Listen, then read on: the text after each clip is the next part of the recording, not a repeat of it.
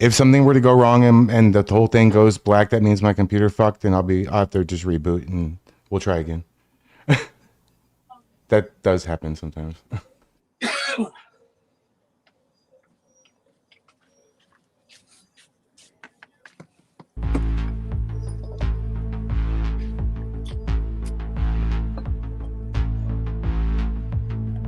I don't ever slow up, no I don't take shit. I got no love for the fakeness. If you wanna play tough and wanna hate this, I'll always show up.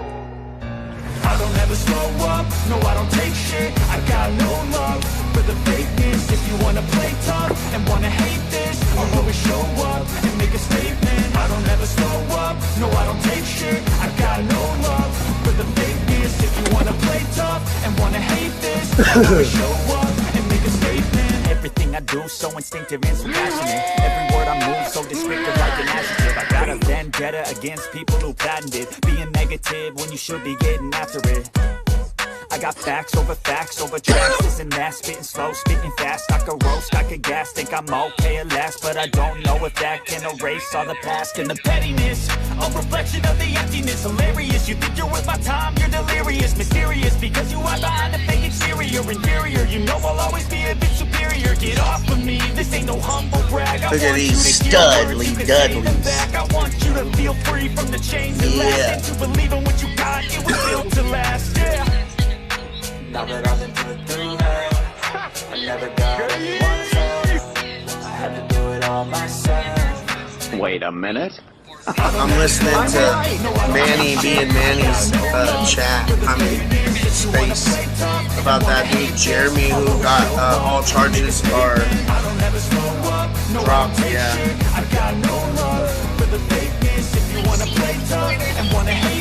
With Pam Tifa. I don't know exactly what happened. I wasn't there.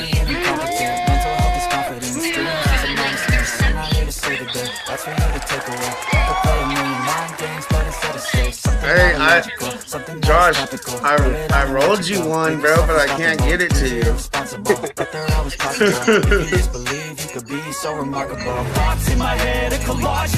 Don't be fucking up the camera. That's a big ass bedroom, bro.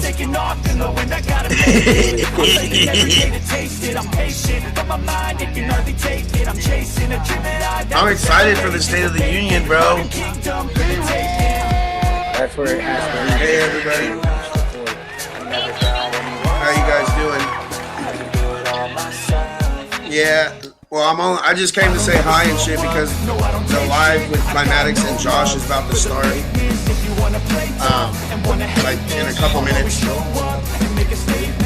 We're gonna watch the State of the Union and bullshit with Josh for a minute. 6 o'clock Pacific, so an hour. We're driving home from Portland right now. We live all the way to Lebanon, so Oh shit. traffic's bad, but if we get home in time, we're gonna watch it. Congratulations, bro. I'm happy. Happy it all got dismissed. Yeah, I'ma do shit my way. So you can go kick rocks, I'ma stack bricks up, build what I want to make. Yo, I got a lot of shit to say, so I'ma do this every day. I'll be writing things until I'm fucking buried in my grave. 6 feet deep under, but my body won't decay. Cause my messages are timeless, so they'll put them on display. Oh yeah, I rap with a certainty, I have a sense of urgency. A message for eternity, for everyone internally. I had some people burning me, but now they fucking learn to see I ain't the one to fuck with. Now they looking nervously, and I don't really care what you think of me respectfully. You can kick rocks if you think you're fucking better, see. I will outwork you, turn you. No, he hasn't suggested that. We just been like I said it to him like at this point I'm ready to just take a deal to get it over with because it keeps being drug out. I don't give a fuck what you say. Yeah, I'ma do shit my way. So you can go kick rocks, I'ma stack bricks up, Yeah. build what I want to make. Cause I don't give a fuck what you say. Yeah, I'ma do shit my way. So you can go kick rocks, I'ma stack bricks up, build what I want to make. Yeah, I'ma do it my way.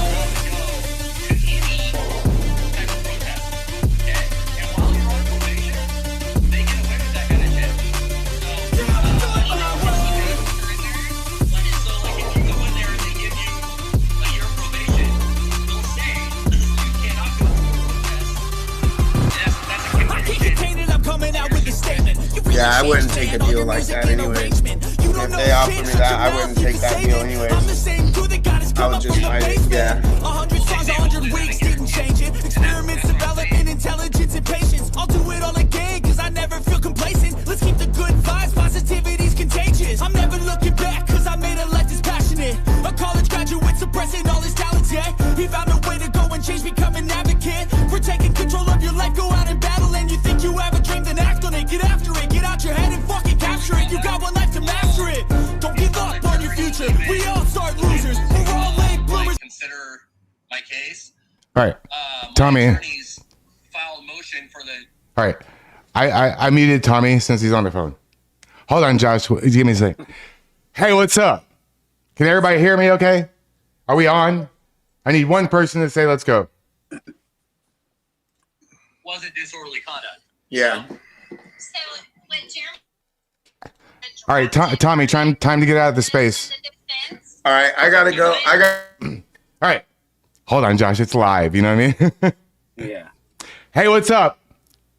Welcome to Town Hall Tuesday. I'm your host, Climatics. We have another host, Tommy. Tommy, what's up? Say hello to the people. What up, everybody? Happy Tuesday. Let's get this going. I'm excited. We want to welcome our special guest, RAWTACTIX. Is it okay if I call you Josh? Yes. Awesome. Welcome to the show. I know everybody here is super excited. You have been requested about 97 million fucking times. Okay. Yeah. Everybody wants to meet you because I think we're on to something because they watch from the other end of the camera and now they're going to meet you. So the floor is yours for just a second. Just say hi to everybody and, introduce yourself. Because people might not even know. This might be the first time they've seen you without your getup. Yeah. My name's Josh. I just started going down to the ICE protest after I saw what happened to Tommy, really. I mean, I was watching for a couple months before that and saw like Katie get attacked and saw like Ryan get jumped and stuff. And I already wanted to start going down to the protest, but then once I saw Tommy out there, that was like the first like patriot out there, really, So just made it like I wanted to be out there bad, So And now we're killing it, bro. Josh, They hate Josh as much as they hate me. That's for sure. I think in the last like 2 weeks, I've seen you straight up go pepper spray somebody like, I don't know, like a dozen times, 2 dozen times. I was telling Tommy earlier today, we were talking and I was telling him that you guys need the pepper spray that stains their skin. Yeah. Like hot pink or orange. Like the kind of shit they use in the bank money where like the bank money explodes and now you're all dyed blue. Yeah, I'm sure they have it. But I think we're all so sick of mace. We just wish we could just get rid of that. Oh, I know. I'm sure. I've in the army you get like I hate to say it like this, but the gas chamber, and it's CS nerve gas. And I don't know what the comparison was, but that was fucking awful. That was like you dump a bunch of fire ants over your head. It was bad. It was really bad. You know what's the worst thing for me is the bear mace. I've been to prison and I've been sprayed with the big cans of pepper spray and the little ones that the guards carry. But the bear mace, you've been bear maced when you get bear maced. Yep. It's a huge cloud and it's worse. It's worse than any of the pepper spray that you can get sprayed with otherwise. So the way we're gonna do this, this is not like a super chat only thing. That's only when we're doing like a fundraiser. So if you have a question, just maybe form it into a question and put a question mark at the end so we know it's a question. First one is what's the flag behind you, Josh? That's the Crusaders flag. It's nice. I can't remember. It's like a battle flag, and I can't remember exactly, but the black is like when you're trying to defeat, and the white is for, when you win the battle. Cool. That. Okay. Cool. So I live in Houston, Texas. So we sort of have a tiny problem, but they have to answer the Greg Abbott here. So It's different. Yeah. It's different. Have you always lived in Portland? Are you from there? No, he doesn't live in Portland. Oh, Yeah. Yeah, I'm in Salem. oh, okay, okay. Forgive my geographical ignorance, but how far away is that? I haven't. Like 45 minutes. Oh, not okay. far. Oh, okay. Me and my wife went up there last night when we did a darts tournament. We did pretty Oh, I damn saw good the for my pictures, first right. ever darts tournament. You know, it was Nice. fun as hell. That's right down the street in Houston. 45 minutes is like a quick trip. Yeah, it's not far. You know, Oh, okay, okay. Have you all? But are you from Oregon, Josh? I was born in Washington, and I lived in Washington probably like 12 or 15 years out of my life. But yeah, I lived in Oregon like more than half of my life. Oh, we have our first super chat. Thank you, Skizodam. Josh, do you think it's stolen land? Oh, we can get into it. We can get into this subject. Conquered people, conquered land. what do you think when people say that to you? What do you think when people say that this is stolen land and they're thinking like that you're Mexican instead of native? You know? I mean, people like down there literally tell me I'm Mexican, and I'm like, dude, I'm Native American. They're like, no, you're not. You're Mexican. Oh, right, because they know what you are better than you do. Yeah. I'm like, whatever, man. They're all nuts down there. I actually sometimes I get Mexican too, but I'm hell no. Here in Houston, like I think it's the facial. I don't know, people just walk out because everybody here kind of you sort of like by default speak Spanish a little bit. So press 1 for English. Yeah. Oh shit. What do you guys think? What do you guys think's going to happen tonight at this State of the Union? Do you think all the Democrats are not going to show up? Like, there's already been a bunch of posts saying that a bunch of people aren't going to show up. You know, what do you guys think about that? That's what I think's going to happen. They're not going to show. I heard they're having their own thing. Yeah. Like, how is that even a thing? You know, like the president is speaking, given the State of the Union. You know, you'd think you'd care about America enough to be there and respect our president enough to show him the respect that he deserves. You know what I mean? I mean, I think that it's a pretty good list of people that they're creating. Whoever shows up to that other thing, now you know who it is. I mean, we like the definition of insanity, right? Going to the same thing over and over again, over and over, yeah, expecting a different result. Like that's what we're doing. Like, okay, so Josh, I have a question for you. Yeah. I have a question for you. I asked this at every person. I've asked this to Tommy, like I don't know, 100 times. What needs to happen for that intersection just to be a normal intersection with no activity but cars? Look at your I don't think it will because it's Portland. You know, they're allowed to do it. And essentially, Antifa is the, like, black ops for the Democrats in Portland. Mm-hmm. Yeah. So they want them there. They want them protesting.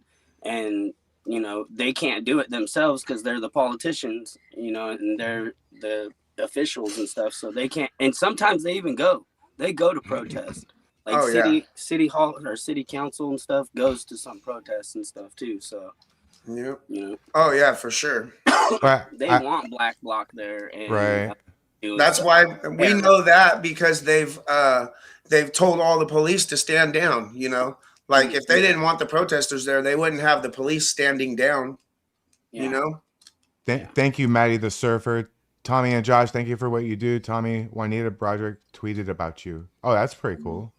What? Juanita Broderick? That's badass. Hey, get us. I gotta check that out. Get us the tweet. Like send a screenshot so we can find it. ICE does not consent to facility blockers. ICE does not consent to facility blockers. Ed Eagle in the house. What's up, Ed Eagle? City, baby. Let's go. Les Demon Kratz, another MAGA win. Yep. So has it just become just a regular, I guess both of you guys, is it just become a regular part of your life that you're going to go down to that damn intersection at least, what, like, I would say like maybe like what, 4 times a week, logically? Like, I mean, you have to live your life still. He can't go Yeah. every single. I mean, Tommy goes every day because they made that shit his job. Yeah. He has no choice. Yeah. It's either that. What's he gonna do? Go get a job until they dox him again at his There's job? no way I could get a job in Portland. Like, there's no way I could get a public job or a job where I deal with the public in any kind of way in Portland anytime soon. That's for sure. You know what I mean? You can't even go to half the restaurants. So I don't know if I could show this, but she did retweet, or she posted the video, Yeah, the do it. Turning Point Okay, video cool. of the night that started it all. Oh Yeah. yeah. She posted it 2 hours ago. So we have this Barry Bauman. I don't know where you live, Barry, but wish y'all were here last night. 350 plus liberals protested the news ice place near me and attacked the pro ice patriots at the city council meeting. Barry, where is that at? We want to know. Was that that wasn't in Salem yesterday, was it? No, it wasn't. Wasn't there like a pro America? Outside Detroit. Oh, okay. That's crazy. That's it's become sort of, do you realize, Josh, how addicted to this stuff people are? Did you realize that 24/7, 24 hours a day, 7 days a week? yeah, I was like, I used to pretty much do that for the first like 2-3 months before I went out there. So I know exactly what it feels like. Like this morning, I clicked on a stream and 300 people were watching a recap of stuff that already happened. I was like, Yeah. Josh has been dealing with a lot out here. I remember he did a protest with his wife not too long ago, and his wife got assaulted by one of the protesters, got punched in the face, and it was the same. One of the protesters was one of the same ones that was at the Salem protest. That dude that was following me around with the bike with the flag around his neck. And he was one of the ones that was getting aggressive at that protest. I remember watching it. What happened that day? Yeah, well, we were just like walking right through the protest, and it's because it's on the sidewalk, so they have to keep the sidewalk path, clear that you can walk on it at least. So they were only giving us like the front, like right next to the road, like the front foot, and then they kept trying to trip us and like push us into the road and whatnot. And when I like got a little bit farther away from my wife, then that one like big Mexican chick or something freaking grabbed her and punched her like 3 times in the face. That's crazy, man. I don't know how you kept your composure. I didn't see it. That's the thing. It was behind me, and I'm already like blocked by like 5-6 people at least. Yeah, I could see your headbutt coming for something like that. You know what I mean? See, we all need to get trained by Tony P here. One of my Josh, one of my viewers, his name is Tony P. He's on the screen, $50 super chat. We love you, Tony. Don't you guys have anything better to do? Tony is as a retired former professional boxer. Yeah. That's he's a G. He's a badass. And then he's Tony P, the G. What's up, Shane? Hey, you know what's funny? Not funny, but we were talking about it last Town Hall Tuesday. That's what's up. I was just watching his live. Shane got maced again around Shane. Oh, Shane and Shane together, Mace is gonna be in somebody's eyes, I don't mean to laugh. I'm not sorry. I'm not laughing at them getting maced, but we just talked about that. How as soon as they get around each other, they both get maced, and then it happened. It happened in real time. So I was like, that's hilarious. Mayor of Munchkin. 2 Shanes. Yeah, we love our Shanes. Hell yeah. Shane. So when they start chanting shame, we just throw in Shane, Mm-hmm. Josh, question: have you found anybody out there on the other side that you think is just maybe out there for just a camaraderie, and they don't really have like issues like screaming at Trump's pedophile or any of that stuff? So like, what I'm asking you is, do you think is there anybody over there who has any hope for them, or are they all lost causes? Like I like pretty close to what you just described would be like Fed Flanders, Yeah. And I don't know. That dude's a sexual degenerate, Yeah, no, bro. but he's not out there to even say fuck Trump or fuck ICE or anything. He's just out there to hang out. Yeah. Yeah, Yeah. I mean, he agrees with them, but he's never been like crazy or violent or yelled even at us, you know? Like, yeah, but honestly, his ideology and the way he talks and yeah. the way he talks sexually and sexual identity, like he's, I don't know, bro. He's not like the worst of the worst, but he's Right. definitely not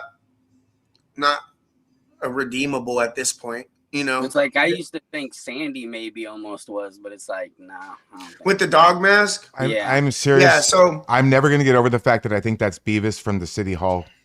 so what do you guys think about the other night when that lady that showed up that seemed to cause a lot of problems tried to. I've never had an issue with Sandy either. You know, he's always been like for the most part respectful, and he's definitely not violent or anything like that. And that chick, I don't agree with that chick trying to pull his mask off. You know, I've never seen him be violent or any kind of way like that. You know, and he's always like said that he condemns the killing of Charlie Kirk and all this. You know, so I have a little bit more respect for that dude than I do any of the other ones for the most part. And so when she did that, I didn't agree with it one bit. You know, when I seen that video, because you guys know I can't be down there, so I didn't see it happen down there, and I didn't know about it until yesterday. You know, and when I seen that video, I was like, oh yeah, that's not okay. That's just starting problems. You know, that's like picking a problem with the least violent one. Is, you know what I mean? Mm. So what do you think about that? Like what, like, do you, I don't think, I'm going to say it publicly. I don't think anybody should, especially patriots, because the Antifa do it all the time. You know, we know they're down there getting high and drinking and doing all this all the time, but I'm not condoning or saying for anybody to be out there while they're drinking alcohol. That's the worst place to be while you're intoxicated, no matter who you are, you know? Yeah. I believe that really, but I definitely people that are coming to support ICE, they don't need to be out there drinking and you know being drunk and starting fights with other protesters out there. No, that's the worst thing you could do. We got a question here, Chris out of Dade. What's up, Chris? And just because they're down there supporting ICE doesn't mean that they're like with our group or anything. Yeah. Right, Yeah. right, That's right. not, I mean, we all condemned what she was doing. We all was like, hey, you know, no. And the dude that got in the fight, like, we don't condone that. I mean, I'm glad it was just one-on-one, but he, drinking and making the Patriots look like the bad ones out there is not what we need. You know, that's not what we're out there for. We're out there to exercise our First Amendment rights and let them know that we're there and that we're not going nowhere. But we're not there to be physically violent in any kind of way unless we're having to defend ourselves completely. So, you know what I mean? Yeah. So we have a question here. So the question is, Josh, what drives you to go down there and support ICE? What was your turning point? So like Tommy's was Charlie Kirk. A lot of the people who watch me don't know because they didn't really know me, but I was live streaming when Charlie got shot, and I started freaking out, and I was also live when Trump got shot in the ear, and I'm like, there's a VOD somewhere of me just screaming and crying, like freaking out. Why do you keep going down there? Yeah, that's kind of what it was. I mean, everything's built up since Trump got shot, essentially, you know? Then it's just like, we know they actually want to kill us if they're trying to kill the president. You know what I mean? Like, there was actually just like an assassination attempt like 2 weeks ago or something, too. Yeah, the dude with the shotgun. Yeah. Right. So, you know, it's just happening more often. They're kind of like normalizing it. And then it's just out of the news cycle, you know, really quick. So it's like, you don't even figure out like what really happened. It took them over a year to convict that guy and sentence him that had his gun in the golf course and shit. Oh, at Mar-a-Lago? Yeah. Mm-hmm. Yep. It's an accumulation, but these main things that they keep calling us They keep calling us Yahtzees and fascists and racists and homophobes and all these buzzwords and all these so that they can justify whenever violence happens on us. They're using all these violent words like, we're not Nazis because we want to enforce our border laws, because we don't want a bunch of people here that we don't know who they are or what they stand for or if they love America. I say it all the time. We don't want a bunch of strangers in our country that don't love our country and love the English language and love the American culture. That's what scares us, because that's not just going to affect us now. It's going to affect us 10 times more in the future if we keep allowing it to happen, Mm-hmm. So somebody wants you to make Go Cry About It merch. Yeah. Go cry about it. Hey, y'all could be selling. I keep saying this and nobody's doing it. I'm not saying whatever. But y'all could be making Patriot Corner shirts. Nothing to do with Oregon. Patriot Corner. I'll take 3. Yeah. They only come in red, white, and blue. What the fuck? Done. Right. That would be dope. Yeah. I mean, and take that money to fund security, to fund mace, to fund your battle armor, whatever. Fuck, dude. So I think that you guys, I don't know if you have a biker, like a motorcycle store, or is like a dealership that they have a shop there. A lot of the motorcycle jackets and gear is lined with Kevlar. And it's not considered armor by the police. So Tommy, you could totally and you're in a biker jacket, so you're gonna look badass. Yeah. I have like a vest. I ride sometimes, but I haven't rode in like 2 years. I need to get one anyways for my motorcycle, but I need one for down there also, so that I can't get sliced or poked. You know what I mean? Because I have a vest, but it's just like a motorcycle vest it's not gonna really stop pokey and all that. Yeah. You know what I mean? I don't know if you want to answer how old you are. I'm 38. 38. Okay, so you're the same age as Tommy, really. Hey, I'm only 37, bro. Oh, excuse me. Get it right, bro. I just turned 37, I think. Oh my God. I usually lose a year. So my birthday's on D-Day. I'm gonna be 48. Damn, dog. You're almost half a century old. Go ahead, say it. Yeah. You're almost half a century old. You're almost over the hump, I've lived a hell of a life so far, man. I'm good. Hey, I still live young, man. I live a young life. That's all that matters. It doesn't matter how old you are. It's how you're living your life, Josh, how do you feel about people who don't live there coming out there to support you? Because I would like to come out there, but I said to Shane Ground Zero, who's in the chat, what's up, Shane? I told him I don't want to go out there when I'm outnumbered, because I don't want to mess up your city. I feel like I might get into a really bad fight with one of those people, and I want to go out there on a Patriot weekend so I don't screw anything up. So how do you feel about other people? Do you think it's okay, or do you have a? I was like, yeah, everybody's like free to.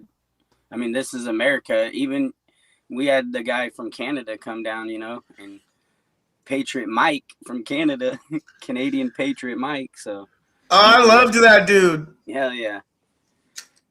So I think, the more the merrier. I think, the more Patriots out there, the more support we have, the better. Like when we have 30, 40 people out there, they really don't even mess with anybody out there. Yeah. Right. They can't. Overwhelmed. Yeah. We need to have another Patriot weekend. And we need to get everybody out there, because last time we had a shit ton of people, the cops had to start enforcing the laws, because there was a bunch of them and a bunch of us, and they can't allow it to, you know what I mean? So they had to start enforcing the laws. And so now that there's not Patriots going out there, especially when there's huge protests, that's when we need to come together the most. We can only do so much in our small group and in huge protests like that. I try my best, but we need Patriots I know sometimes it's short notice and we usually have jobs, but we need patriots to show up in force Well, and start showing these people that, hey, we're going to start pushing back, you know? It's only $35 for a plane ticket to Portland because nobody wants to go. That's crazy. Damn, bro. It's cheap. The It's blue cheap. shoes guy is the same guy that hit you, you know, jumped you with Mike.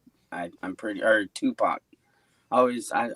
I'm sure they're all connected one way or another. I don't know. I couldn't tell you. They're all three, you know, like the one with the green green ski mask. Yeah. Yeah. That's the same guy, I think. And then the other like shorter girl that was like his wife or girlfriend or whatever. And then I didn't see their like son or whatever, tranny son or daughter or whatever it was. But they were probably the other person that was Max. Is there an update on ISIS? The chick? They assigned it. I got the detective's name for major crimes. I just got it this morning or last night. Miss Mary texted it to me. And so I'm gonna give them a call and try to get a hold directly of the detective and get an update on it, you know. Nico, what's up, Nico? What up? Hey, are they paid agitator? Are Spider Mike getting paid?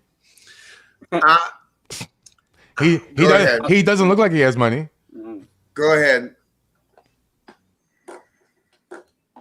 I don't know if he's getting paid. It's hard to tell, you know, but I mean, I think they could be, you know, there's definitely groups out there that you could join and pay you to protest. They have like jobs on like Craigslist and stuff.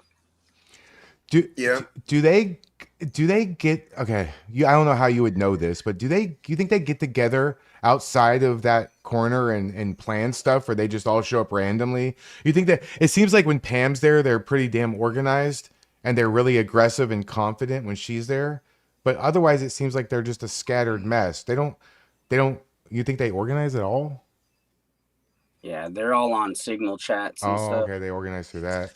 Yeah, because they have like soundboards and all this shit that they're all enrolled in, and they get these mass notifications for anything. I guarantee they might not meet up in person, like in mass, you know, but they definitely are all connected through Signal and probably more than just Signal, Telegram or whatever, you know. Yeah, I think they all do talk outside of there. Tommy, are you wearing a non-streaming body camera now? I don't know. Oh yeah, I have a body cam on me. Yeah, for sure. Okay. Yep. That might be cool to just wear a camera. Yeah, me and Josh got the same one, and I wear it, especially on the high stress days. I wear it and keep it on, you know.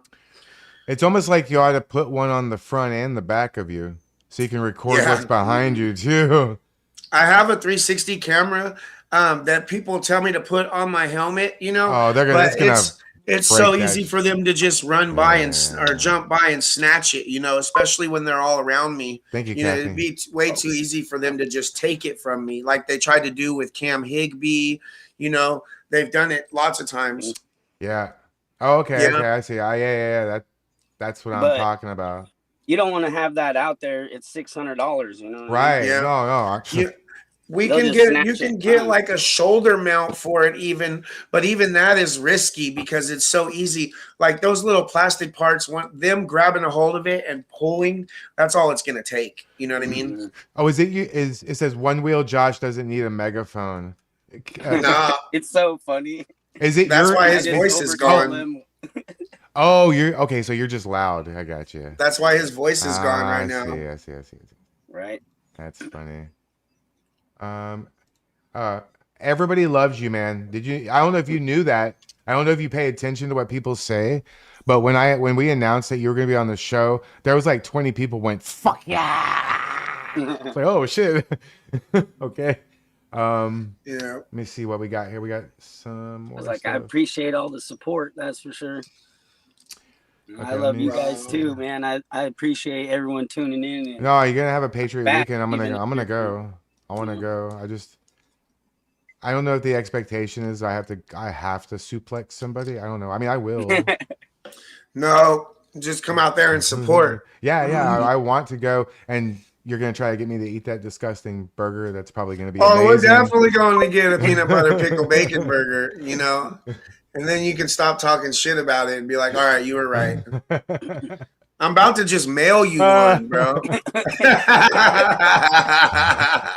Oh, here's a real question. Maddie the Surfer, what's the best to have on a tack vest for what you do? Light, goggles, mace, GoPro, gloves, etc. Like, what's the best combination of gear is what he's asking.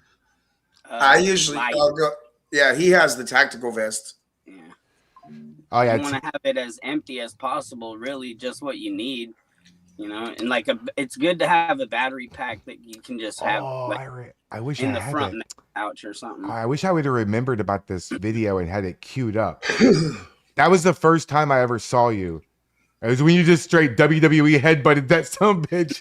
Oh, that was the best clip ever, bro. I We was should like, pull yes! that up. I know. You should pull that up. It Yeah. was, once the State of the Union comes, I'll try to find it. If you have it, send it to me in a message, and I'll pull it up real quick. That fool was talking big shit, being super loud and aggressive. And as soon as he threw that elbow, that fool turned around and just walked off hella quick. It was the funniest. He didn't say another word. He was like, "Oh shit, I don't want that." Turned around and took off the other direction. It was epic, dude. I'll never forget that night. No, I was like, I feel like you channeled your inner Jean-Claude Van Damme with that. Yeah. Like he always headbutts somebody. Bam! Like, oh, hell yeah. So, do you, I guess you all have a ritual. Okay, I just sent it to you. Nice. I guess you all have a ritual. Tommy's is to go get a big sloppy burger and roll some dubs. What's your pre-ice ritual look like? Don't dox yourself, though. Nah, I don't really have one. Just make sure I have everything charged up and ready to go. The drive down here, that 45-minute amped up drive, you know. Oh yeah. Do you have a playlist that gets you in the? Sometimes I listen to like Charlie or. Nice. But I'm normally watching a live, you know. Oh, okay, Yeah. okay. See, I'm crazy. I'd be listening to like death metal music. I was like, I do listen to like those songs I showed on one of the lives. It's like they're like Templar like battle cries. Once in a while, I listen to those. Oh, nice. That's nice. tight. Oh, when I was at that protest on Sunday, going around playing the hymn, the battle hymn of the Republic and the national anthem, bro, I don't see how you can hate that music. You know what I mean? But they hated it, bro. I wish you could have been there with me, bro. That shit would have been epic. Okay, let me see if I can. Hold on, maybe I can Send it to you on the. Yeah, no, I got it. I have 6 screens. So Tommy, talk, and I'm gonna do. Okay. Hey, Stosh S says Tommy needs a checklist at his door. He always forgets things. I know my girl made me a checklist, That's a good and I answer. still be forgetting shit, bro. You know what you do, Tommy? Just get a dry erase board and put it right at your fucking front door, and just write that shit down. I'm gonna Oh, you know what? Look. Oh yeah. See. That was not planned. I swear to God, I didn't know that. I did not know that. Agent. You feel the urge. I can't say it, but I can show it. No. Hey, you know what? I don't want to talk about wrestling at all, but I will say one thing. Agent 1072, Clive, if you go and feel the urge to KO someone, please make it Fat Mike. So yes, sir. Okay, so I learned something really important a long time ago. Big and fat doesn't mean tough. Not even a little bit. That fool's probably like he's gonna swing like this. Oh yeah, it's gonna be slow motion. Right. I'm like, you don't want to fight somebody who's small. You don't want to fight somebody who's small and wiry. Then you're fucked. Then I'd rather fight Fat Mike than somebody that's skinny and like Dude, can move around and scrap. Embarrassing though, I don't care. That guy's all doing like freaking whoop whoop. Yeah, if you try to scissor kick me, bro, if you try to play that Taekwondo scissor kick me, bro, I'm just gonna grab your foot and flip you over, Yeah, dog. no, I don't. I want you to scissor kick me, bro. Please try it. How's it going, boys? Thank you for being great patriots. Hey, Emmy, thank you so much. That's hot. Thank you so much for the $5.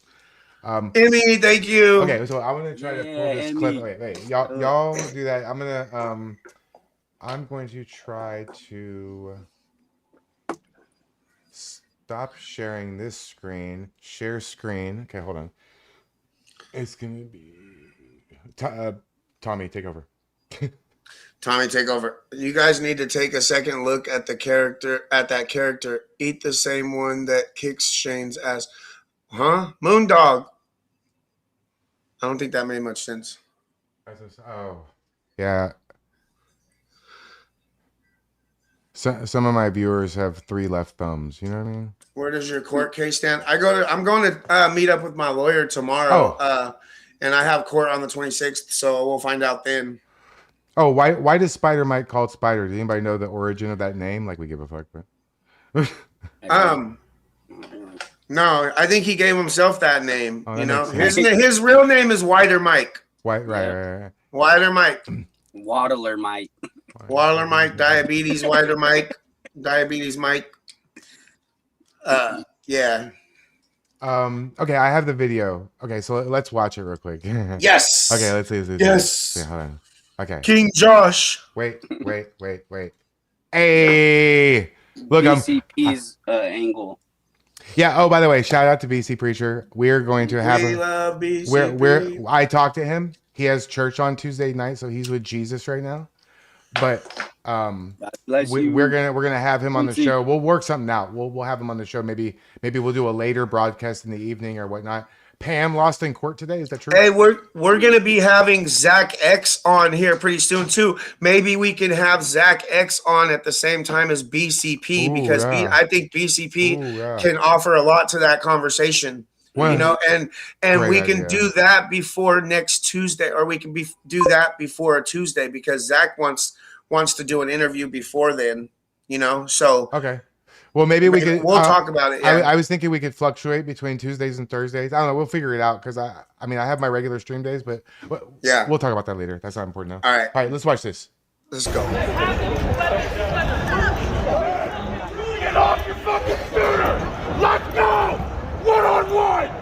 Let's go! Talking all that shit. None of you! Fucking cowards. None of you go one-on-one! Fucking cowards! Go one-on-one! Step up! One-on-one! What the fuck are you? What the fuck you gonna do? What are you gonna do, huh? Get the fuck out of my Fuck face, you, bitch! you little bitch! Yeah, bitch, what up? Get in my face, motherfucker! He got out of there real quick. He turned around and left, bro. Fuck out of Dodge. That's funny. He turned around and just bounced. That shit was epic. His buddy got up and goes, "You're just gonna headbutt him?" And I'm like, "Bro, you want some too? Step in my face." I told you, the little guys, guys are gonna fuck you up. Yeah, that was a crazy night. That was a crazy night. It was a lot of drama that night for sure. I got spit in my face, all kinds of shit that night. That was a crazy night. So Pam, I guess Pam Tiva lost in court. Yep. Jeremy got found not guilty. She contradicted herself a bunch of times on the stand, and he got found not guilty of all charges. I like your unicycle ride videos, RAWTACTIX. They are peaceful. It is terrible. They are violent towards you. Thank you so much, Caleb. I always say the same thing to my chat and stuff. If I ever go out there and they see me getting on the one wheel, I want them to call 911 immediately because I am going down. I am not a klutz. I'm only not a klutz like inside the ring, because I'm like, I did so much training. It's like second nature, but outside the ring, I'll trip over your feet, my feet, everybody's feet. I can't do this. That's funny. Do you make, I guess you make accidental friends with a lot of these people. You ever run into people that you see out there like in your regular lives? Yeah, that's what I was gonna say. Just like last week, I went on a unicycle ride with my buddy that got me into unicycling and stuff, and I saw that same guy that was like following Tommy around that had the bike and the American flag on his back, Or the Mexican flag. or the Mexican flag. Yeah, my bad. Yeah, that. Yeah. Yeah, that's the same guy that, like, when we went to the Salem protest where my wife got punched, he's all like giving me a hug and he won't let me go. And I'm like trying to let go of me. And he's like, what? You said you wanted a hug. I was like, I never said I wanted a hug. And like 3 of them came up and tried to hug me. And I'm like, y'all are fucking like, I'm like, you're starting to freak me out because they could easily like stab me when they're that close or something, Yeah. And I didn't have a vest on or nothing back then. That's sexual harassment. You come up on me and hug me without my consent, bro. Oh no, Yeah. no. Especially The if cops you're were right there already, and they're just telling them like, "Okay, he said to leave him alone." I'm like, dude, look at what they're doing to me. I told them to not touch me, and they're look at what they're doing, and he's like, "What? Whatever." I'm like, dude, NC That's Kelly. wild. Not. It's call 911. Clyde down. Ain't coming in. it's 9 Juan.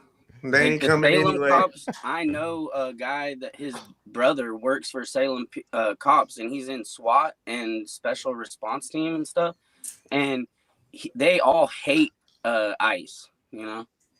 Wow. All the Salem cops like hate ICE and stuff. Why? How can you be in law enforcement and stick up for the laws of our country and be against ICE? Like That's crazy. Mm-hmm. That doesn't make sense to me, Tell you know? It's Because that's what ICE they is say for. that when they arrest them and then ICE comes and takes them, they don't get paid nothing for what they did. So What? that pisses them off that they don't get paid to arrest somebody or take someone to jail because they get taken in by ICE and deported. That's wild. And that's why Salem PD won't even arrest you if you're like illegal.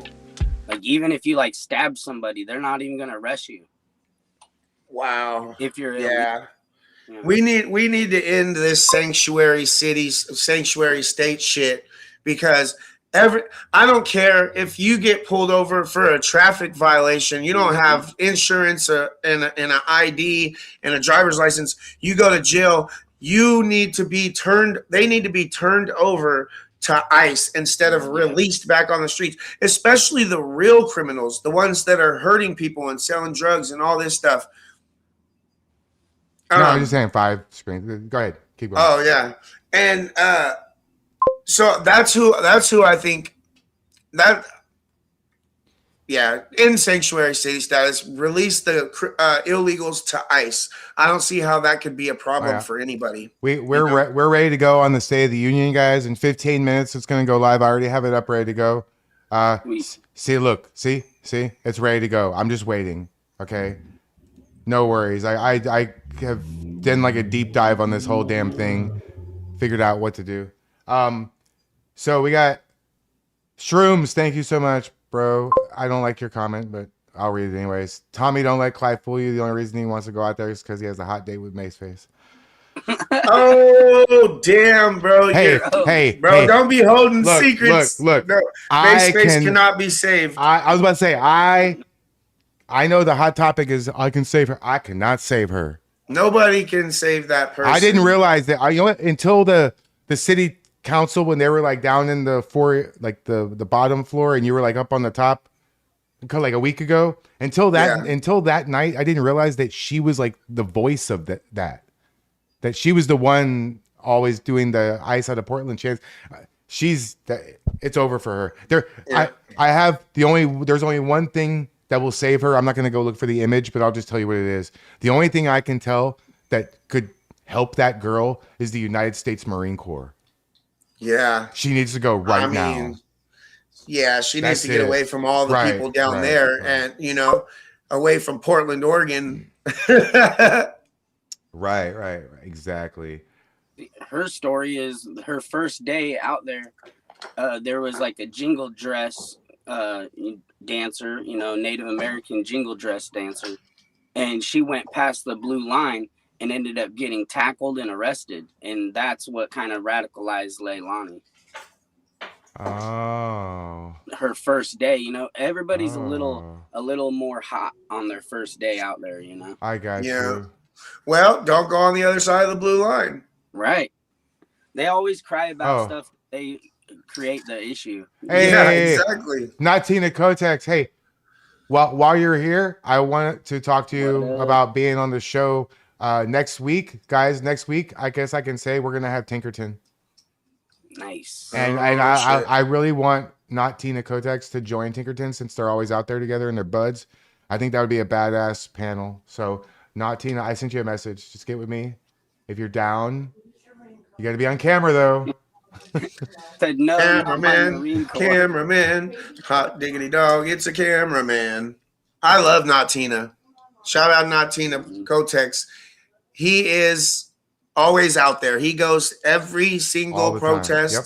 you know, and he just records, and I love him for that. He gets angles that we can't get, you know, so God bless you, bro. Thank you for everything you do. Yeah. Keep doing what you're doing. Battled over it. Dynamite comes in small packages. Love my boys. Hell yeah, it does. It's I'm baffled Just like a over it. couple- That's what I said. bro. Baffled over it. Oh, I thought you said battled over it. No, baffled over it. Is she hiding? When it was all crazy and there was gassing everyone and everything, not Tina Kotex is down there filming them, trying to break the camera off of the thing, you know? Yeah. And they're like, "Why are you filming us?" And he's like, "Because it's interesting." And you know what? Because it's interesting. I talked to him before, and he has a really interesting story about the name and how he started as like just a satirical page, and it turned into this. Yeah, I love him. He's a good dude. He's Yeah. got a good heart. Yeah, And yeah. he's not out there doing anything but recording and showing what's happening. So- and we love it. So you yeah, know? I said we have 3 weeks planned. We actually have the next 5 weeks are booked up. So we're about to have a waiting Hey. list. Hell yeah! What's up, Yeah, it's Ryder? gonna be good. What's up, Ryder Chronicles? Oh, Ryder Chronicles. Ryder, what up, bro? What is that? Let me see. Give Chachi hugs. That's right. Chachis. Okay, so wait. Chachi's your dog? No, it's Oh, Ryder Chronicles. hmm Oh, okay. He's okay, in the right, chat. I see. Ryder. Oh, I see. Ryder Chronicles. That's okay. Can we have Chachi on the show? Yes, there he is, right there. All right. We love Chachi. Yeah. Hey, you know what they say? Can you Special guest star Chachi. Can you believe? I saw something online that said, "Can you believe that some Americans would choose their dog over an immigrant?" I just reposted it. I would choose that dog I never even met.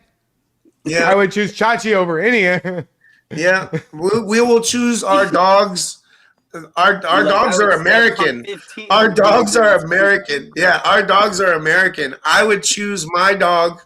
I would choose my dog over 1,000 Islamists. You know, like that's just my dog. That's not Chachi. That's not my neighbor's dog. You know, that's not all Okay. the other dogs in the world. You know. Right. So we have about 11 minutes left. Well, Trump usually is fashionably late, so we have things to be. And I even have for the second time. I even have the picture game coming after we get back. Oh, we have shit. a bunch of pictures. I got you on this one. Oh yeah, This is gonna be fun. I'm excited for the State of the Union. yeah. It's I'm gonna be excited. good. I love watching Trump's speech, bro. So Especially when it's something like this. Tony, thank you so much for the $5 super chat. I don't understand why ICE won't come out every time to snag them up every time they burn the flag. I thought it was illegal now. Right. I did a video on it. I showed it last year. You said you were watching. So Trump said, if you burn the flag, 1 year in jail. Yeah. 1 year, that means Richard's in jail for 18 fucking years. Because every time I turn around, that motherfucker is holding the flag. And then I don't know what her name is, and I hate to call her that fat chick in the pajamas, but the fat chick in the pajamas that holds Oh, the did you flag see- at the corner. She just stands there. Oh yeah, I know I exactly don't who know. you're I talking don't know about. who that is. Sorry. It sucks every time we see them burning an American flag. And there for a minute, honestly, I thought we were really getting through to Richard, you know, because he didn't burn a flag for quite a while, you know, but they turned him back to the dark side, you know. Hey, so Papa Bear Picker tried contacting you guys about my experience working at the Immigration Detention Center 28 years. Listen to my new Patriot Crew song. Hey, I would love to talk to you about that and maybe even like have you on the show. If we would love to talk to you, the immigration detention officer. Oh Yeah, yeah, we can learn a lot that's from what's that. up. Oh yeah. I actually felt at first I felt bad for Richard. The I really DJ did. needs a year for burning the flag. Yeah. Yeah. I don't think burning the American flag should be free speech, like especially when it's illegals or immigrants that are here that aren't even American that are saying fuck this country and all this while they're burning our flag. That to me is a threat to our country. You know, that like I don't know. It's hard for me to. I mean, you know, deal with that. I've said before that like in my life, it's been where the flag scratches the ground for just a second. If it touches the ground for 1 millisecond, I lose my shit. So looking at it from across the country, I'm like, oh, I'm gonna go there and just start hitting everybody. Well, I can't do that. That's not good. Don't do that. That's bad. Yeah, and the chat. I just seen a chat. No terrorist organization should burn a flag on our grounds, and that's exactly what Antifa are domestic terrorists, and they're out there burning the American flag right in front of us. Domestic terrorists in America burning our flag that so many have fought and died for this country, for that flag. You know, it's disgraceful. And it shouldn't be allowed to happen. Yeah. Do they mess with your wife to try to trigger you when you go out there? Do they know that that's your wife and they go after her? Or? Like they do now, kind of, but they don't really try to mess with her. Really, I don't think. Really. I mean, they did in Salem. Salem's different than Portland because, like I said, the cops here really all don't like ICE too. And so they don't like us being out there. And when I go out there and I'm only one counter protester, or just me and my wife versus like 70, 80 people, and the cops will take those people on me any day of the week, you know, because they think that I'm an agitator, essentially, you know, that if I didn't go out there, they would just be out there holding their flags and getting honks and waves and everything, and there wouldn't be a problem. So the only reason that there's a problem is because I'm out there. That's how the Salem cops look at it. So looks like they were looking for every reason to arrest us that day in Salem. You know, the day they arrested you, they wanted to arrest me, but we had video evidence. You know, and you could tell the vibe out there was a lot different. Yeah, definitely a lot more different. Like half of the cops wanted to let me go, but not the lieutenant and the sergeant. They were like, "No, we're arresting him." You know? So and they're like, "So is it plan A or plan B?" And he's like, "Plan A." Crazy. Looks like Nick Sorter just posted that the Dems are bringing illegals to the State of the Union. Well, they should arrest them. I hope ICE shows up, dude. Yeah, deport them, right? I hope ICE shows up. Please let that be. Bro, that would be the most epic State of the Union address and arrest I've ever seen. Address and arrest those illegals and get them the fuck out. Bring all you can. ICE, just know you guys better be at the State of the Union in numbers. Hopefully they bring like a few hundred. That would be epic, bro. Right. You know what? Shit, that would make the night. You know, I think a lot of the problem with the Dems are that they feel like their opinions are the facts. Yeah. Every day I come across somebody today from my other life was telling me how, obviously they're doing unconstitutional activities and they're arresting American citizens and are doing this and blah. I'm like, yeah, that's your opinion. It's not a fact. They're arresting American citizens that are harassing ICE agents and stopping them from doing their jobs, you know, or they might detain American citizens during an investigation while they're looking for illegals, but they're not deporting American citizens. You know, they're trying to say, they're arresting and deporting American citizens. No, they're not. And if the American citizens do what Renee Good did, they should go hang out with her. Yep. Hey, So that's the thing with the burning the flag. It says that it has to incite violence or like something like that. So essentially, we would have to like go over there and start fighting them for burning the flag, and then they would get in trouble for it. And But then we would go to jail. but we would go to jail for assaulting them already. We would go to What jail was and they against wouldn't. us. Yeah. They would say, "Oh, it's their free speech, and you guys are going to jail for trying to stop it." You know, It will like have to be federally enforced. It's the only way. so in Mexico, not only do they have a southern border wall, but if you burn the flag, you go to jail immediately. Ain't that some shit? hey, let's adopt that, like right now. I wish it was that easy, right? I mean, obviously somebody in the chat said the Supreme Court blocked Trump on that. So it's like Trump would pardon y'all. No, because that's not federal charges. Trump can't pardon state shit. He can only pardon federal stuff, you know? So, no. And like when I got arrested over there, that was just like bullshit. The guy said, the guy that I actually maced intentionally, that guy didn't press charges on me. The guy that was doing his megaphone next to my ear, he didn't press charges. The guy behind him said that like he got overspray and then that he wanted to press charges. And then after, you know, a month later when I go to court, DA never picked it up. So they never filed charges on it. So it was a waste of time. Yeah, exactly. It was just to get me away from the protest, you know. so I have Right Side Broadcasting Network up on my other screen. If I restream them, you can't restream certain people. Them like Tucker Carlson, you cannot do that. But I have it up. I see the chamber. We're just waiting right now. As soon as they come in, we'll do one of these jobs and add it to the thing. We're just waiting. And like Benny should probably have it up. Well, no, I got it right here. So yeah, this is just what we're looking at this right now. But on my other screen, I do have the chamber up just on right side. So I'll know if this doesn't work, we'll put on Benny and something else real quick. But can we just watch like? Oh yeah, I don't know. Well, I'm just gonna remove this for right now until it's time because I have it up. Believe me, I got a lot going on. I have it up on two screens. We're not gonna miss anything, not even 1 second of it. Okay, it looks like we got a couple more questions we can get to real quick. Somebody said thoughts on Candace Owens and Erica Kirk. Do you have thoughts on that situation? I really don't. I don't get into that stuff too much. Like, you know, what happened to Charlie Kirk and everything is a tragedy. So it's hard for me to even think about it really, you know.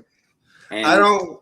Oh yeah, I don't like the attacking on Erica or anything. And even if it comes out later that, you know, that it is a big conspiracy or whatnot, you know, I'll wait till then to speak bad about it, you know? Yeah. I mean, I don't watch Candace Owens enough to know what, you know, like I used to watch Candace before Trump got elected and shit. Like I watched Candace Owens all the time when she was with the Daily Wire. I watched her all the time, but she's gone off the rails since then. I quit watching the Daily Wire before that, even though, because I'm not all Israel and stuff, you know. I mean, you know, I'm America only. You know what I mean? Right, America first, America only. I'm Native American. I mean, I'm Jewish, but I've never been to Israel before. I'm from Florida, so well, there's you don't have dual citizenship. I never been. Good Jewish, shit, bro. When I mean like the Israel is like the cabal in Jewish cabal. Yeah. So that's different than even Judaism, you know, Jewish. I've thought about tattooing an American flag from right here to my wrist. I've never thought about doing that with an Israeli flag, you know. Right. So, yeah. Well, what about that guy that got released? What was his name? He's like a American, but he's Jewish. And he literally like turned state evidence against America and became a spy for Israel. And he says that all Jews should be, you know, more aligned with Israel than they are America. That's crazy. Yeah, I and don't even know what to say about that. What the? they got him like it was a couple weeks ago. I can't remember his name off the top of my head, but I'm All right, sure the chat knows. it's getting close because I see Marco Rubio and Pete Hex out there coming in with the whole Doug Burgum and the whole staff. Yeah. So here's another thing right here. So just real quick. Hi, Courtney. You can't become a Mexican citizen if you don't know how to read, write, speak Spanish. It should be the same in America. I always said that if I ever moved to China, the first thing I would do is learn base level Mandarin and learn how to not insult everybody. Yep. I don't understand. I'm about a decade older than you guys. Back in the 90s, people came here and they actually wanted to become Americans. They could not wait to go to a Yankees game, eat a fucking hot dog, and sing the national. They were in tears. I went to the naturalization ceremony of somebody I was in the army with, a Filipino guy who was getting. They're still like that. He was on his knees crying in tears in uniform. He was so happy. He's like, I'm finally an American. Legal immigrants know what it's like. Yeah. Carlin Barasenko, her husband just got citizenship like last week, and he's all crying, and that they're all like that. When real citizens that love this country, that's what I say every time. We'll trade any of you crazy white liberals for any immigrant that wants to be here and loves this country. I just don't. And wants to do it right. I don't know. I don't understand all the liberals and their chickens for KFC shit and all the weird.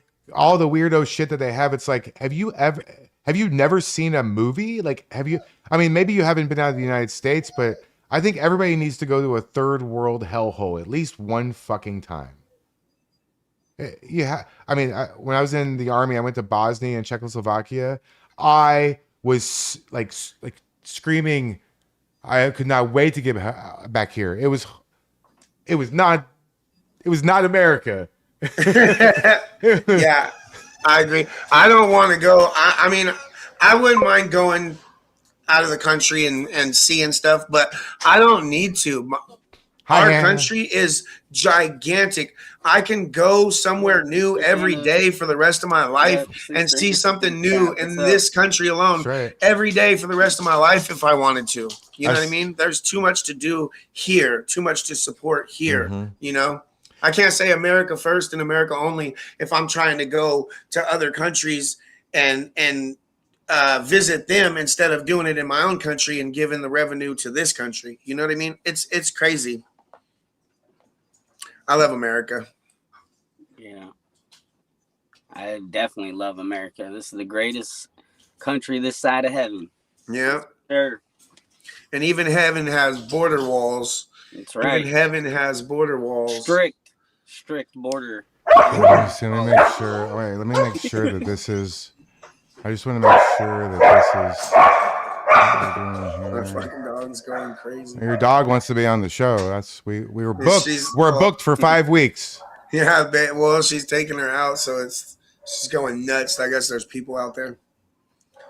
I heard yelling. That's why I took off running, because I heard yelling, but it was just the neighbors out there being loud, talking. So they are up there, JD Vance and Mike Johnson, and I have this video I have up is from the White House official site. So this will begin on time. It should. No, Fahid cannot be saved. No, I was just gonna say, can the blue hat Iranian guy be saved, Tommy? I don't know, bro. He don't have enough sense in his brain to. Who's the blue hat Iran? He thinks illegals are better than American. Like literally says it out of his mouth. Pullers are harder workers than iron workers. Come on. Yeah, it's crazy.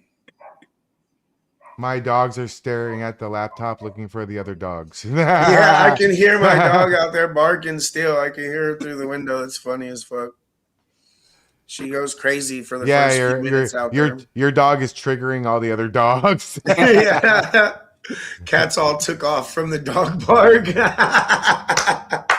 Yeah, they're just like, I mean, you can pull it up and see. They're just congregating around waiting for, I mean, Trump is always fashionably late. Yeah, don't talk about my president like that. Don't talk about my president like that. I'm just That's playing. funny. I think he needs, honestly, I think he needs to like just shave his whole head and just get a wig that, a big orange wig though that looks just like his real hair, just nicer. That would be epic. You didn't like the bald head that I showed you? No, oh, that was so weird, bro. I take it back. Don't shave your head, Trump. You're great, just like you are. No, I seen that video. No, I seen that. That shit was awkward, bro. What do you think's gonna happen right now? I don't know. He must address the absence of the liberals. I just don't understand. How the hell did Ronald Reagan win every state? I hope he drops a F-bomb though, at least. You don't think I think 100% he's gonna call out the Dems for not showing up. And I hope if they do show up with illegals, he has ICE on fucking standby. Yo, bro. can you imagine? Can you imagine if they have him arrest him right on the? Yeah, I'm down for that. I am down for that shit, bro. If they're gonna bring the illegals down to the slaughter, then I mean, easy pickings, Yeah. Hey, no cap, Andy. Josh, your lib trolling is second to none. I always look forward to seeing you there. Seriously, Josh. I'm not trying to blow smoke up your ass, but the moment I said that we were gonna have you on, oh, they went crazy. Okay. The President Here we of go. the United States. How's the volume, chat?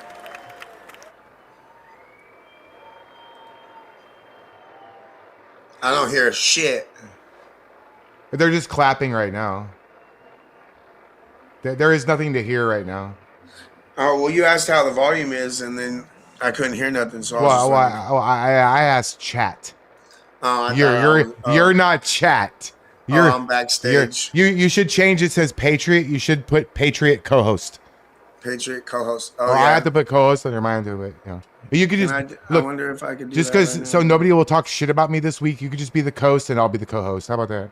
I even put you in front of me on the flyer, or on the thumbnail, whatever.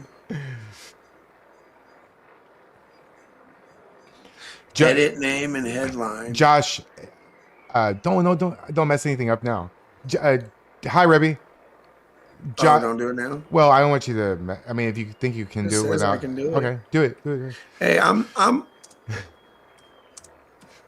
a capable guy sometimes. No, you do good at like a lot of people. I gotta be honest with you. A lot of people that I try to teach stuff with, I have to tell them like 5-6 times how to do the same goddamn task. And with you, I just tell you one time and you do it. Like Chat GPT, and all that stuff like that. Yeah. Like the thumbnails. Hell yeah. See, it's already done. Don't yell at me. I got asthma.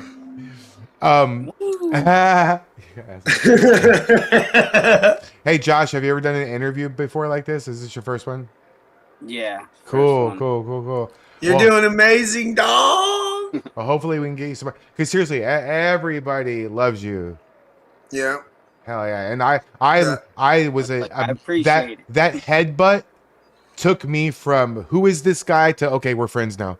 I like that guy. Hell yeah! Who is We're that? gonna link your YouTube. So send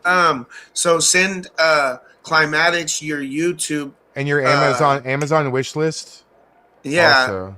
So we can link it. That way people can go follow your YouTube and you can start running up your YouTube also. Also, Josh. I just had it up. Okay, cool. Josh, give me a couple days and we'll talk about it offline. But so the show is going to buy you something off your Amazon wish list. I just want you to pick and choose which item you want the most, and we'll get it for you. Okay. Okay. Yeah, he's thinking. He's like, hell yeah. Not a $2,000. Hold on. Not a $2,000. No. Not a $2,000 e-bike. And you're Tinkerton's trying to send me a fucking $2,000 e-bike. Hey, bro, look. Yeah, you need some new boots or a vest or something like. Okay, fine. Yeah, you know what? I would love to buy you.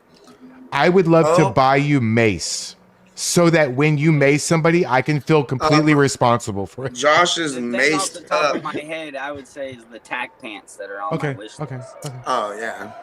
Here's the Trump. Here's Trump. Trump. Trump. Let's Trump. go. Trump. King Trump. Trump. Trump. Trump. The Trumpinator. Look at him taking it all in. Yes, sir. That's my president. The leader of the free world right there. USA. USA. Oh, someone sends you mace all the time. All right. By talking mace. They said, for real. Oh yeah, you speak in mace. That's your language.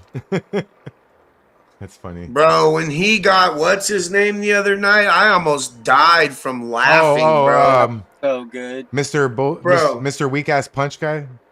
Is that Mr. Tupac Tupac? Leahy? Yeah. Hey, that shit I almost died from laughter. Like I was dying, bro. That was the most epic. I loved every second of it. I think my 11-year-old punches harder than him.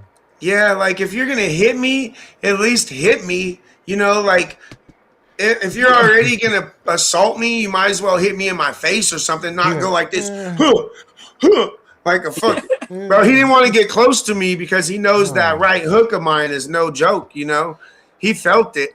Well, if he punched you as fast as he ran away, he might have actually done some damage. Yeah. You beat him like 3 or 4 times that night when they jumped you. Oh yeah, I got him a few good times when they jumped me. You know, Oh, I got live. tired Yeah, of backing up and dealing with it. So yeah, I got him a few good times. I got him more times than they got me. They hit my megaphone over me, but that shit was so light, I didn't even feel it. You know what I mean? High privilege and distinct But honor yeah, presenting like to you, the that President dude, of the I United can't States. stand that dude. Well, that guy that hit you with it was the tranny. So that guy hits like a tranny. So, Hey, you know, sorry. yeah, YouTube Transmission fluid. transmission fluids. Yeah. Tommy, can you hear it now? Absolutely not. Well, thank you very much, everyone. You might have to turn on the stream.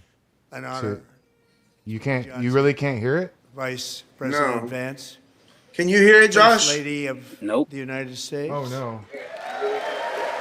Oh shit. Can you guys hear it? Oh shit. I don't know why. You can't hear it. Yeah, the chat can hear it.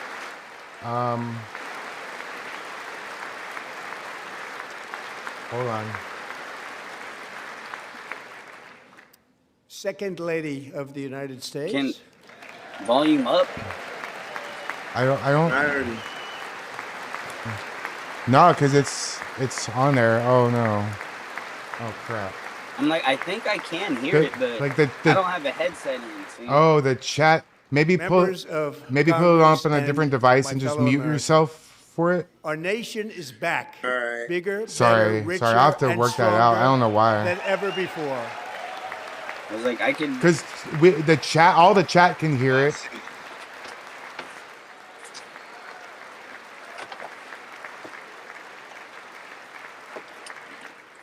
Less I have than a head- 5 months a from earpiece now, I our can put country on my will other celebrate phone an and epic then milestone listen to in it. American history, the 250th anniversary of our glorious American independence.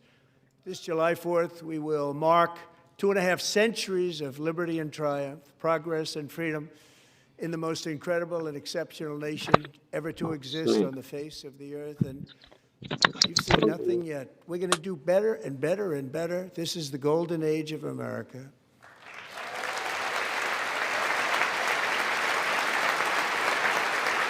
Josh, I muted you. I can control the mutes, so I can mute y'all.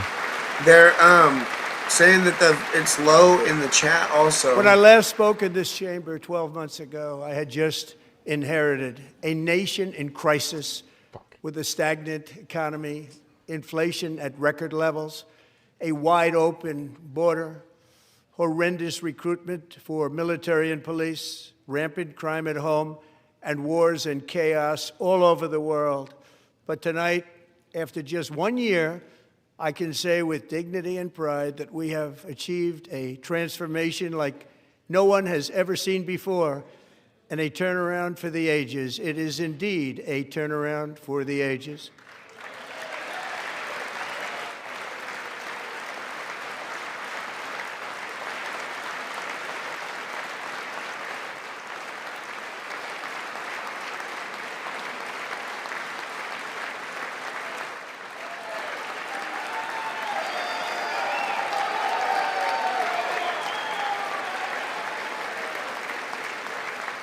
And we will never go back to where we were just a very short time ago. We're not going back. Today, our border is secure.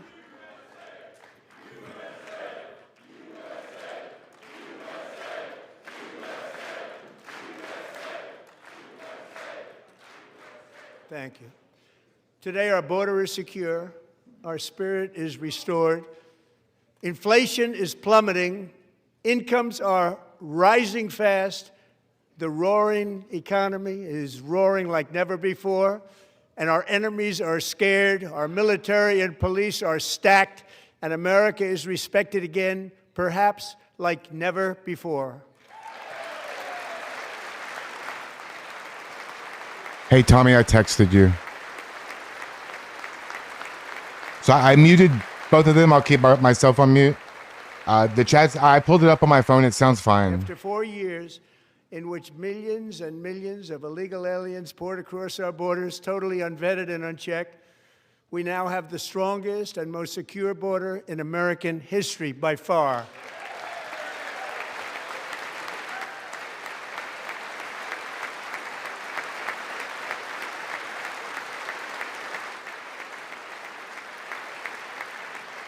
In the past 9 months, 0 illegal aliens have been admitted to the United States.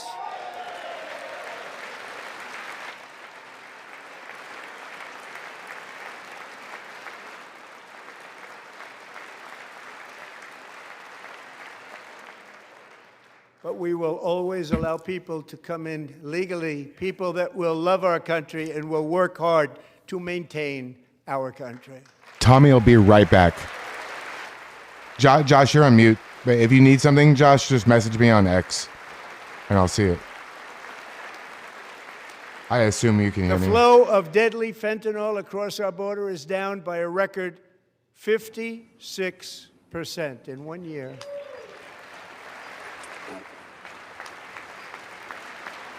All right, we're good. I took you off mute, but I'm going to mute all of us just so we can And not last cut year, into the that. murder rate saw its single largest decline in recorded history. This is the biggest decline, think of it, in recorded history, the lowest number in over 125 years, year 1900. In fact, substantially before my wonderful father, I had a wonderful father, Fred, before he was born, substantially before he was born. That's a long time ago. He wouldn't like me to say that, but that's a long time ago. The Biden administration and its allies in Congress gave us the worst inflation in the history of our country. But in 12 months, my administration has driven core inflation down to the lowest level in more than 5 years. And in the last 3 months of 2025, it was down to 1.7%.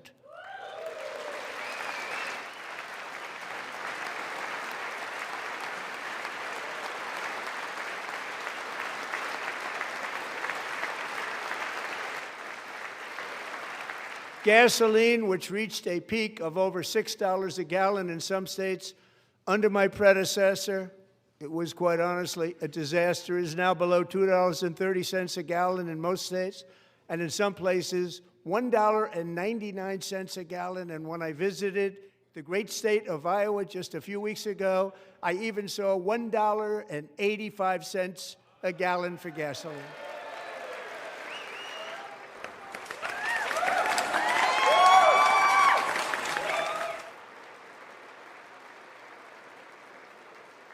Mortgage rates are the lowest in 4 years and falling fast, and the annual cost of a typical new mortgage is down almost $5,000 just since I took office. 1 year.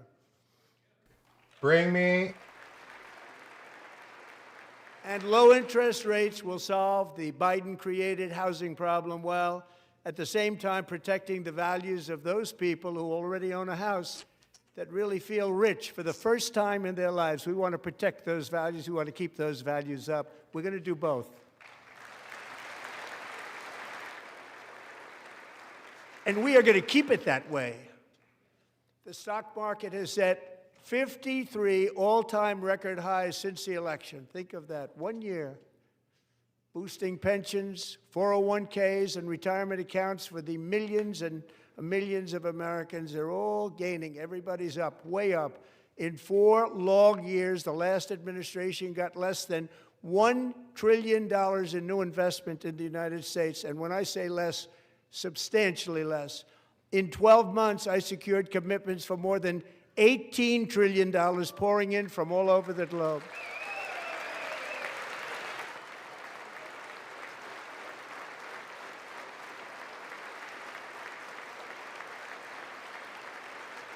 Think of it, much less than $1 trillion for 4 years versus much more than $18 trillion for 1 year. What a difference a president makes. A short time ago, we were a dead country.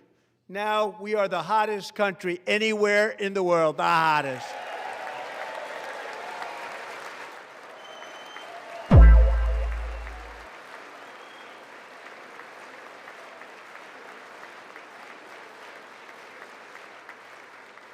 As thousands of new businesses are forming and factories, plants, and laboratories are being built, we have added 70,000 new construction jobs in just a very short period of time. It's getting bigger and bigger and stronger. Nobody can believe what they're watching. American oil production is up by more than 600,000 barrels a day, and we just received from our new friend and partner, Venezuela, more than 80 million barrels of oil.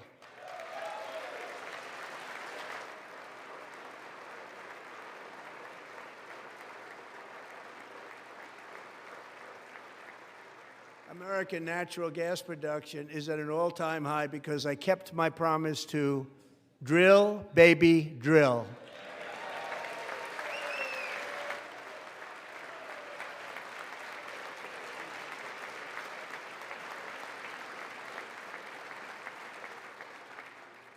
More Americans are working today than at any time in the history of our country. Think about that. Any time in the history of our country, more working today. And 100% of all jobs created under my administration have been in the private sector.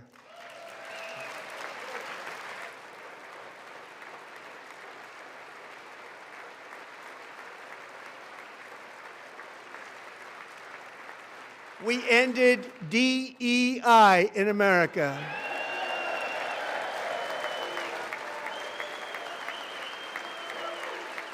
Wait, deport every illegal? We cut a record number of job-killing regulations, and in 1 year we have lifted 2.4 million Americans, a record, off of food stamps.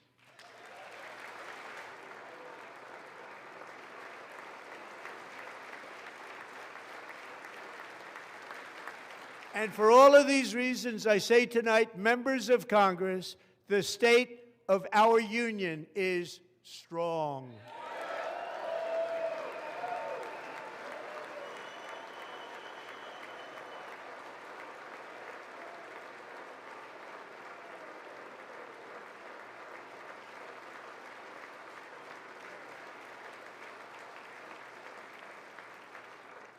Our country is winning again. In fact, we're winning so much that we really don't know what to do about it.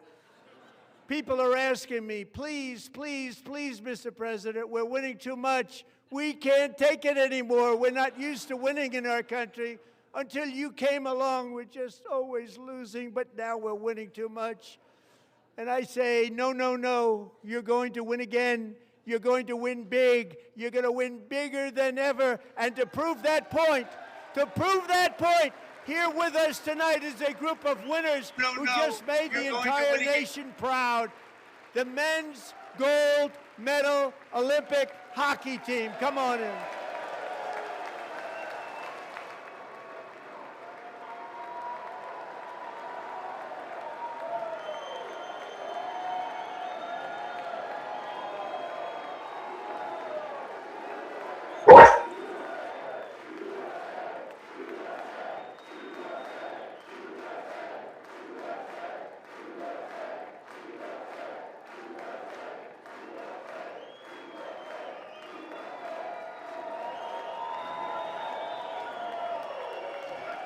Let's go, baby.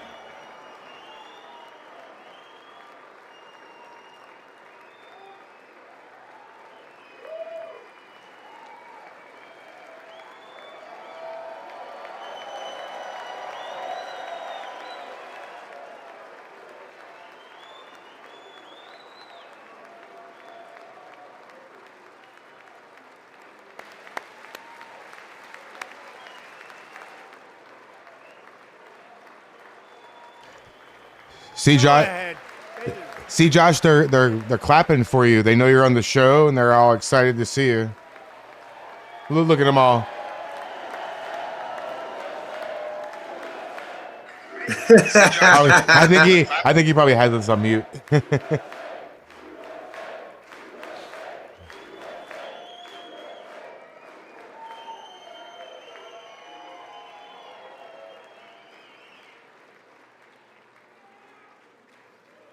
That's the first time I've ever seen them get up.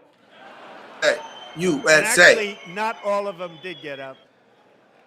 But they beat a fantastic Canadian team in overtime, as everybody saw, as did the American women who will soon be coming to the White House.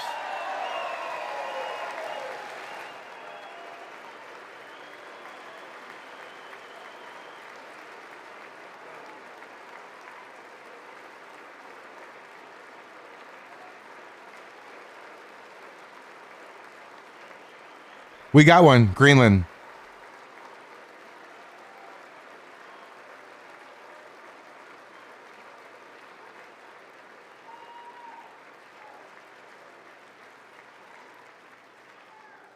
They were in the Oval Office before, and I just want to say a second very big congratulations to Team USA. But I have to say that, and I told them this, and we took a vote of the team. I said, anybody votes no, I'm not doing it. So they stood there, and they weren't about to say no, because I've never seen a goaltender play as well as goalie Connor Hellebuck.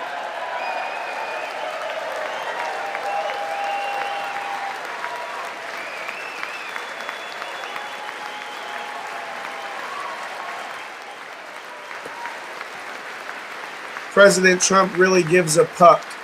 President Trump.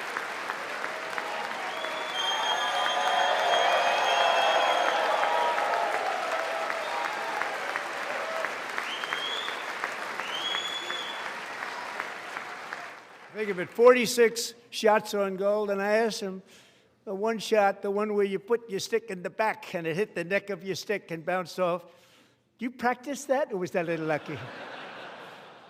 He refused to answer that question. But I just want to tell you that the members of this great hockey squad will be very happy to hear, based on their vote and my vote, and in this case my vote was more important, that I will soon be presenting Connor with our highest civilian honor, which we will be given and which has been given to many athletes over the years.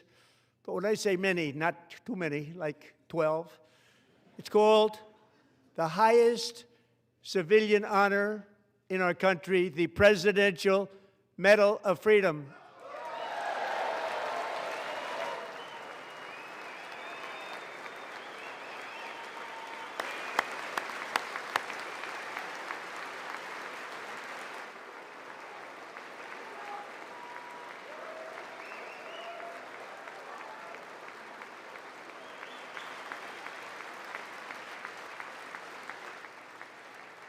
Great athletes have gotten that, very great, the best, and I thought he deserved it. And I did take a vote, every single one of them. I said, I'm not giving it if anybody goes no, and every single one of them rapidly put up their hand.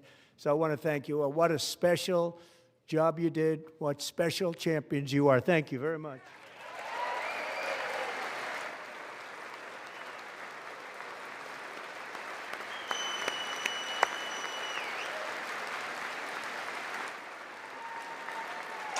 Freedom, baby. That's freaking awesome right there. I'm also pleased to say that the next time the Olympic torch is lit, it will be here in America for the 2028 Olympics, and it's the summer version right in Los Angeles. We're going to do a good job in Los Angeles.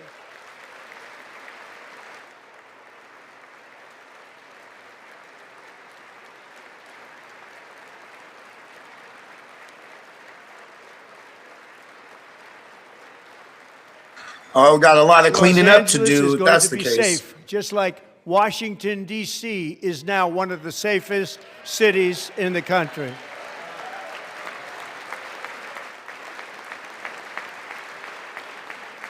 And this year, and I must say I got them both.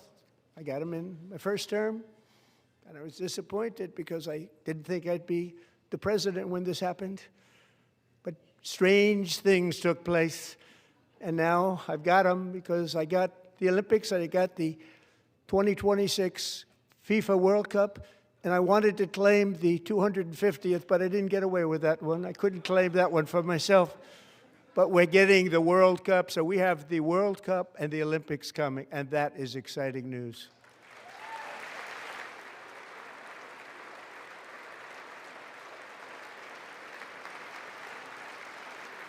So this will be a year to celebrate our country and the heroes who have kept it free.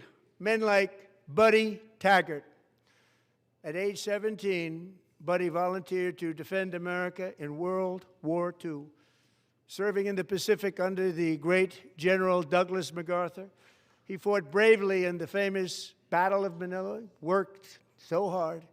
He was badly wounded and almost killed by enemy machine guns in Luzon. And 81 years ago this month, he liberated the largest internment camp in the Philippines, one of the largest anywhere in the world.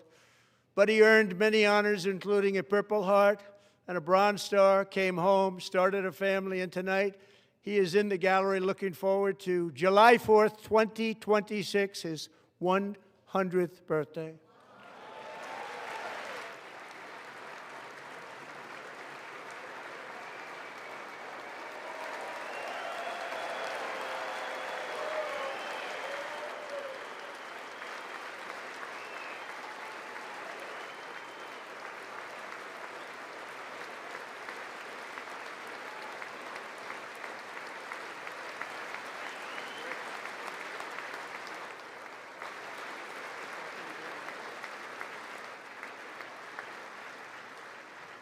So, Buddy, you're a brave man, and we salute you.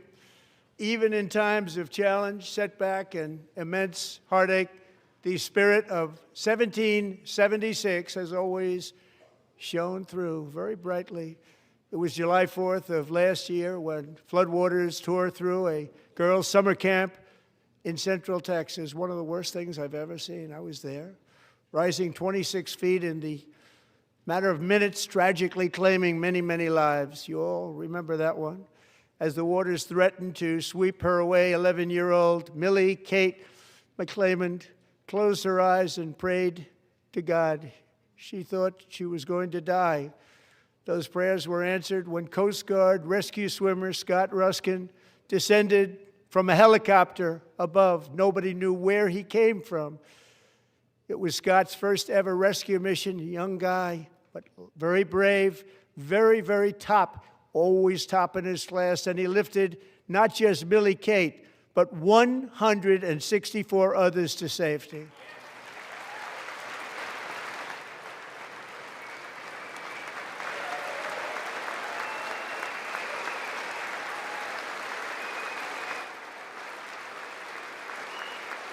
They're actually all clapping.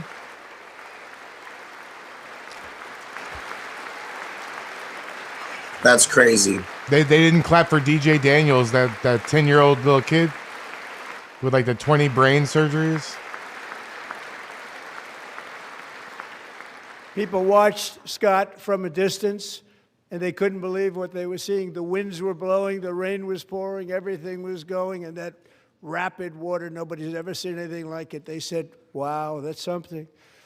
Tonight, Scott and Millie Kate are here together, reunited for the very first time. Thank you, Scott, Millie Kate.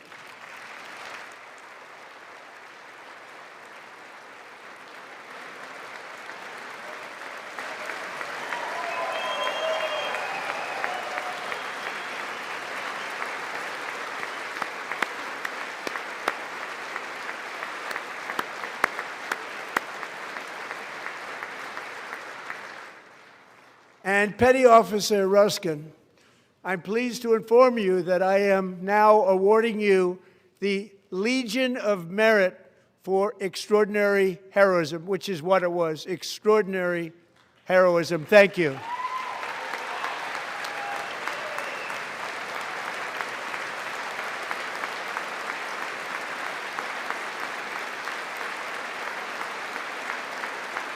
And I'd like to have the military aide to please come down and take care of the service. Military aide, thank you very much. Take care of that very important service. Thank you very much. From 1776 to today, every generation of Americans has stepped forward to defend life, liberty, and the pursuit of happiness. And they're really doing it for the next generation. But now it's our turn. Together we're building a nation where every child has the chance to reach higher and go further, where government answers to the people, not the powerful, and where the interests of hardworking American citizens are always our first and ultimate concern. That is the debt we owe to the heroes who came before us, and that is the promise we must keep to America for our 250th year. Last year, I urged this Congress to begin the mission by passing the largest tax cuts in American history, and our Republican majorities delivered so beautifully. Thank you, Republicans. Hey, like this stream, share it, post it, everything. Thank you. In history, Yeah, what he said. Republican majorities delivered so. All Democrats, every single one of them, voted against these really important and very necessary massive tax cuts.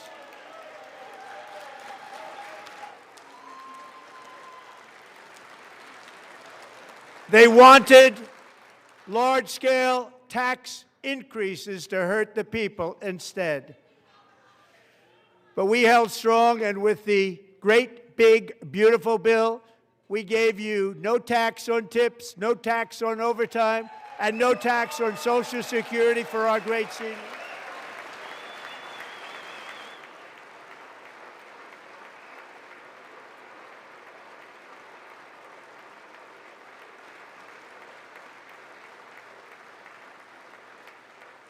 And we also made interest on auto loans tax deductible the first time, but only if the car is made in America.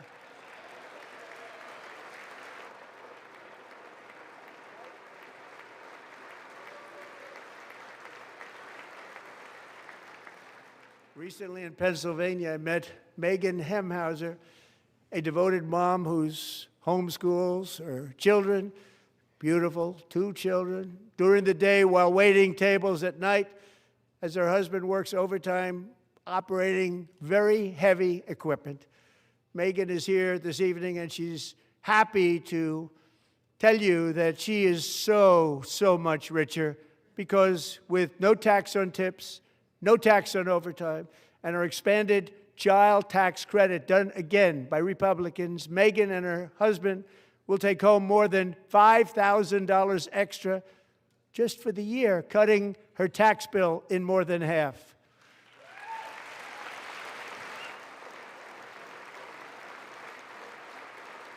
Megan, please Let's stand go, up. baby. We're fighting for you, Megan. We love you, Trump. $5,000 extra just for the year. Thank you, Megan. Thank you, Megan. We're fighting for you, Megan. Under our bill, parents like Megan can also activate their children's brand new Trump accounts. And I didn't name it. I did not name it. I did not name that. I don't know if I buy that. Nobody believes me, but I did not name it. It was named by a very tall man sitting right there in the third row. Nice man, a good man. Tax-free investment accounts for every American child. This is something that's so special and has taken off and gone through the roof.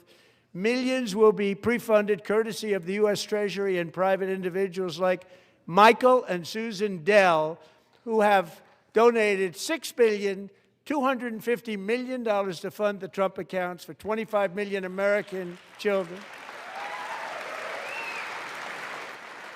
They're great people.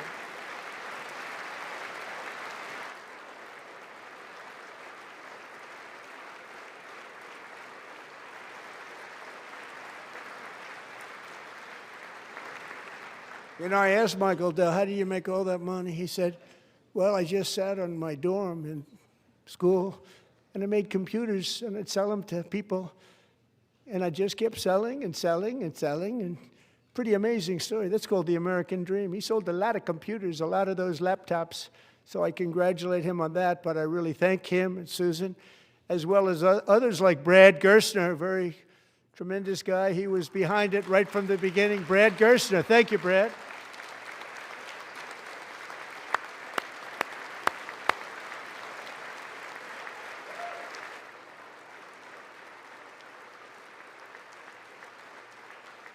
So with modest additional contributions, these young people's accounts could grow to over $100,000 or more by the time they turn 18. Think of it. How much money is that for somebody that started with nothing? Over 100,000, could be much more than that. To make this investment in our children's future, go to trumpaccounts.gov, trumpaccounts.gov. And a lot of people are doing it. It's setting every record in the book. It's popular. They knew what it was going to take. I'm so proud of them. I'm so proud of the people that got it started. And now it's just taken off. One of the primary reasons for our country's stunning economic turnaround, the biggest in history, where the Dow Jones broke 50,000 4 years ahead of schedule, and the S&P hit 7,000, where it wasn't supposed to do it for many years, were tariffs. I used these tariffs, took in hundreds of billions of dollars to make great deals for our country, both economically and on a national security basis. Everything was working well. Countries that were ripping us off for decades are now paying us hundreds of billions of dollars. They were ripping us so badly, you all know that. Everybody knows it. Even the Democrats know it. They just don't want to say it. And yet these countries are now happy, and so are we. We made deals. The deals are all done. And they're happy. They're not making money like they used to, but we're making a lot of money.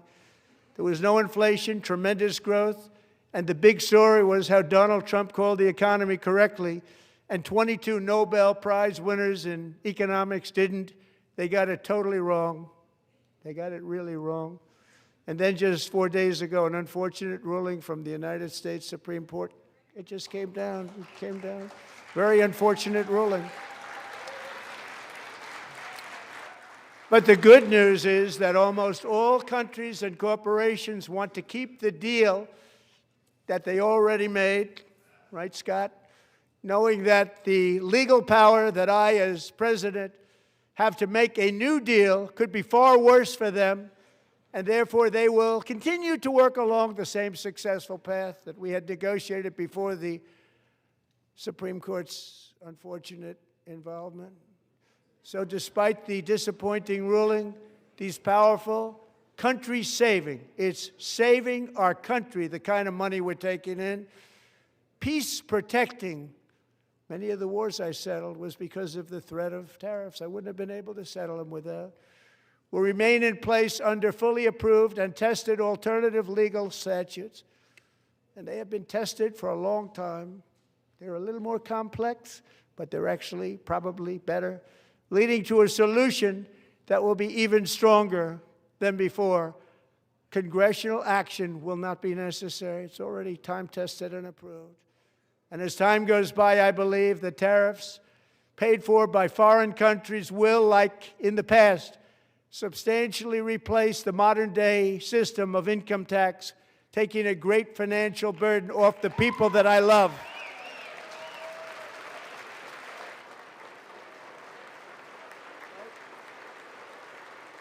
Right? I don't like Al Green. I live in his district. Moving forward, factories, jobs, investment, and trillions of dollars will continue pouring into the United States of America because we finally have a president who puts America first. I put America first. I love America.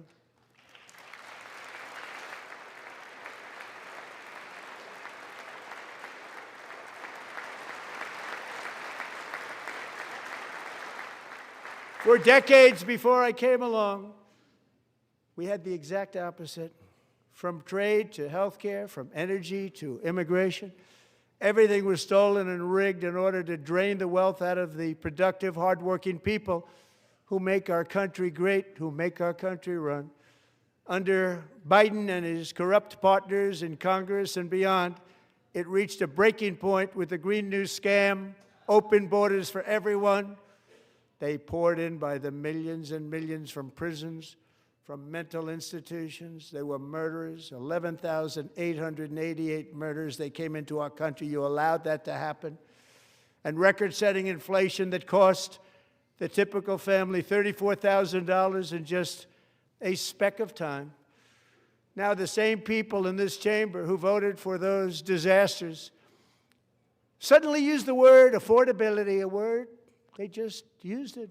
Somebody gave it to them, knowing full well that they caused and created the increased prices that all of our citizens had to endure. You caused that problem. You caused that problem.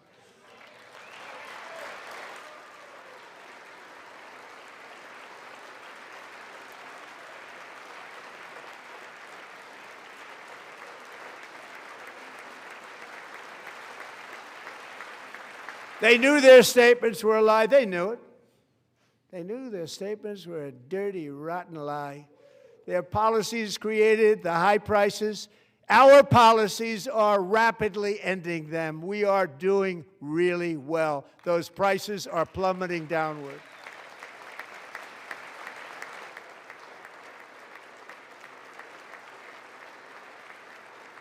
The price of eggs is down 60%, Madam Secretary, thank you.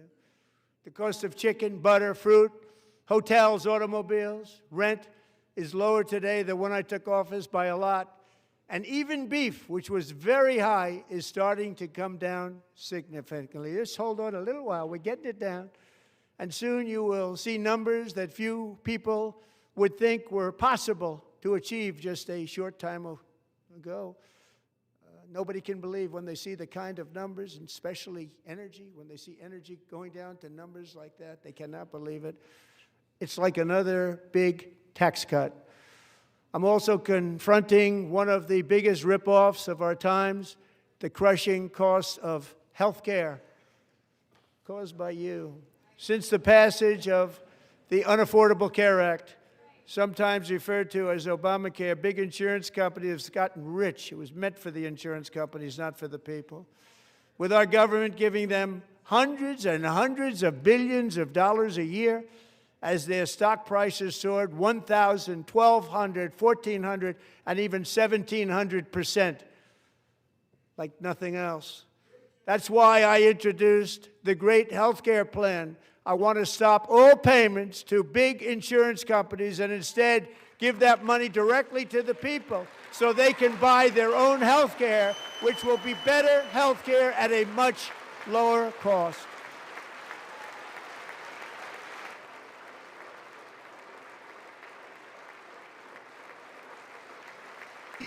You notice how he's not reading off? Oh, he does have teleprompters, but In addition, my plan requires maximum price transparency. That's a big deal. Sounds so simple, so big.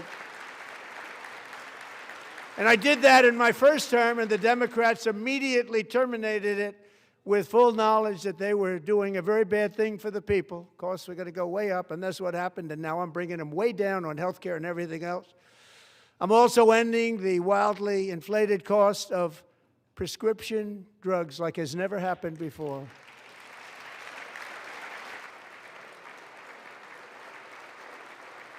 I'm bringing them way down on health care. I love him so much, The dude. presidents tried to do it, but they never could. They tried. Most didn't try, actually. But they tried. They said they tried. They couldn't do it. They didn't even come close. They were all talk and no action.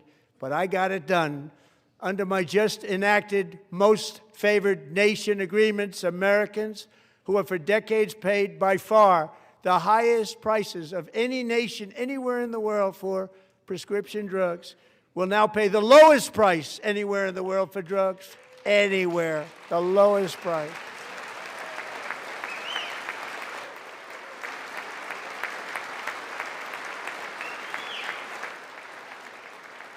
So in my first year of the second term,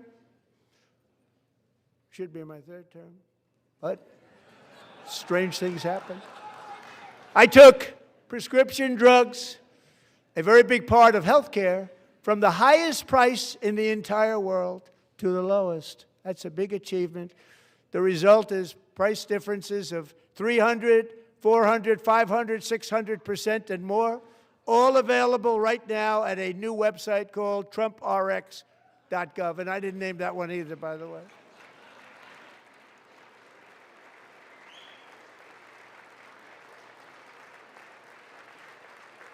And here tonight is the very first customer ever to get that big discount, and it is big, Catherine Rayner. For 5 years, she and her husband have struggled with infertility, and they turned to IVF. One drug has been costing Catherine $4,000 to purchase, but a few weeks ago, she logged onto the TrumpRx website and got that same drug that cost $4,000, got it for under $500. A reduction of much more, actually, than $3,500. Catherine, we are all praying for you, and you're going to be a great mom.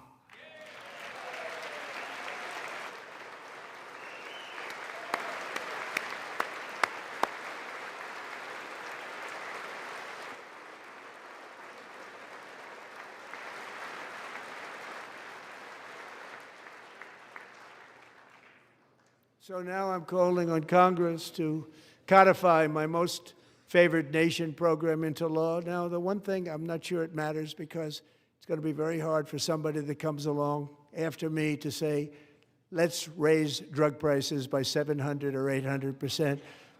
But John and Mike, if you don't mind, codify it anyway. They may do it. Codify it anyway. Thank you. Many Americans are also concerned that energy demand from AI data centers could unfairly drive up their electric utility bills. Tonight, I'm pleased to announce that I have negotiated the new Ratepayer Protection Pledge. You know what that is?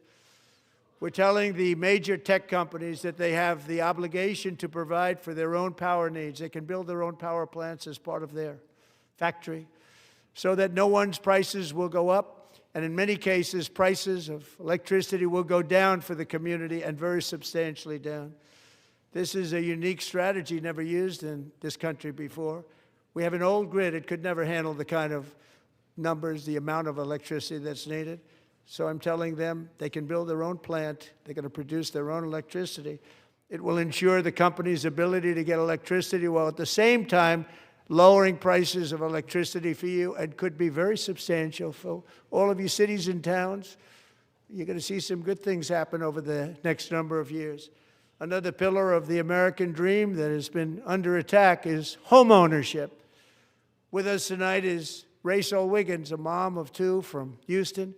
She placed bids on 20 homes and lost all of those bids to gigantic investment firms that bypassed inspection, paid all cash, and turned those houses into rentals, stealing away her American dream. She was devastated. Stories like this are why last month I signed executive order to ban large Wall Street investment firms from buying up in the thousands single-family homes. Hell yeah, Houston's in the house. And now I'm asking Congress to make that ban permanent, because homes for people, really, that's what we want. We want homes for people, not for corporations. Corporations are doing just fine. Rachel, thank you very much. Good luck with your home. You'll get one soon.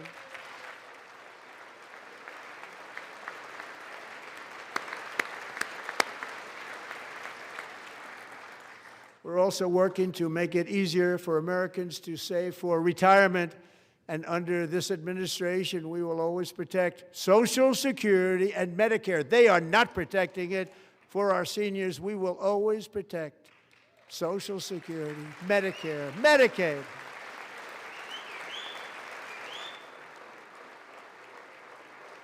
Since I took office, the typical 401k balance is up by at least $30,000. That's a lot of money. We have millions and millions of people, because the stock market has done so well, setting all those records. Your 401ks are way up. Yet half of all of working Americans still do not have access to a retirement plan with matching contributions from an employer. To remedy this gross disparity, I'm announcing that next year my administration will give these often forgotten American workers, great people, the people that built our country, access to the same type of retirement plan offered to every federal worker. We will match your contribution with up to $1,000 each year. As we ensure that all Americans can profit from a rising stock market, let's also ensure that members of Congress cannot corruptly profit from using insider information. Nancy Pelosi just had a fucking stroke.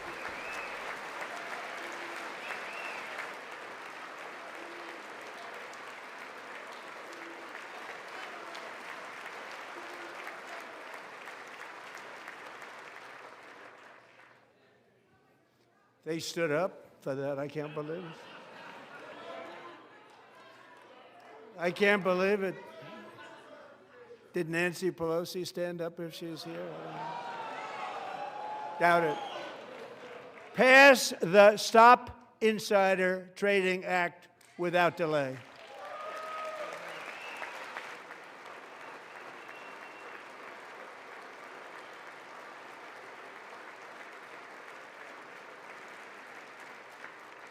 I wasn't sure if anybody even on this side was going to applaud for that. I'm very impressed. Thank you. I'm very impressed.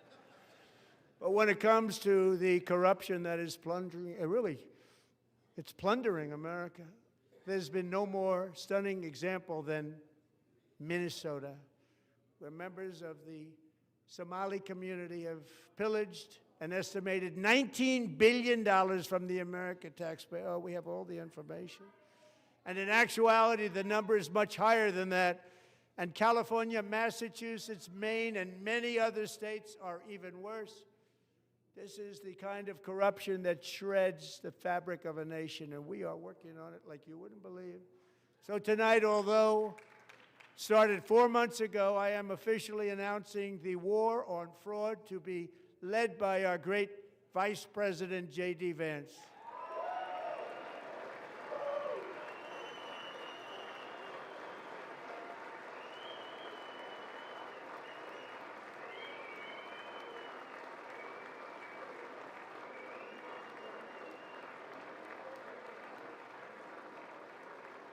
He'll get it done. If we're able to find enough of that fraud, we will actually have a balanced budget overnight. It'll go very quickly. That's the kind of money you're talking about. We'll balance our budget. The Somali pirates who ransacked Minnesota remind us that there are large parts of the world where corruption and lawlessness are the norm, not the exception. Importing these cultures through unrestricted immigration and open borders brings those problems right here to the USA. And it is the American people who pay the price in higher medical bills, car insurance rates, rent, taxes, and perhaps most importantly, crime. We will take care of this problem. We're going to take care of this problem. We are not playing games.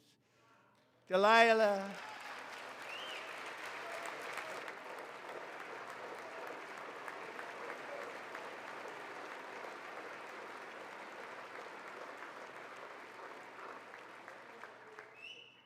Delilah Coleman was only 5 years old in June 2024 when a 18-wheel tractor trailer plowed into her stopped car traveling at 60 miles an hour or more. The driver was an illegal alien let in by Joe Biden and given a commercial driver's license by open borders politicians in California. Doctors said Delilah would never be able to walk or talk, have a good life. She wouldn't even be able to eat again. But against all odds, she is now in the first grade learning to walk. And she's here this evening with her dad, Marcus, a fantastic man. Delilah, please, you are a great inspiration. Please stand up.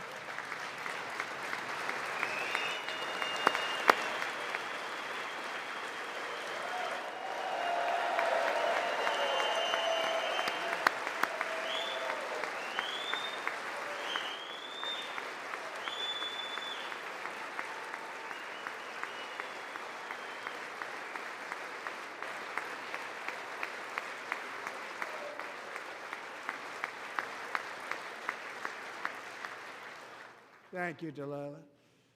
Many, if not most, illegal aliens do not speak English and cannot read even the most basic road signs as to direction, speed, danger, or location. That's why tonight I'm calling on Congress to pass what we will call the Delilah Law, barring any state from granting commercial driver's licenses to illegal aliens.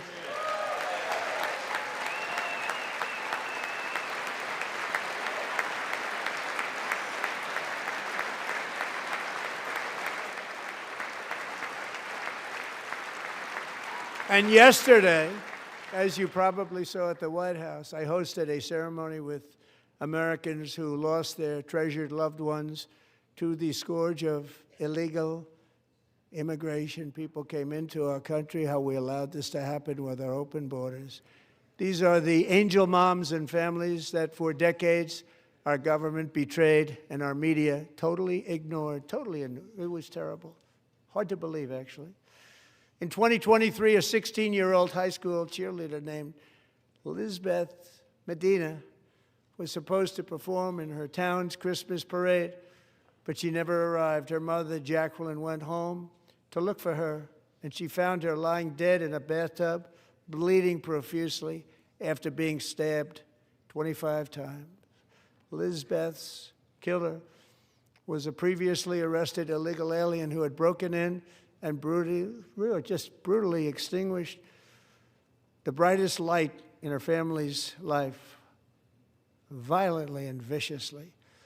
Her heartbroken mother is in the gallery to remind everyone in this chamber exactly why we are deporting illegal alien criminals to our country at record numbers, and we're getting them the hell out of here fast. We don't want them.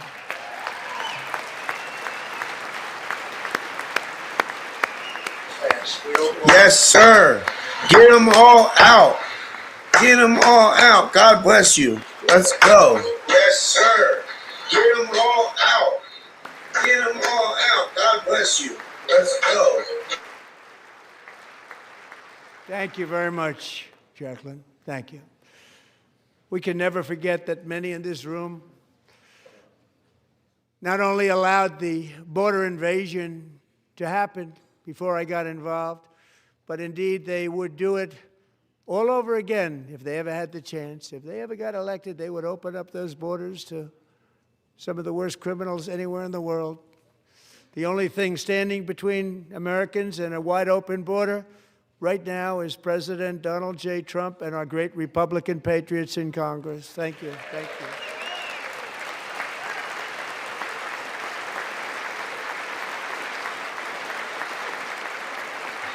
God bless all of you guys. As we speak, Democrats in this chamber have cut off all funding for the Department of Homeland Security. It's all cut off. It's all cut off. They have instituted another Democrat shutdown, the first one costing us 2 points on GDP. 2 points we lost on GDP, which probably made them quite happy, actually. Now they have closed the agency responsible for protecting Americans from terrorists and murderers.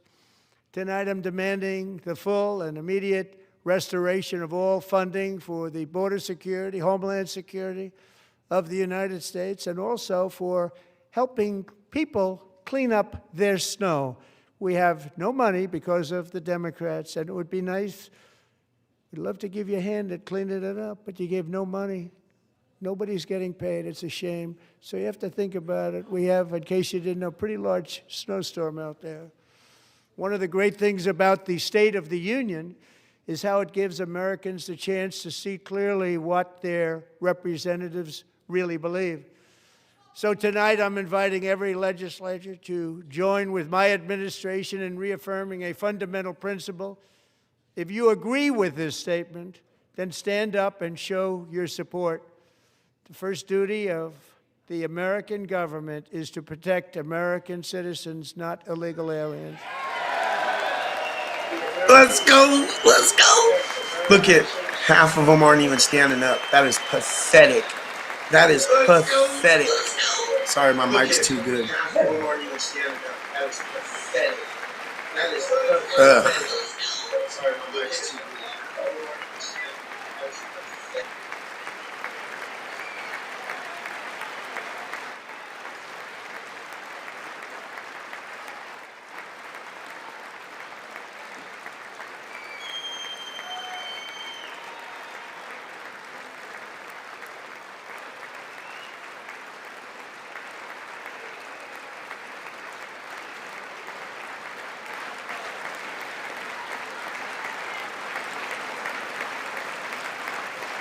Not a single dim is clapping. It's absolutely despicable. They hate America, you guys. They hate America. They hate Donald Trump so much that they hate America.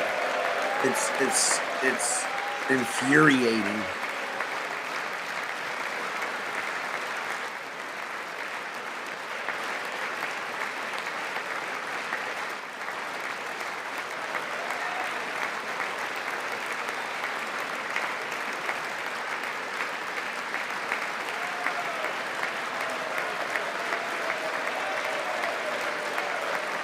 They should all be ashamed of themselves, every last one of them.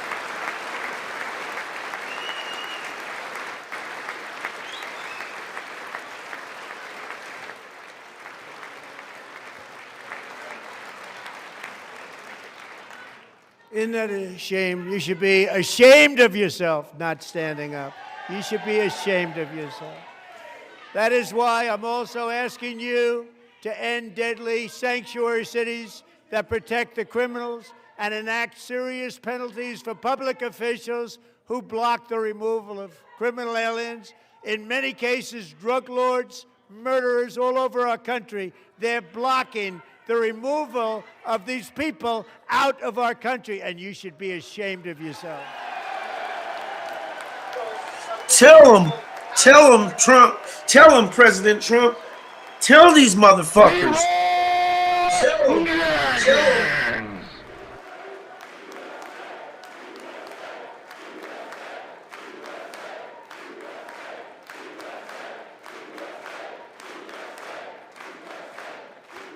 USA, baby. And perhaps most importantly, I'm asking you to approve the Save America Act. That's the number one most important thing.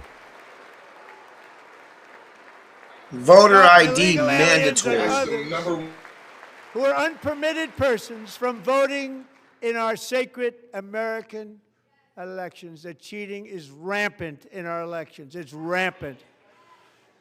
It's very simple. All voters must show voter ID.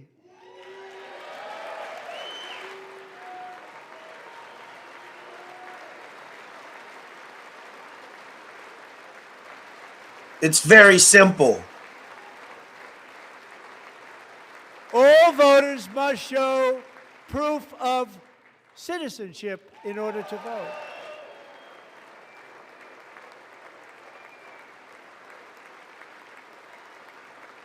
And no more crooked mail-in ballots except for illness, disability, military, or travel.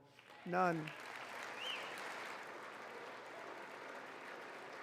And this should be an easy one. And by the way, it's polling at 89%, including Democrats. 89%.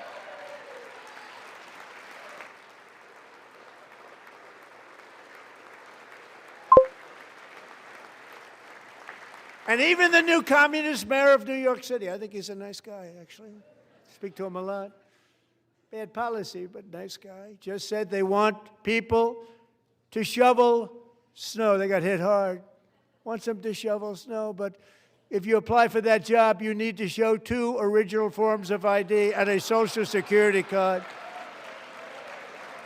Yet they don't want identification for the greatest privilege of them all, voting in America. No, it's no good. No good. Both Republicans and Democrats overwhelmingly agree on the policy that we just enunciated. And Congress should unite and enact this common sense, country-saving legislation right now, and it should be before anything else happens.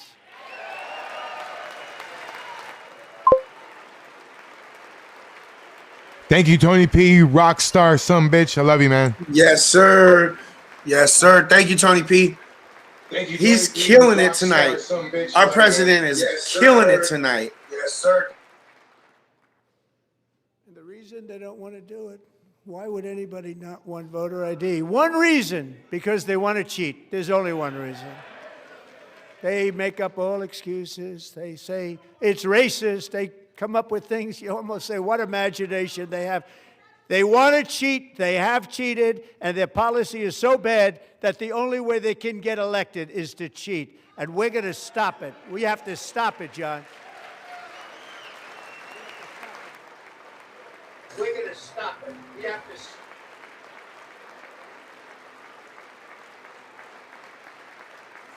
Bacon, And here not is one more burkas. opportunity to show Bacon, common not- sense oh. in government. In the gallery tonight are Sage Blair and her mother, Michelle. In 2021, Sage was 14 when school officials in Virginia sought to socially transition her to a new gender, treating her as a boy and hiding it from her parents. Hard to believe, isn't it? Before long, a confused Sage ran away from home after she was found in a horrific situation in Maryland. A left-wing judge refused to return Sage to her parents because they did not immediately state that their daughter was their son. Sage was thrown into an all-boys state home and suffered terribly for a long time.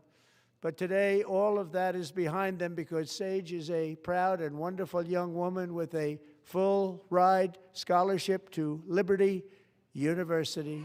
Sage and Michelle, please stand up.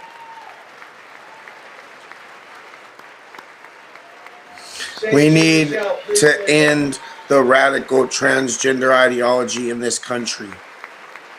We need.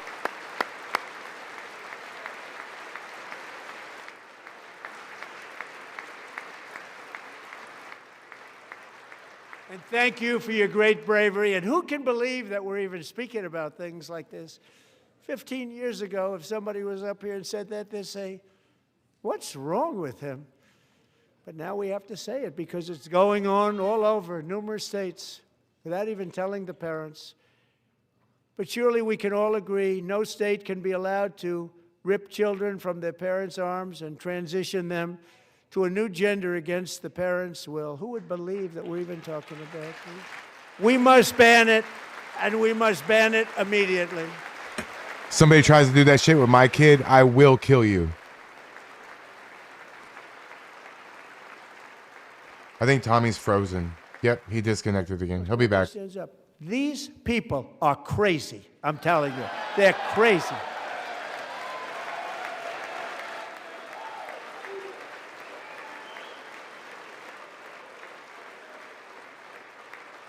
Amazing, incredible. Boy, oh boy. We're lucky we have a country. With people like this, Democrats are destroying our country, but we've stopped it just in the nick of time, didn't we? Huh?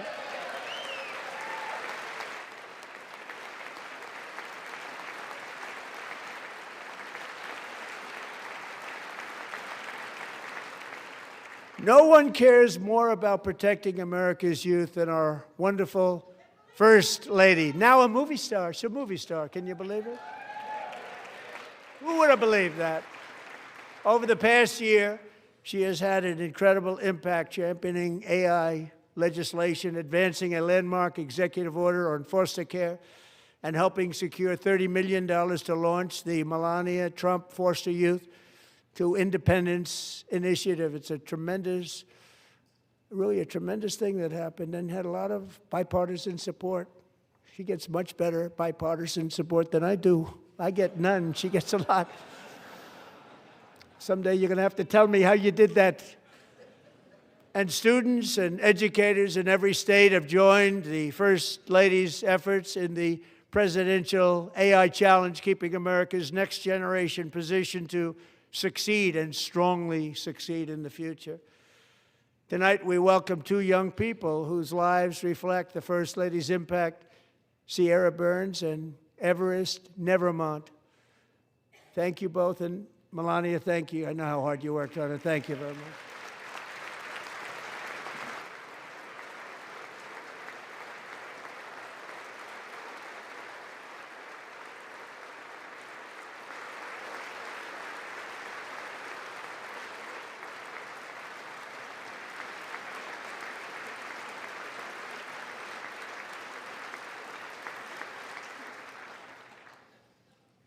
I'm very proud to say that during my time in office, both The first 4 years, and in particular this last year, there has been a tremendous renewal in religion, faith, Christianity, and belief in God. Tremendous renewal.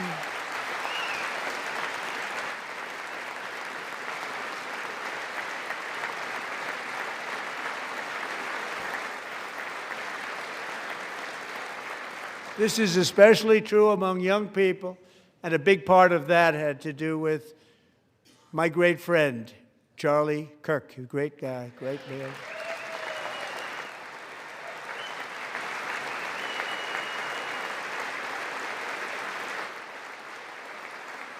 So last year, Charlie was violently murdered by an assassin and martyred, really martyred for his beliefs. His wonderful wife, Erica, is with us tonight. Erica, please stand.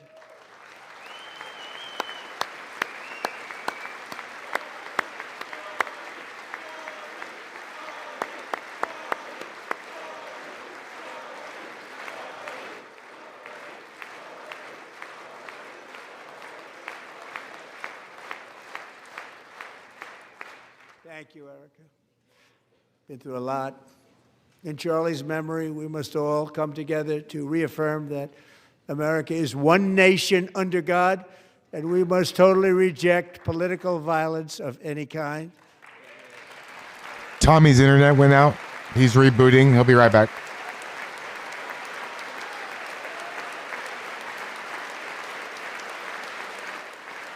We love religion, and we love bringing it back, and it's coming back at levels that nobody actually thought possible. It's really a beautiful thing to see.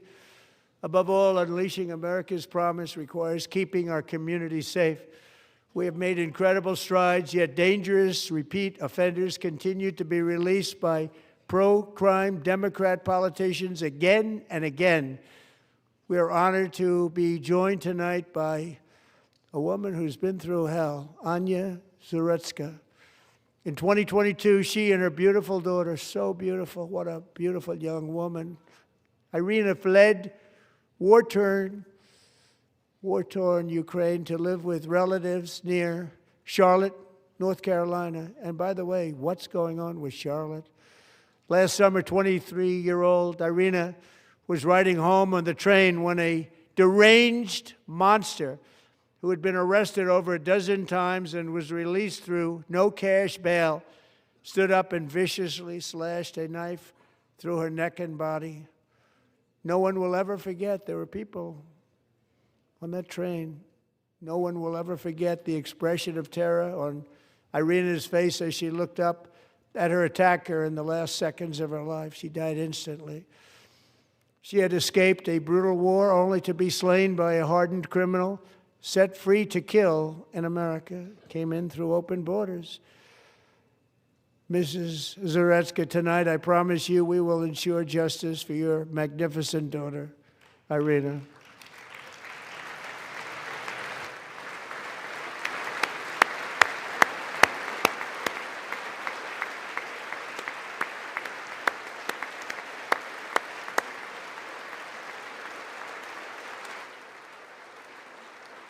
That's why there's no dealing with these people. How do you not stand? How do you not stand? I'm asking this Congress to pass tough legislation to ensure that violent and dangerous repeat offenders are put behind bars, and importantly, that they stay there.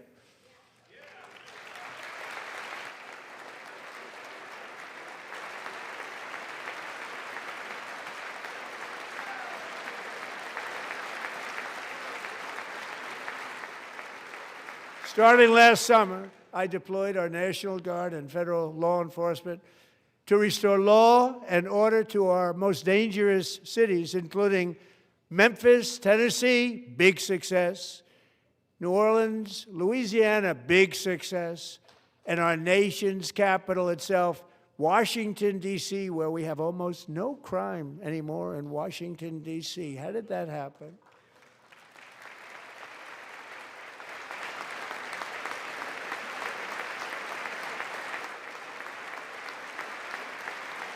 In fact, crime in Washington is now at the lowest level ever recorded, and murders in D.C. this January were down close to 100% from a year ago.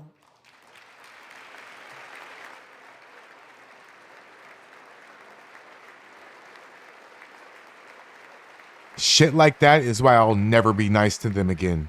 I can't do like it. to hear that. One of sick people, one of the brave service members who helped achieve this stunning turnaround was 20-year-old West Virginia Army National Guard Specialist Sarah Beckstrom. After a 4-month deployment, she voluntarily extended her service, and her rank was going to be lifted. She was doing so well. They were so proud of her. But the very next day, she was on patrol near the White House when she was ambushed and shot in the head by a terrorist monster from Afghanistan. Shouldn't have been in our country. And all because she wore the uniform of our nation, she was shot.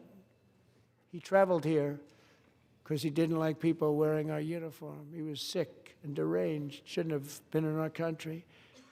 Sarah Beckstrom died in order to defend our capital, and we are honored to be joined by her wonderful parents, Gary and Evalie. Your daughter was a true American patriot, and she will be greatly missed. She was a great person. I saw reports on her. They've never seen anything like it.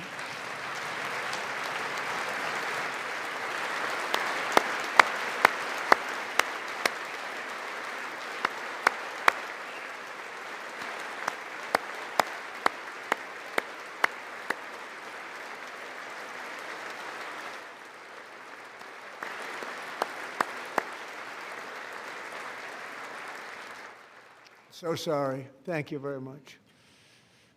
A great young lady. I saw reports that were like, perfect. She was perfect. Serving alongside Sarah that day was Staff Sergeant Andrew Wolf. Perfect. The terrorist shot Andrew in the head, and no one thought he could possibly make it. The two of them, Sarah and Andrew, both shot violently in the head. Neither was expected to make it. They weren't even given a chance, except his wonderful mother, named Melody, who I spoke to the same night, and she was so positive.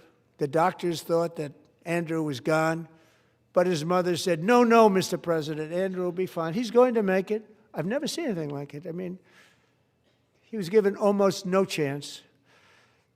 She said, I have no doubt, sir, he's going to be okay. This was a conversation that I had with her that night, with her son laying helplessly in bed, blood all over.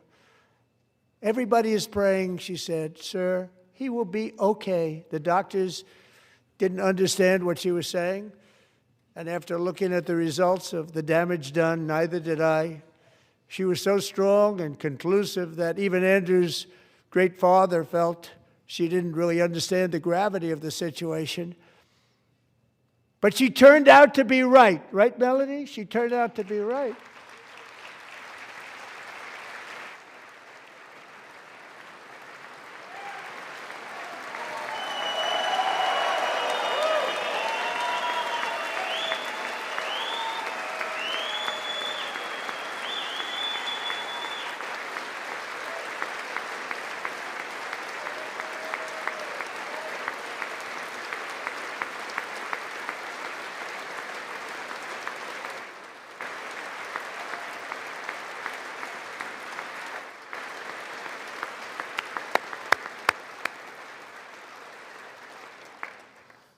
Amazing, actually. I said, where does this woman come from? She's the most positive person I've ever met. With God's help, Andrew has battled back from the edge of death, and we're talking about the edge of death, on his way to a miraculous recovery. He's got a little work to do, but he's doing great. Nice to see you. He's a good-looking guy. Nice to see you. Thanks, Andrew. Thank you very much.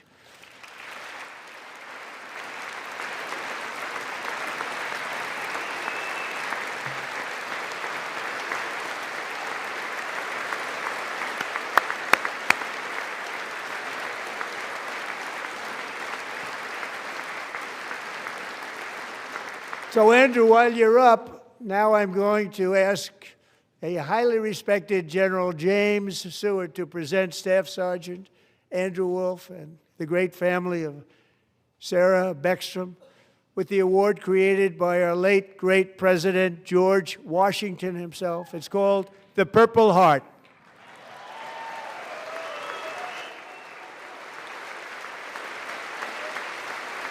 That's right. That's amazing. He deserves that and much, much more.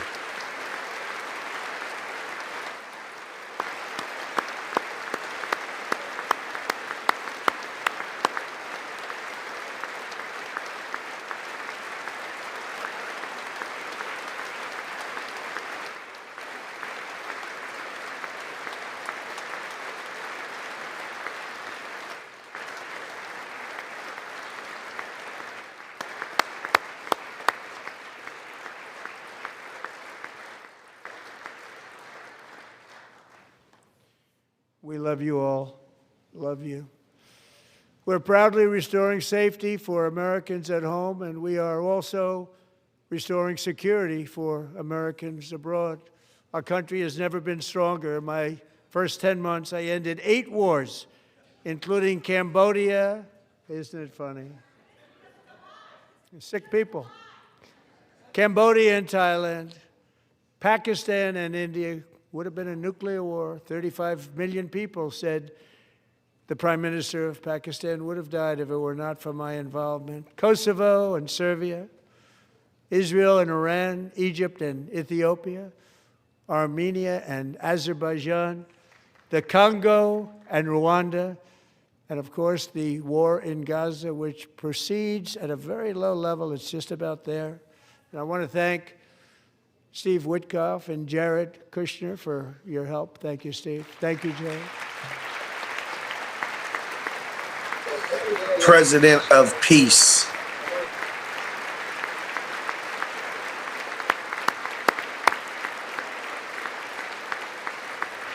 The GOAT. They got too much respect or And fear I of also our want president. to They thank ain't the man fucking they with report them. to, Secretary of State Marco Rubio. Thank you, Marco.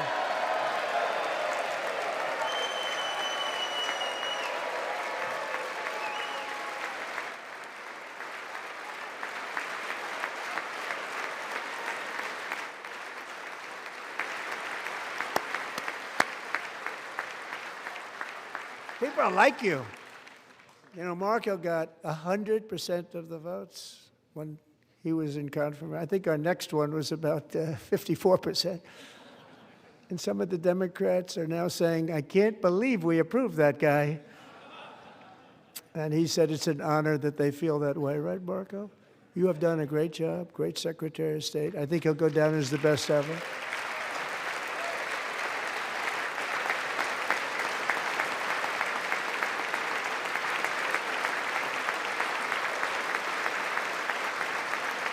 Under the ceasefire I negotiated, every single hostage, both living and dead, has been returned home. Can you believe that?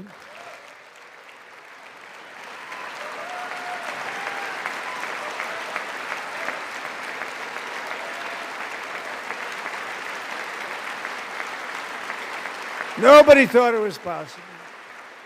Nobody thought that was possible.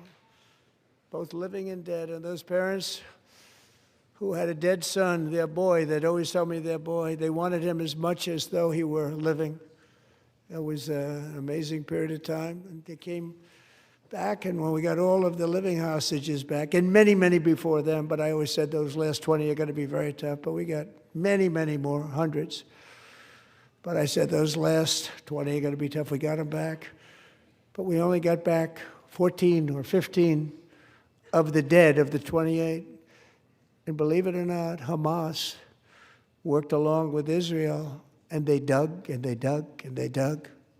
It's a tough thing to do, going through bodies all over, passing up 100 bodies sometimes for each one that they found. Tough job. And they finally got it back to 27. And then Steve and Jared, they got it back to 28. They found all 28. Nobody thought that was possible, but we did it. And I remember the family of the 28th. They were so grieved, but they were so happy as it's possible to be. They had their boy back. The mother said, "Sir, we have our boy back." What a period of time that was, but we got them all back. So thank you both very much. Great job.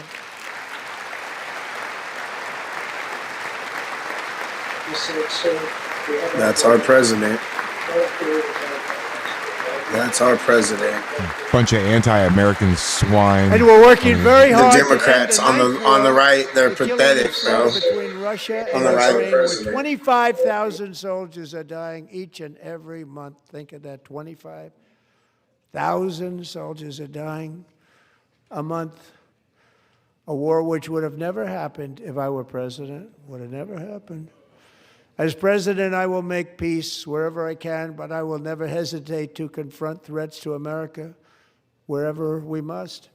That's why in a breakthrough operation last June, the United States military obliterated Iran's nuclear weapons program with an attack on Iranian soil known as Operation Midnight Hammer.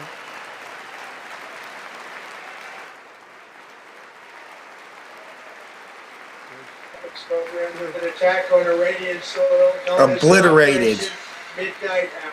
I love it, bro. For decades, it had been the policy of the United States never to allow Iran to obtain a nuclear weapon. Many decades.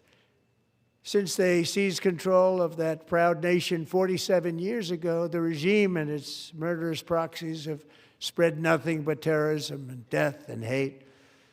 They've killed and maimed thousands of American service members and hundreds of thousands and even millions of people with what's called roadside bombs. They were the kings of the roadside bomb.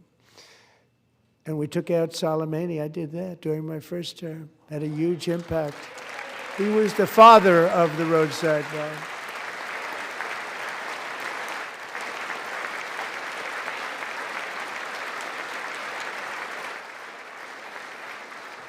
And just over the last couple of months with the protests, they've killed at least, it looks like 32,000 protests, 32,000 protesters in their own country. They shot them and hung them.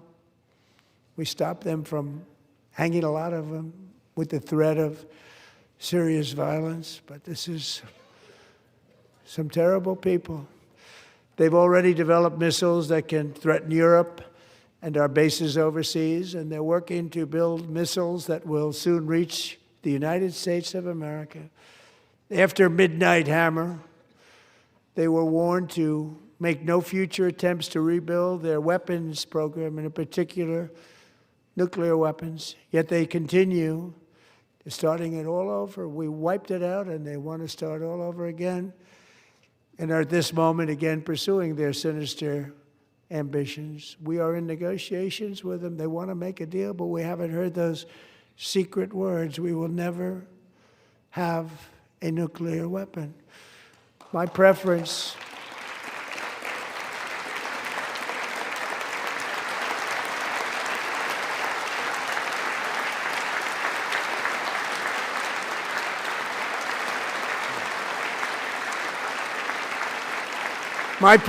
is to solve this problem through diplomacy.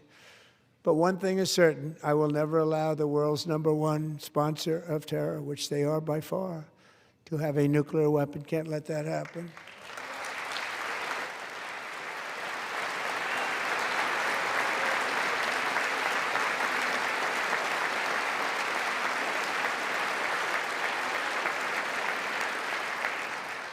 And no nation should ever doubt America's resolve.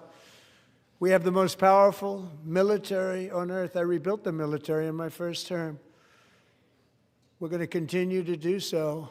Also, we just approved a $1 trillion budget. We have no choice. We have to be strong because hopefully we will seldom have to use this great power that we built together. It's really called peace through strength, and it's been very, very effective. Soupy, what up, big dog? Is that Soupy? Like the Soupy? So thanks to Republican in Congress. We're investing that record number of dollars, have no choice, in the United States Armed Forces. Also creating a lot of jobs, but we're not even doing it for that reason. Because as I said, we have more jobs, more people working today than ever before in the history of our country. And NATO countries are friends and allies. They are. They're our friends and they're our allies. Have just agreed, at my very strong request, to pay 5% of GDP for military defense rather than the 2%, which they weren't paying. We were paying for almost all of NATO. Now they're paying 5 as opposed to not paying 2. Hey, fun fact, I almost interviewed Fetterman. Oh, wait. And getting that 5% was something which everyone said would never be done, could not happen. We got it really easily with one meeting. And big difference between 2% that's not paid. We were paying the freight of many of them. Very few were paid up. Now 5%, then they're paid. And everything we send over to Ukraine is sent through NATO, and they pay us in full. They pay us totally in full. Every branch of our armed forces is setting records for recruitment. This is so exciting. And every service member recently. Nancy smoking her vape in the chamber, that's crazy. And every service member recently received a warrior dividend of $1,776.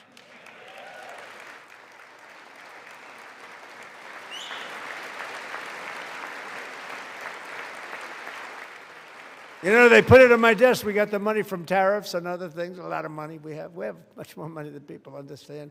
Have to rebuild that program a little bit, but it won't take long.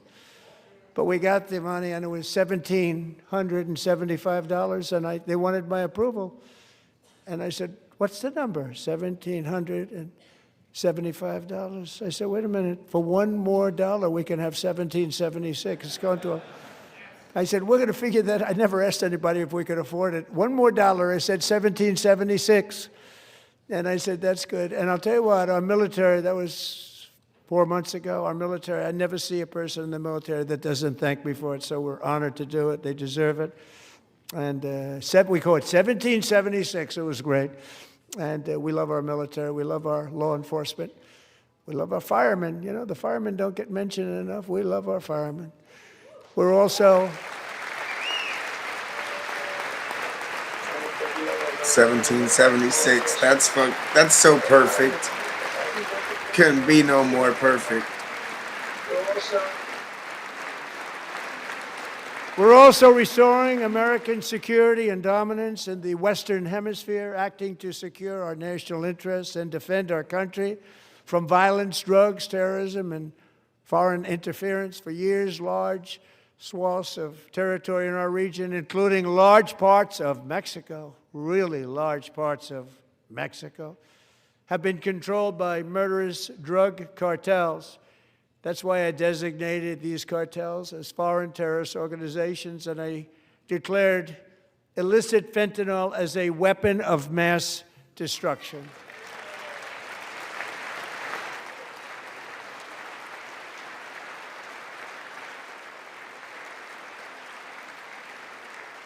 And with our new military campaign, we have stopped record amounts of drugs coming into our country and virtually stopped it completely coming in by water or sea. You probably noticed that.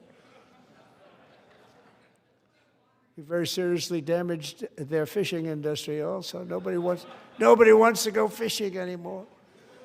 We've also taken down one of the most sinister cartel kingpins of all. You saw that yesterday. In January,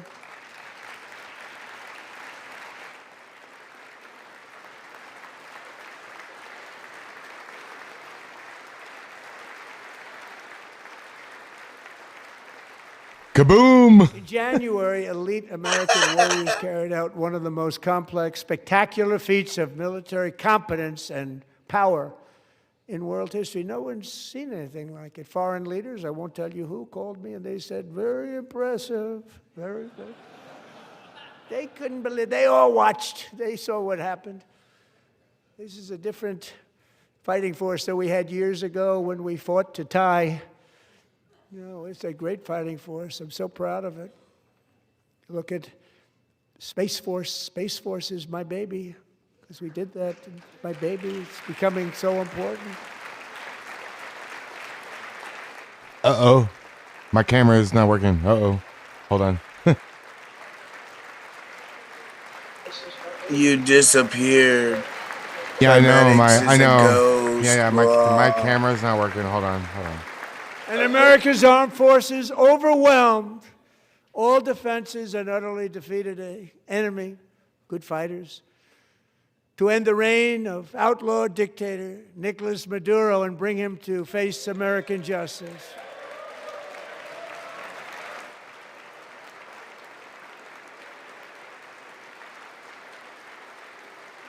And this was an absolutely colossal victory for the security of the United States, and it also opens up a bright new beginning for the people of Venezuela. We're working closely with the new president of Venezuela, Delcy Rodriguez, to unleash extraordinary economic gains for both of our countries and to bring new hope to those who have suffered so terribly. Come on, bro. They really did suffer. With us tonight is Alejandro Gonzalez. She grew up in a tight-knit Venezuelan family and was especially close to her beloved uncle Enrique. But after Enrique ran for office and opposed Maduro, he was kidnapped by Maduro's security forces and thrown into the regime's really infamous prison in Caracas. Alejandro feared she would never see her uncle again. She feared for her own life also. But since the raid, we have worked with the new leadership, and they have ordered the closure of that vile prison and released hundreds of political prisoners already, with more to come. Alejandro, I'm pleased to inform you that not only has your uncle been released, but he is here tonight. We brought him over to celebrate his freedom with you in person. Enrique, please come down.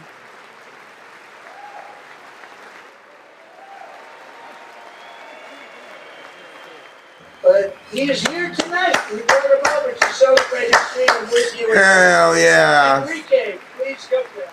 Yeah, I don't know if I'm gonna be able to fix my camera right now because I might have to close the whole damn thing. I don't want to do that. I'm still trying to work it out.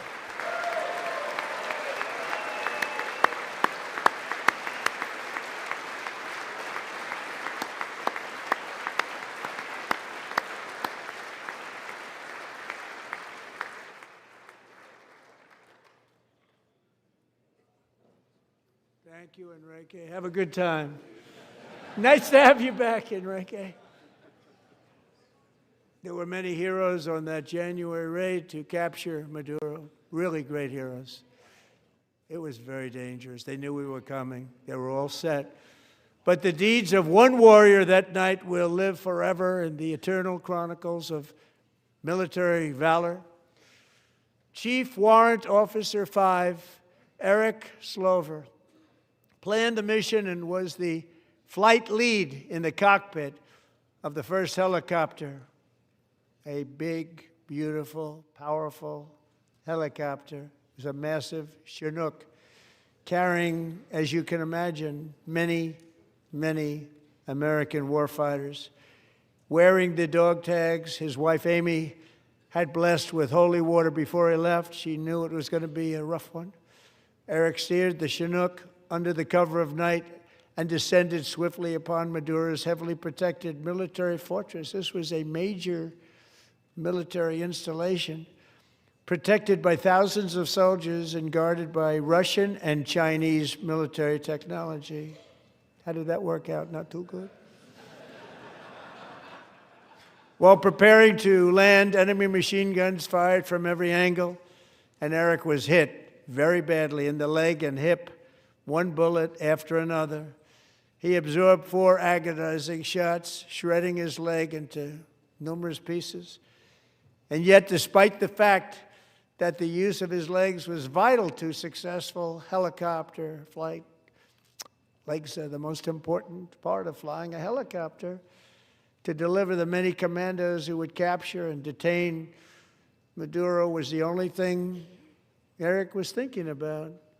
Then, even as he was gushing blood, which was flowing back down the aisle, helicopter lands at a steep angle. The machine gun stood right in front of him. They were right in front of him, two machine gunners who escaped the wrath of the previous planes. Eric maneuvered his helicopter with all of those lives and souls to face the enemy and let his gunners eliminate the threat. Turned the helicopter around so the gunners could take care of business, saving the lives of his fellow warriors from what could have been a catastrophic crash deep in enemy territory. Only after safely landing the helicopter with all the warriors aboard in the exact right spot, which was vital to the mission. We probably would have had to maybe cancel the mission if that didn't happen. Eric told his co-pilot, also wounded, but not as gravely, to take over. I'm about ready to pass out. The success of the entire mission and the lives of his fellow warriors hinge on Eric's ability to take the searing pain. It was unbelievable what's happened to his legs of the bullets and keep on flying and landing, and people knew what was happening. Everybody in the back of the helicopter knew because they saw the blood pouring down the aisle. Chief Warrant Officer Slover is still recovering from his serious wounds, but I'm thrilled to say that he is here tonight with his wife, Amy. Eric and Amy, come on in.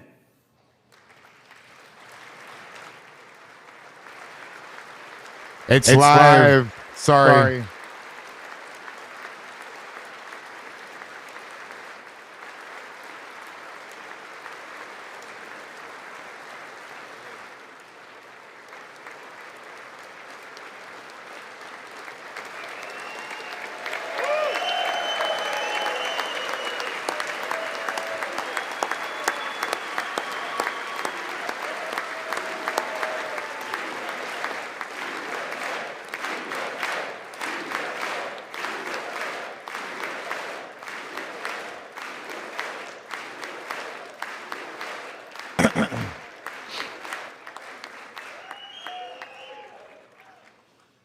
So we have a surprise for Eric and Amy.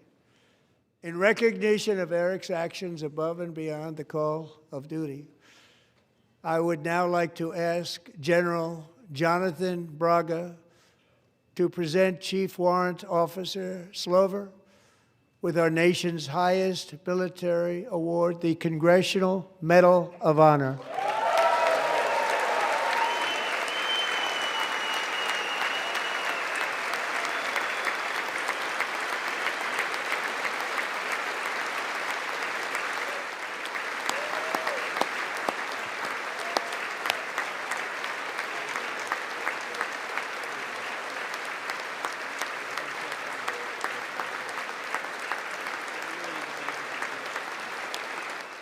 Wow.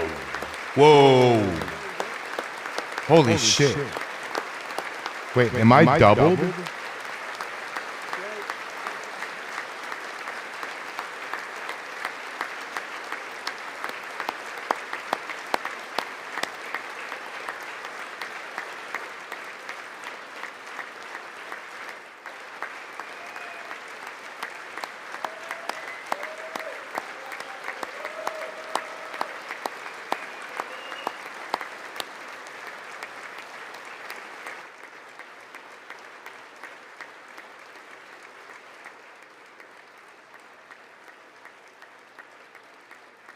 Well, thank you very much, Eric and Amy.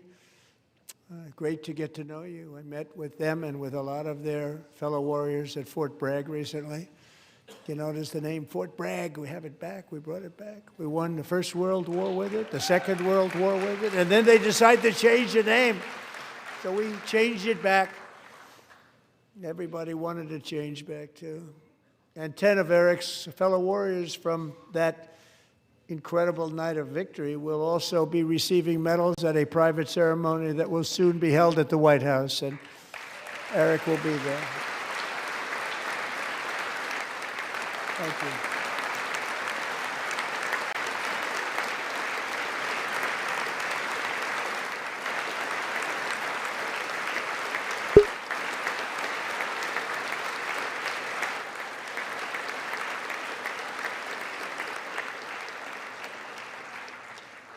Thank you, Eric. That's a big one.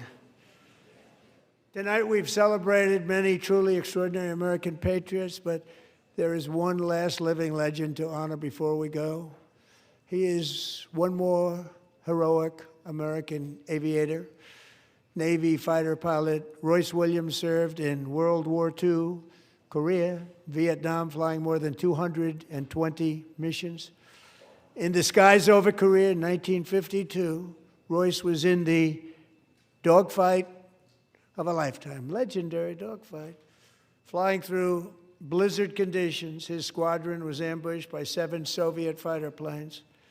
It was his first aerial combat of the war, and despite being massively outnumbered and outgunned, Royce led the takedown of 4 enemy jets and almost destroyed the others, vanquishing his adversaries while taking 263 bullets to his own plane and being seriously hurt. His story was secret for over 50 years. He didn't even want to tell his wife, but the legend grew and grew. But tonight, at 100 years old, this brave Navy captain is finally getting the recognition he deserves. He was a legend long before this evening. Royce, please stand up, and I will ask the First Lady of the United States to present Captain Royce Williams with his Congressional Medal of Honor. He was a legend long before this evening. Let's go, baby. Thank you, sir. Thank you for everything. That is a real man right there. Hell yeah. I'm echoing. I'm trying to fix it.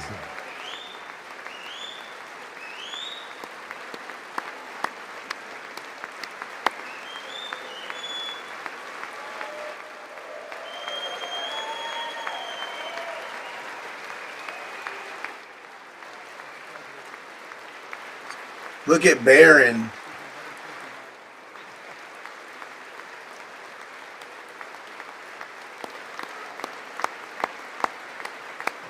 That's going to be our president one day. He's going to be a G. He's got a future for sure.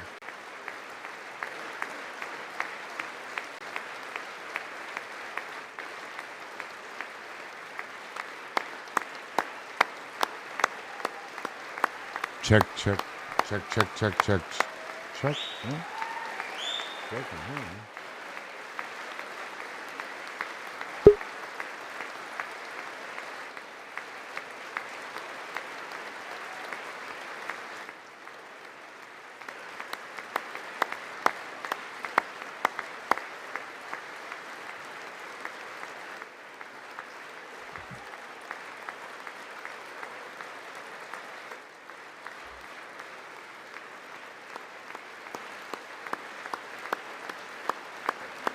I can see you again.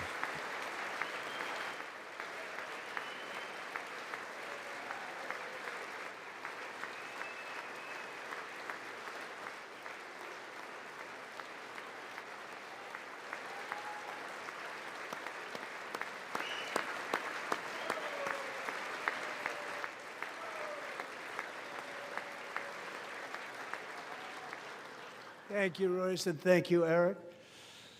I've always wanted the Congressional Medal of Honor, but I was informed I'm not allowed to give it to myself, and I wouldn't know why I'd be taking it, but if they ever open up that law, I will be there with you someday. But you know, that's our highest honor, Congressional Medal of Honor, and that's a big thing, and it's an honor to be in the same room with you. Thank you both very much, Eric. Thank you. Check. Can you hear me now? You can hear me?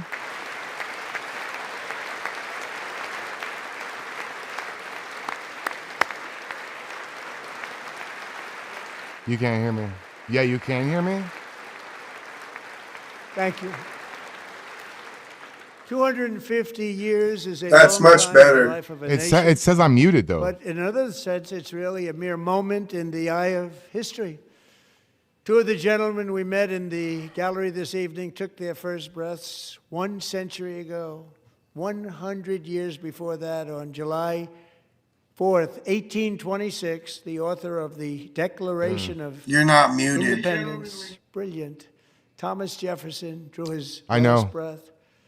Just a single long human lifespan separates the giants who declared and won our independence from the heroes who stand among us tonight. Everything our nation has done, everything we have achieved, has been the work of those few great lifetimes. In those brief chapters, Americans built this nation from 13 humble colonies into the pinnacle of human civilization and human freedom, the strongest, wealthiest, most powerful, most successful nation in all of history. Americans ventured out across the daunting and dangerous continent. We carved paths through an unforgiving wilderness, settled a boundless frontier, and tamed the beautiful but very, very dangerous Wild West. From empty marshes and wide open plains, we raised up the world's greatest cities. Together, we mastered the world's mightiest industries and shattered history's monstrous tyrannies. And we liberated millions from the chains of fascism, communism, oppression, and terror. Americans lifted humanity into the skies on the wings of aluminum and steel. And then we launched mankind into the stars on rockets powered by sheer American will and unyielding American pride. We wired the globe with our ingenuity. We captivated the planet with American culture. And now we are pioneering the next great American breakthroughs that will change the entire world. All of this and so much more is the enduring legacy, unmatched glory of the hardworking patriots who built and defended this country and who still carry the hopes and freedoms on all of humanity's backs. For years they were forgotten, betrayed, and cast aside. But that great betrayal is over, and they will never be forgotten again. Because when the world needs courage, daring, vision, and inspiration, it is still turning to America. And when God needs a nation to work his miracles, he knows exactly who to ask. There is no challenge Americans cannot overcome, no frontier too vast for us to conquer, no dream too bold for us to chase, no horizon too distant for us to claim. For our destiny is written by the hand of providence, and these first 250 years were just the beginning. From the rugged border towns of Texas to the heartland villages of Michigan, from the sun-kissed shores of Florida to the endless fields of the Dakotas, and from the historic streets of Philadelphia to right here in our nation's capital, Washington, D.C., the golden age of America is upon us. The revolution that began in 1776 has not ended. It still continues because the flame of liberty and independence still burns in the heart of every American patriot. And our future will be bigger, better, brighter, bolder, and more glorious than ever before. Thank you, God bless you, and God bless America. More Tommies, less commies. Even the Democrats had to stand up for a Medal of Honor winner. You know? God bless our veterans. Thank you, Ghostface.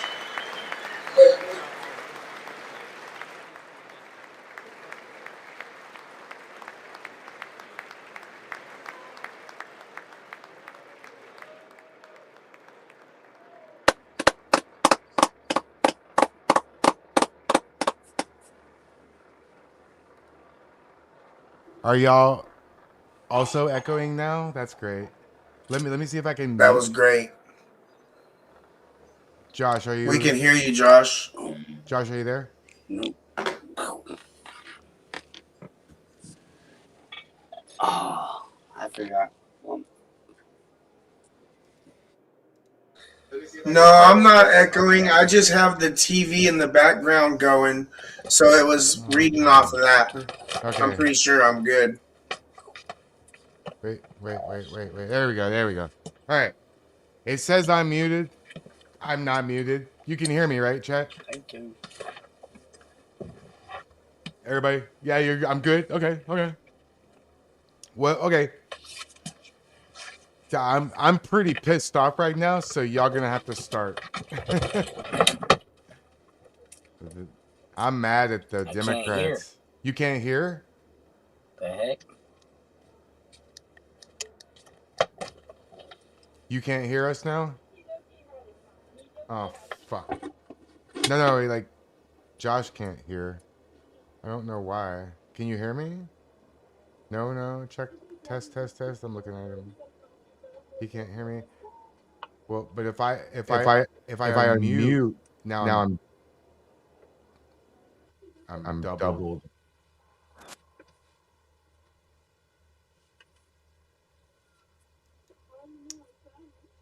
Let me see. Okay, wait. Let me stop sharing. I don't know what the hell happened. My stuff just started fucking live TV. What the heck? You can't hear anything now? Oh my god, yo. This is retarded. Hold on. No. Can you hear me now? No. Hold on. Can you hear me now? Can you It's weird. can you hear me? I can hear you on my TV, but not on my phone. Oh, that's so weird. Can you put it on like low? It's weird. Can you hear me? I can hear you on my TV, but not on my phone.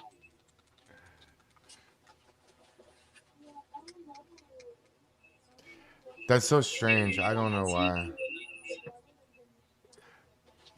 I don't know what the hell the deal is. Sorry, I needed a cigarette. No, it's cool. That's so We strange. I don't know. we might have to. So, what'd you guys think? I don't know what the hell the deal is. Sorry, I needed a cigarette. Josh can't hear us. Oh, I just passed on. We might have to. So, what'd you guys think? Oh my god.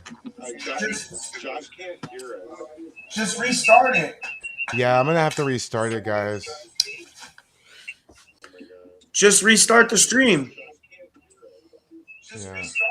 All right, hold on. I'm Hold gonna on. have to restart it. Hold on. I just have to restart the stream. Just restart the stream. The stream yard. Hold on, stand by. Send us another link. I don't Just know, end yeah. it and restart it and send another link. Okay, I'm not gonna stop the stream. I'm just gonna stop the stream yard. Send us another. Okay, hold on. You don't leave. Don't leave. We're still live. I'm just gonna do the stream yard again because I don't know what the fuck. I don't know what the hell happened with that shit. You can hear me, right, guys? Chat. I just need like one person, one trust, like Jess or Polly. Polly's here. Polly, can you help me real quick? Okay. Okay. How about now? And mute the other one. I think you're in here twice. Mm-hmm. Okay, how about now? And mute the Okay, other hold one. on. I think you're in here twice. Yeah. Okay. Hold on. Hold on. Boot out the other profile or something. Yeah. Oh, just stand by. Yeah, okay. It's boot out the other profile or something. People. Boot out the other profile or something.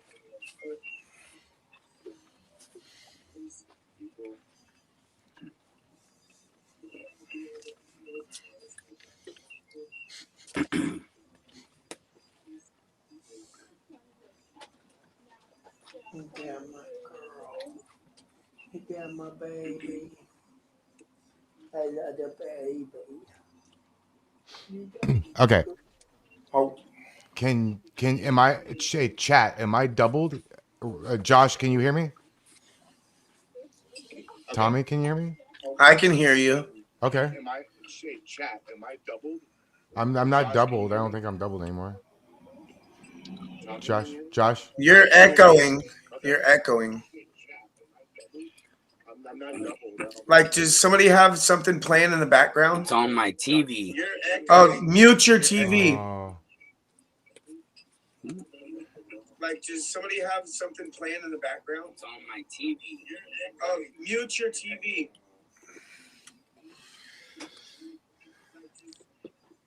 Okay, can you hear me, Josh? Now I can't hear you.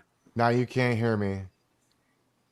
Hey, you know what? You know what? Why don't I remove you and you click? Oh shit! I can't even tell him this.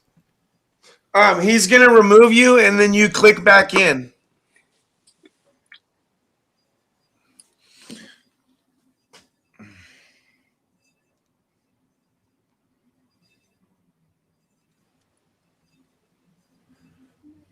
Can you hear us now? Oh my god, dude, this is stupid. It's got to be something on his end because we didn't do anything differently. Is his phone? I don't know. Hey, what if he has to close it down and he has? Wait, let me message him on X. Hold on. Because I still had more. Man, can you call Marissa and tell him to just exit out and come back in? Yeah. And then turn his phone volume all the way up. Sorry guys, it's live. It happens. There's 400, first 500 of you hanging out with us. Sorry about that. I still have more plans, so I wasn't fucking done yet. So while we're waiting, we can talk about it. Tommy, what do you think about the speech? I'm pretty pissed off about the Democrats, but yeah, we expected it. You know, we expected it from the Democrats. Actually, I don't think exit out. They want you to exit out, and did you already do all this? And they wanted you to exit out, and then make sure you turn all your phone all the way up, and then go back in. just click the link. It is all the way up. Tried to Coaster Fish, where's your interview segment video? Send me a link to your channel so I can see how to make sure I watch you to see how you do it right. Yeah, I think he did great, you know. And you know what? He doesn't go off of a speech. Like, I'm sure he has like bulletin points for what he wants to cover, you know, but you could tell that's not something that's wrote down, that he's just script reading, you know what I mean? He knows, he retains everything, you know. And he can articulate himself. And I've seen somebody in the chat say, "Oh, well, at least he can stand up." Can you hear us now? Yep, we're good. I fucking love you. All right. So yeah, he wasn't going by like a speech, and he was, you know, that's what we need, is somebody who can retain all this shit and organize it and actually go after it, you know. And he was shitting on the Democrats. That was great. He was laying into them, and they deserved every bit of it, you know. Hell yeah. Yeah, I'm surprised that he went after him directly like that. I haven't seen him do it like that before. Yeah, I think it was great. Well, they're making it blatantly obvious that they don't support America anymore. They support foreigners. They support illegals over Americans. You know, we need to be America first, you know, and Trump is. I don't agree with all of his foreign policy. Like, I don't agree with sending money to any other country. But for the most part, Trump is America first, and he's trying to fix America, you know? Yeah. What'd you think, Josh? I thought it was pretty good, you know? I mean, he was really just laying into him the whole time. Like, it just cut to him, and they're just, like, trying to be stone-faced, you know? But, they're just, like, shaking in their boots. Yep. That's right. Yeah. I can't believe they weren't standing up for anything. They didn't clap. They, you know, like that. It's shameful. It's disgusting. Yeah. When he just said it straight up, when they didn't stand up and he just calling it out straight up, I was like, yes. Yes, sir. Get them, boys. Call them on their bullshit. Yeah. That's what I love about Trump. He don't have a filter. He's gonna say what he wants to say, what's on his mind, what's happening. He's gonna just say it. Yeah, I had a few things already queued up, and I have to redo the cues. So, um, just I need like a minute, maybe All like right. not even a minute. Uh. Hey, what do you guys? Okay, what do you guys think about the controversy with Cash Patel celebrating with the U.S. hockey team when Man, they won? he's not allowed to celebrate. What the I fuck? don't get Yeah, like what? That like it doesn't make no sense, right? yeah. I don't think there's any big deal about it at all. And wasn't he up there for to interview or for some kind of meeting already? Like he wasn't there just for that hockey game. He wasn't there just for to be out there celebrating. You know what I mean? So I don't see the problem with it at all. I keep seeing all these clips on X where they're like, "Oh, he's just partying." That's the first time I've ever seen Cash Patel out drinking or celebrating anything. You know, it was kind of weird to me.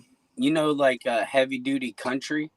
You watch Yeah. him? Mm-hmm. He has the shirt that says like not a crackhead or some shit about Cash Patel. I'm like, that's funny as hell though. And he's got that wide-eyed look though. He has He's beady like eyes. deer in headlights type of. Like, oh shit, what's gonna happen next? Oh man, that was really good, dude. That was really good. I liked it. I knew it was gonna be entertaining. That's for sure.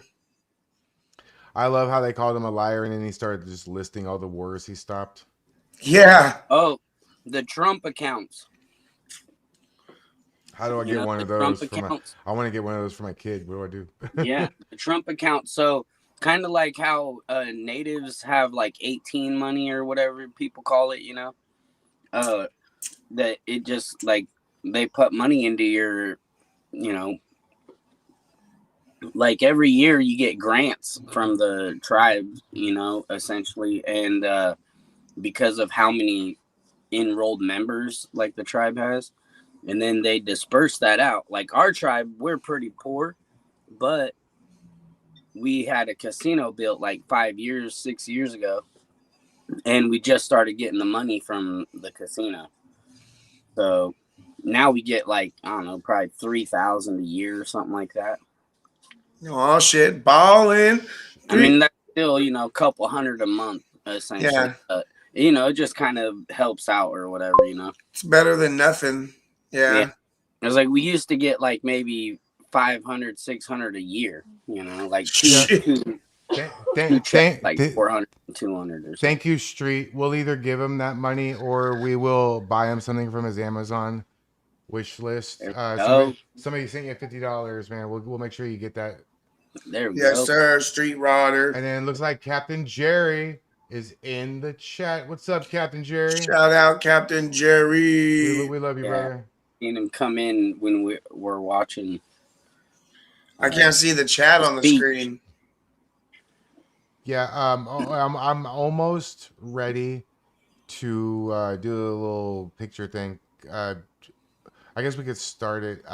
So if you watched last week, Josh, what I'll do is I'll throw up a picture and you just give me your immediate thoughts about what you're gonna see. Okay, I won't say nothing. Some it's not gonna be the same every week. Some of it's gonna be new. I think I do have a few brand new things that Tommy has not seen. I just wanted to show a few little snippets here. Okay, all right. I think that's good. First of all, put the chat up on the screen so we can see it. No, because it'll cover Josh. Never mind. I'll just use my phone. Go ahead. Oh, you mean like the super chat? Like I can put this. No, not the super chat, just the chat. Well, I can like click on them like this, and they'll go. I can put this like on top right here. I can whichever ones that ask questions, I'll put them up there. Yeah, do we get to play too? Well, you're not here on the mic, so you can play in the chat though. All right, yeah, we can Yep. play in the chat. So, did you know? And I know they mentioned it. We talked about it a little bit earlier, but did you know that in the '90s, Donald Trump had a black girlfriend? Can you see the I don't. screen? Can you see what I put up? I saw the thing come across like the chat, but I never knew that. And Yeah. Look, you can see the picture. If Can you should be able to see it on your phone. You see it? Okay, I just want to make sure when I put up a picture, you say, okay, cool. So yeah, in the '90s, he took her to red carpets. He took her to all the special events he did, and he's Donald Trump, so pretty expensive taste. You know what I mean? well, I'm like, was it like an actual like his girlfriend? Yeah, or... they dated for over 2 years. Oh, okay. Hell yeah. That's crazy. That's and people call him racist.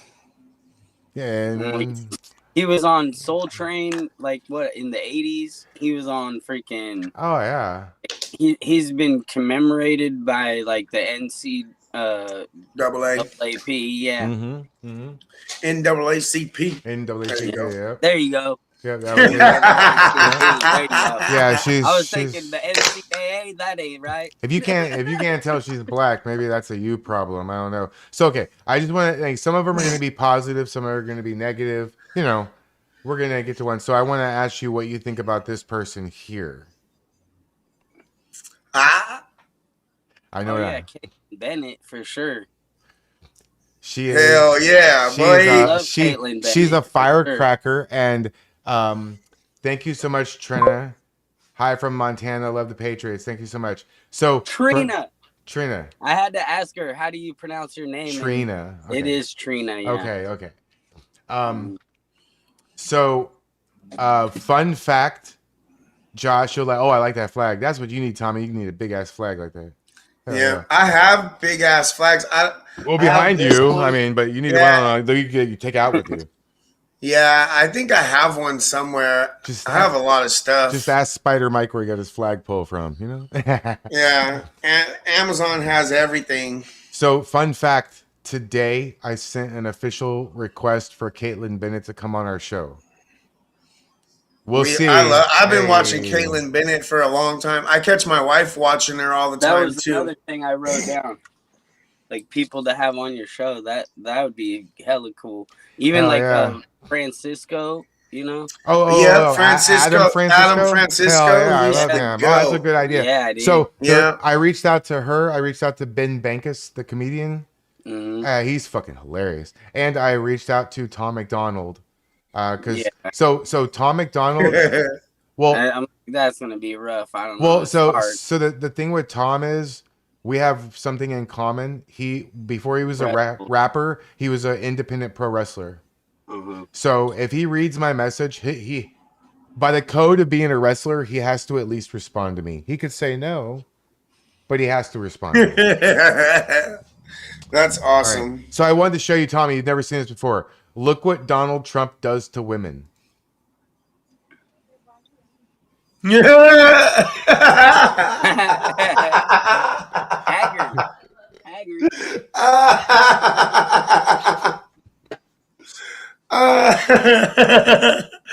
that is hilarious. Look, Kamala looks shit-faced in that one right there. Holy cow, bro. She looks tore back like she just drank a bunch of Jack. And that doesn't even look like Hillary. What the hell? No, she looked like she done aged like 50 years since Trump became president. You know? Yeah. Now, you know, Josh, she's worried because she's worried she's going to go to prison. Right. Josh, are you familiar with Ben Dykes? Josh, you know the Ben Dykes show. He sort of does like a rush. He said Dykes. Ben Dykes. He sort of does like a call-in show in the mornings, like Rush Limbaugh used to do. He has a golden mic. Tommy, he was interviewed by Tommy like a couple weeks ago. Yeah. Well, no, I was interviewed by him. Oh, that's what I. Yeah. Yeah. That's my minor dyslexia. coming back He's to a he's a veteran, you know, and Yeah, I saw it. he buys guitars and does a bunch of work for veterans. So He does a lot. He what does now? a lot. Now I don't want to speak too much about it because I don't know all the details and I'm gonna fuck up something, but he is literally creating a small little subdivision type housing development for homeless veterans. That's awesome. I might actually try to fly out there for the opening because I can see myself totally going to something positive like that, no problem. You know? Yeah, I would be down to do that. I'd like to find out when that is, and hopefully I can go. Like April maybe. You might have to get permission, but they should grant you permission for that. Come Well, on. hopefully I'll be done with it by April. Oh, well, that's true. So, Ben Dykes has had some info. Before that, please. Right. Yeah. Ben had some inside information because he has an in the government in the White House, and he said that the Democrats have already picked their next ticket. It's going to be AOC and Kamala, or Kamala and AOC. No way. That because they said that who's going to get the woman black vote, Gavin or Kamala? A drunk and a bartender. Yeah, a drunk and a bartender. Walk into the White House. God, are you serious? You can't make this shit. I mean, That's what she's gonna look like every night before she goes home, leaving the White House. She's gonna look just like that. Kamala is. AOC's gonna be in there mixing up drinks. Like, what do you want? What do you want? I can make it. You know. Hell yeah! Shout out to Ben. We have to work out the logistics because Ben did a show tonight because of the State of the Union. But Yeah. we are. I've already talked to him. He's already said yes. We are going to have Ben Dykes on our show, and I think having him on with someone who can really throw down like BC Preacher or even maybe Chad. If we could get Chad, I don't know if we're gonna lock Chad in, but if we can get two guys like that, that would be so awesome. I'd like to invite. I'd also like to try to get that David Medina in with a guy like Chad, somebody who can really get to the brass tacks of stuff. I mean, have you watched like Conservative Vibes? Yeah. Mm-hmm. I was like, he would probably go on the show or even just send a video in or something, maybe. Yeah, that would be cool. Oh, I could have like video submissions. That might be pretty cool. Then I was Simp Saver Sam. He wants to come like over to Portland and stuff, but you know he's from England and stuff. Yeah. Okay. Emmy. And then Freedom Compass. We love Freedom Compass. Yeah. Oh yeah. He messaged me today. Actually, shout out to Freedom Compass because he got requested to do an interview with Zach. Zach X. Yeah, Zach X. That's what I was gonna say. Zach X and Jay. And we're gonna have Zach on soon. He literally, Freedom Compass literally called me today and handed it right to us on a silver platter. So thank you so much to Freedom Compass. Thank you so much. And he's gonna continue his channel, guys, but he's stepping away from politics. Yeah. It's all good. So it is what it is. Okay, next one. So my question to you is she doing a good job? It's who? Oh, there's a little delay. There's a delay. Yeah. Do you think she's doing a good job? Mm-hmm. It's okay. It's okay to say no. That doesn't mean you don't support Trump or you don't love America. Our side has the ability to do that. She's definitely not doing as good a job as she should be doing. She's not doing enough. More arrests. So, yeah. I mean, I don't like to talk shit about people really or anything. So if she's doing a bad job, she's doing a bad job. Fuck her. I mean, that's what I feel. I mean, if you're not doing it right, I'm for she can definitely do a lot more and do. There's better. lots of threats and all this, but we don't see no actual arrests. We don't see no. I live in the United action. I live in the United States of America, not the United States of Pam Bondi. Yeah. If she's doing a bad job, get the fuck out. Just like what's Marjorie Taylor Greene? Get the fuck out. Yeah, that's crazy. Yeah. I mean, before I would have never expected her to turn the way she has. So I want to ask you, Josh, why do people complain so much about her? I'll wait till you see it. Yeah. Why you see her? Yeah. Okay. The press secretary, Caroline Levitt, how come everybody complains so much about her when we had this? Yeah. Right. The fuck is this, That's Gotham City? What the fuck is going on? Yeah, that's pretty ridiculous. I mean, I'm sorry, but isn't she like 27 years old or 28 or some shit? And she like really fucking young.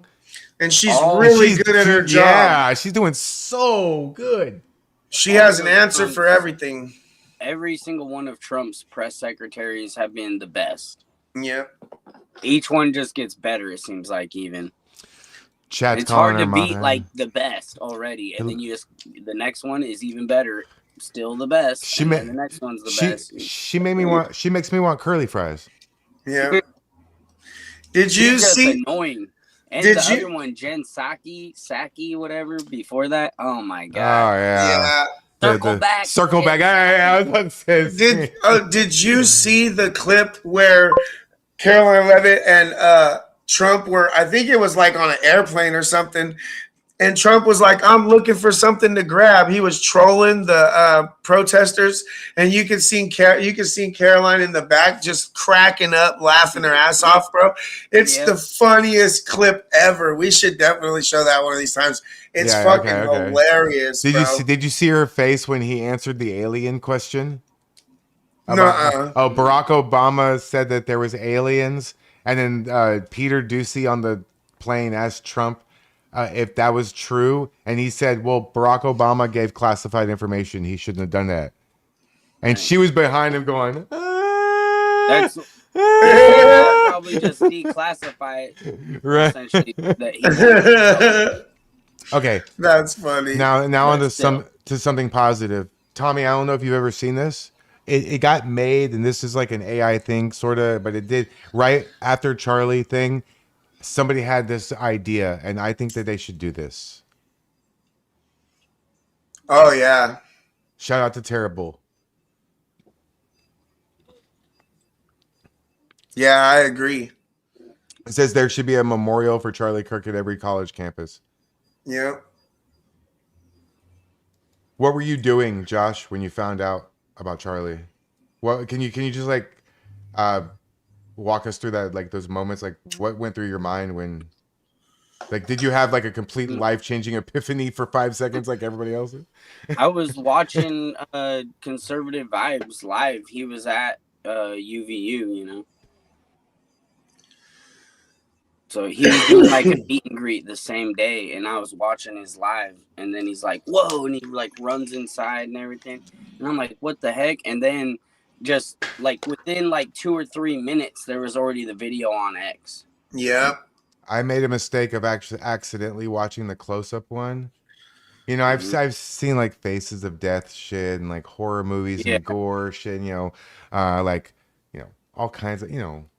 Yeah. But that's Rotten.com. that's probably the worst video I've ever seen in my life. Worse than Daniel Pearl getting his head chopped off. That one right there, and then that's why it infuriates me so bad when people say, "Oh, he's still alive," or "Oh, this." I'm like, "Oh my god, bro." We are Charlie. That's I watched his head all explode. felt like we knew him in some way or something, or he did something for us, or you know, he was our voice. He was the nice one. You know what I mean? So Josh, Yeah. I don't know how many people, I guess my chat does know this. I've doxed myself before, but my name is Charles. I've never been cool to be a Charlie before now, but I guess it is. It's a pretty cool name to have now. But what do you think about that whole Candace Owens situation where she's like going like conspiracy theory nutsoid over this? Do you agree with her in any way? I haven't really watched her in a while. I mean, but like I don't. It's hard to watch her now. It's hard to watch her. I don't agree with like some of the stuff she's doing lately, but you know, I give everyone like their chance. Everyone's a little bit of a lunatic, you know. Thank you for the cash all the app. cool people, you know what I mean? Ginger Shepherd, thank you for the cash app. You're awesome. So I give everybody a chance. I don't really like hold it against her that she's a little bit crazy. You know, I think all the cool people are a little bit crazy. No, I give everybody a chance, and I don't really know this next person very well. I recently kind of got introduced to her and we had a conversation, and she actually came into my stream a couple times, and I don't really know what to think about her, but then I watched the other night and I got to be honest. Not really a fan, guy. I just got to be honest. Like, she's what the fuck? like, What the fuck is this lady? actually Is she in charge or some shit? Are you sure it's a lady? Ooh, I think that No, she's, I'm like, not. definitely like an informant or something for sure. How- And There's she's something been wrong with her. for a long time. Like, there's evidence that she had she did a march against Trump back in 2016, so that's way before January 6th. So you think she was a plant in January 6th to make it worse? Yeah, Like, for sure. They already said that they had like 270 federal Feds, agents or yeah. whatever.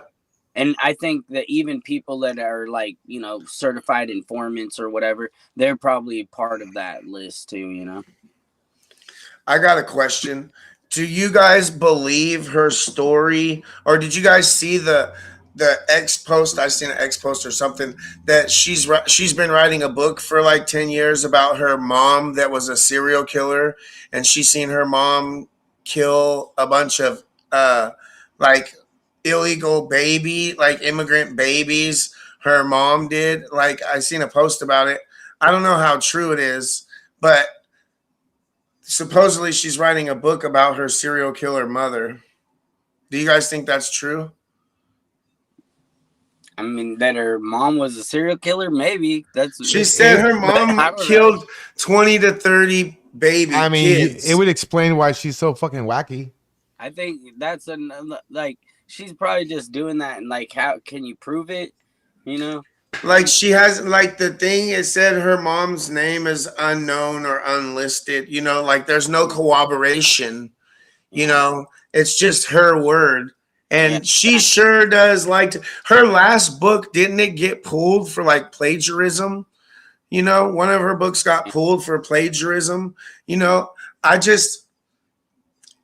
I think she's looking for sympathy. I don't know if it's true, and if it is, I don't believe that it really is true, Yeah, I don't believe it, really. I don't know. I think that the older people that are out there, like her and Richard and Spider Mike, they're trying so hard not to become Wheel of Fortune watching old people who don't have any friends and don't do anything. They want to, especially her. I feel like she just wants to grasp onto her youth so much. She's dying to just, let me attach myself to these young. Why the fuck would somebody who is like 65 want to hang out with somebody who's she's like 70 or 70? Okay, why would she want to hang out with Maceface? The fuck? Yeah. What the fuck? There's something wrong with her. I swear to God, I don't know.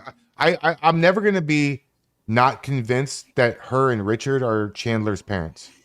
I heard that her and Wider Mike are the new hottest Antifa couple. That's why Wider Mike's always with her. What's worse, fucking her or fucking him?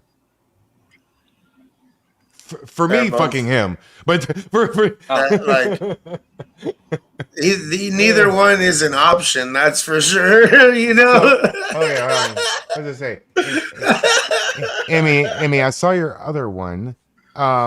Jeremy Roberts is the Patriot who got the win against Pam today in court. You should have him on. He's been fighting. Okay. Yeah, Jeremy Roberts is great. I was just talking to him in the space earlier. I'm so happy he won the case. Yeah. Well, let's try to get him on there. I mean, let's reach out to him then. It's so easy because everybody already knows you, Tommy. That's good. Yeah. And I mean, I met Robert a few times, and Jeremy. I've met him quite a few times, and he's a good ass dude. So I'm glad. Josh, is this your Cash App? Yep.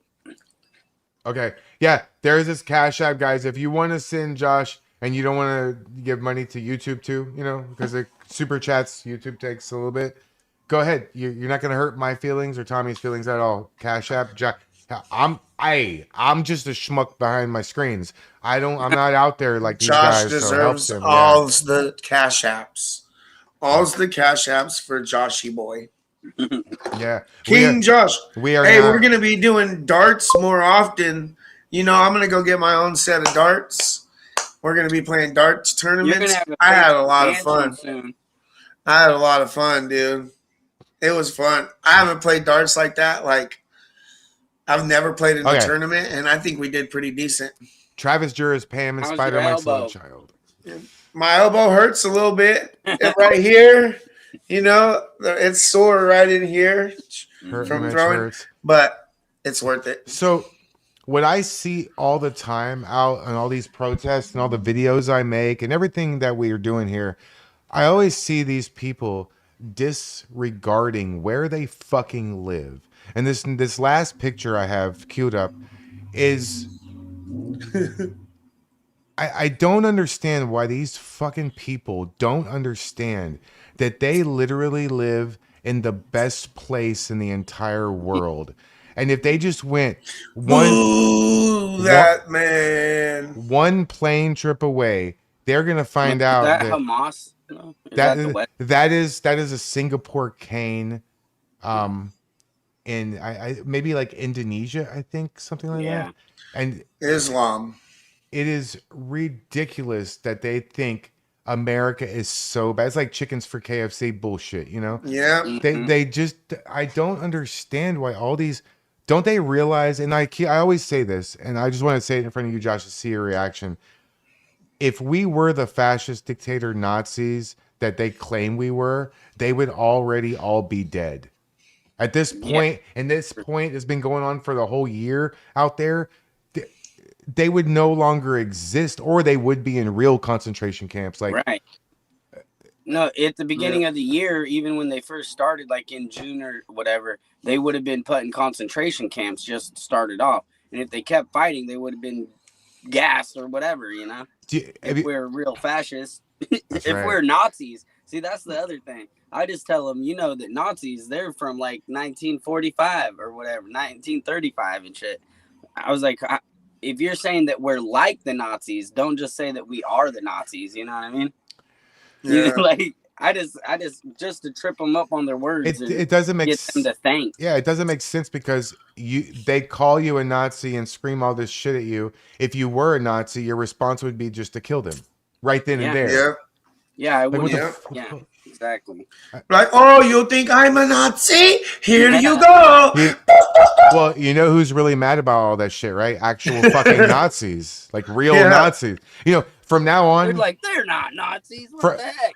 From now on, you know, I'll show you what a Nazi is. They've removed the meaning of all these words. So now if somebody calls me a racist Nazi, I just fucking agree with them because they don't expect you to do that. And then what? They're like, yep, I'm a white male. You're right. That's right. I say, oh, if enforcing my border laws makes me a Nazi, then I guess I'm a Nazi. You know, you can say whatever you want, like, whatever. But every country has border laws and every country enforces their border laws. That doesn't make every country Nazis. You know what I mean? Mm-hmm. Like it just their logic is flawed big time.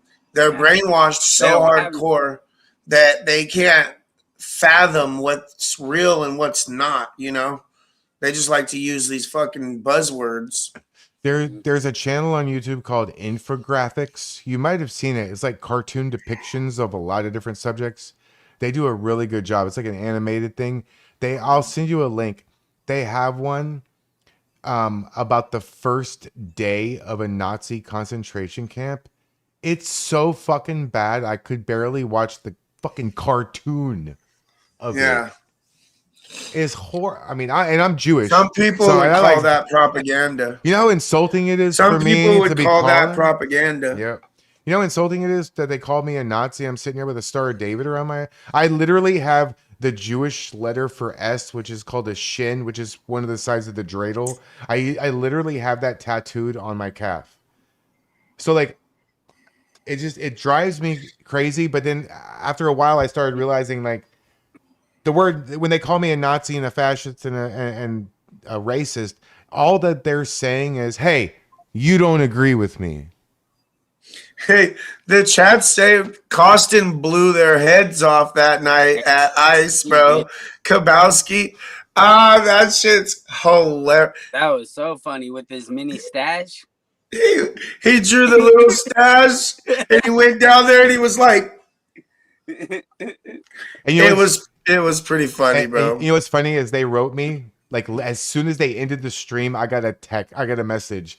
Hey, we did not mean to offend you. We're so hey guys, look, I got thick fucking skin. Yeah, if you get offended by that, then you're very soft-hearted. You know, you're very like the fan sensitive. Look, Josh, my wrestling gimmick is David Starr, like the Star of David. I did a Jewish character. The fans used to literally throw quarters and nickels and shit at me. Wow. They're not like hard. Yeah, like trying to hit me with them. Fuck yeah. You were promised this 2,000 years ago. Here, mother. Yeah, they're not going to offend me. You got at least we do dollar quarters, you know, not the quarters. But well, no, I mean, like I'd make an extra $6-7 on my match just from the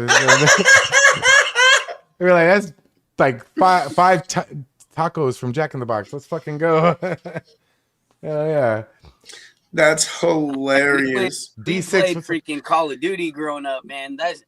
It was way worse in the Call of Duty lobby than it is. Oh my god. Hey, Tommy, check this out. D6 right here. This guy, he was the owner. This is a friend of mine, okay? He's the owner of the NWA promotion that I was a part of. This guy right here. Yeah. He knows. I stopped wrestling to go pick up all the fucking money because I'm a Jew. That's you're damn right. You're damn right. He had a little coin purse pocket. He had a little coin pocket in his fucking. Okay.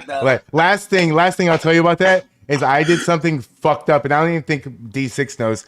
I used to hide pennies and nickels and quarters all in my wrestling gear. So when I hit the mat at different times in the match, money would just pop out of me. That's funny. Bro, that's playing the part for sure. Did you wear one of those little No, I didn't want I like didn't. Myron Gaines was wearing in yeah, one of his videos the other day. No, I didn't. Like the big Russian hat with the pearls and that. Yeah, that shit was. Oh shit, bro. Stop.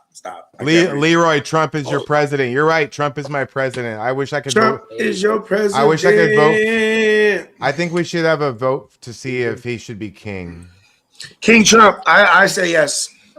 Did y'all know? Did anybody notice how they trolled the whole liberals in Saudi Arabia by treating Trump like royalty and like giving him like a crown and shit? Yeah, they rolled out the red carpet and everything. Like it was crazy.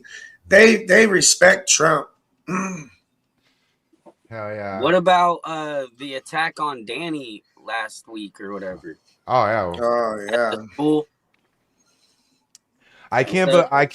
I don't know how the patience.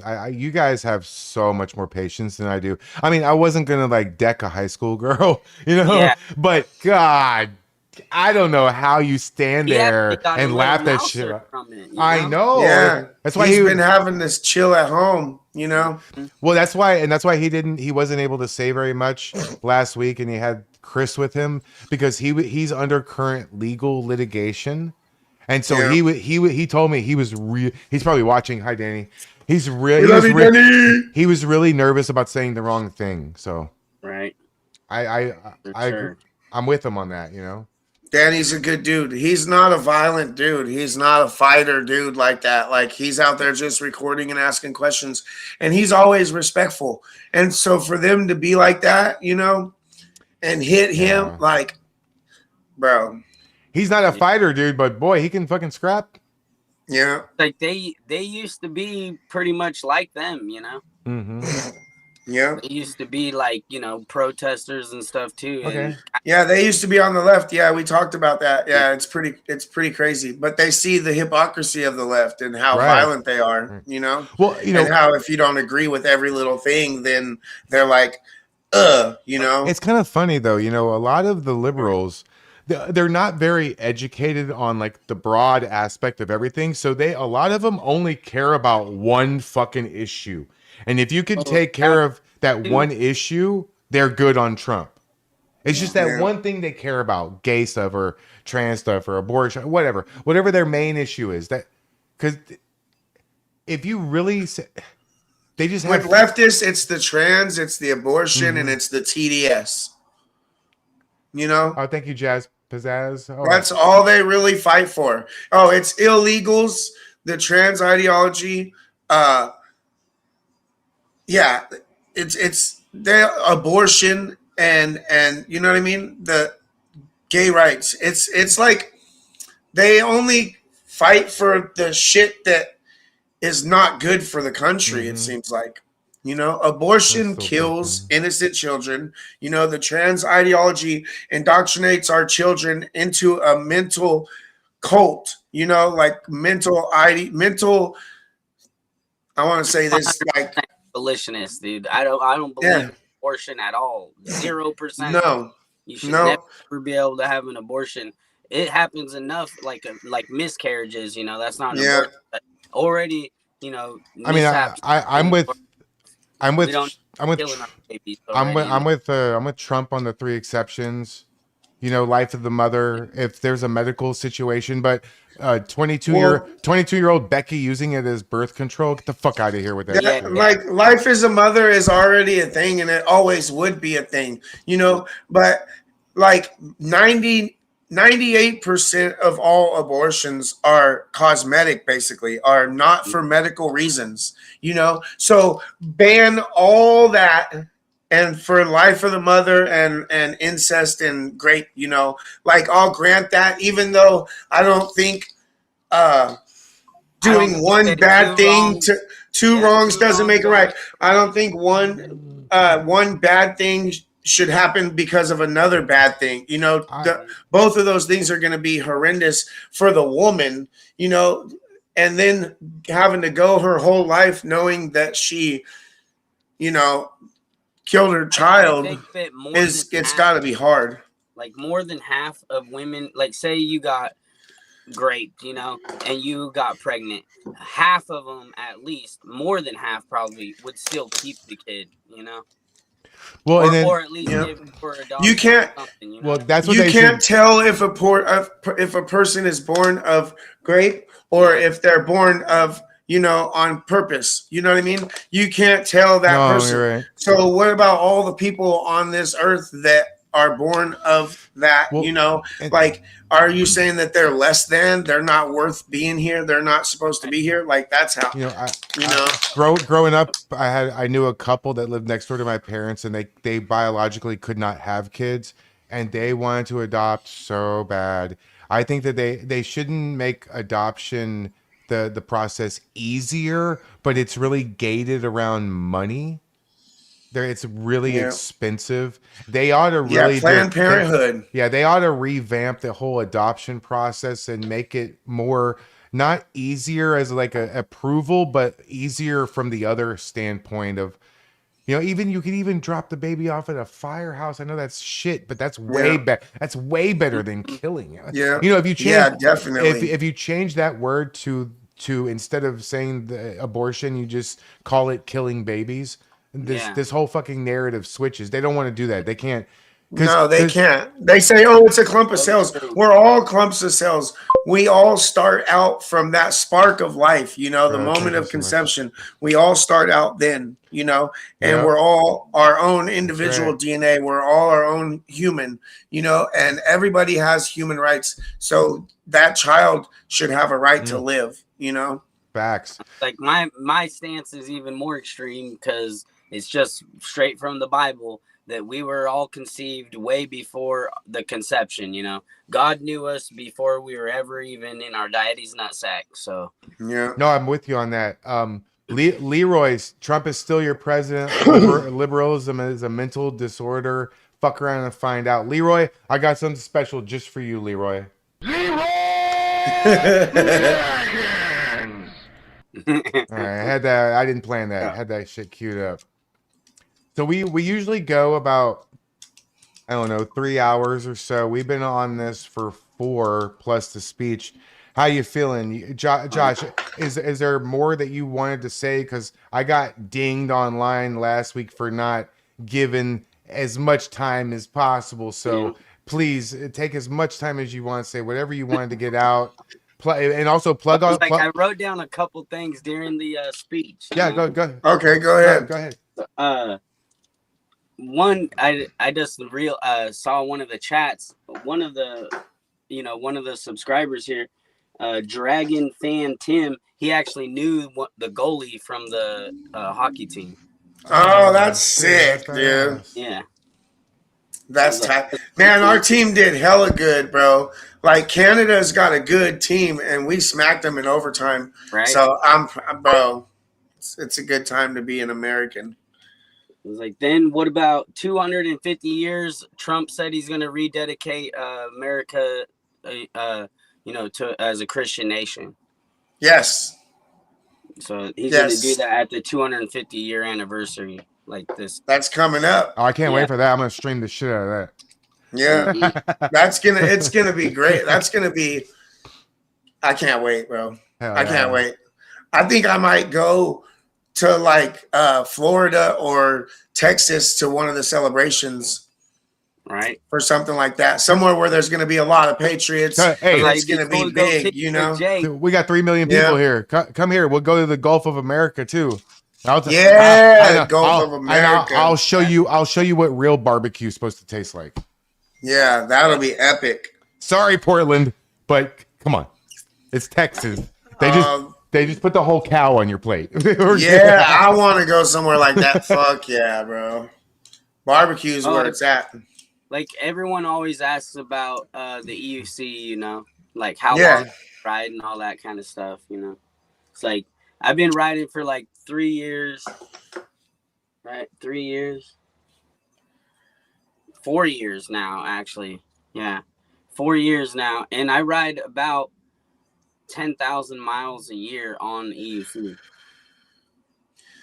Yeah, he's a savage on those things, because I went with him not too long ago just for maybe 5 or 6 miles, and my legs when we got done were burning, and he was like, that's just a start for me, it's fun, especially when you got all the gear on, helmet and elbow pads and chest pad. You feel a lot more safe when you have everything, knee pads. And it was hella fun. We went all the way around the river and shit. I can see why he likes it, but you definitely got to get used to it in the legs. This motherfucker got some strong ass legs, I'll tell you that much. Gots to riding that thing all the way from Salem to Portland. That's a long fucking ride, bro. Yeah, and back, I don't see. Came all the way up.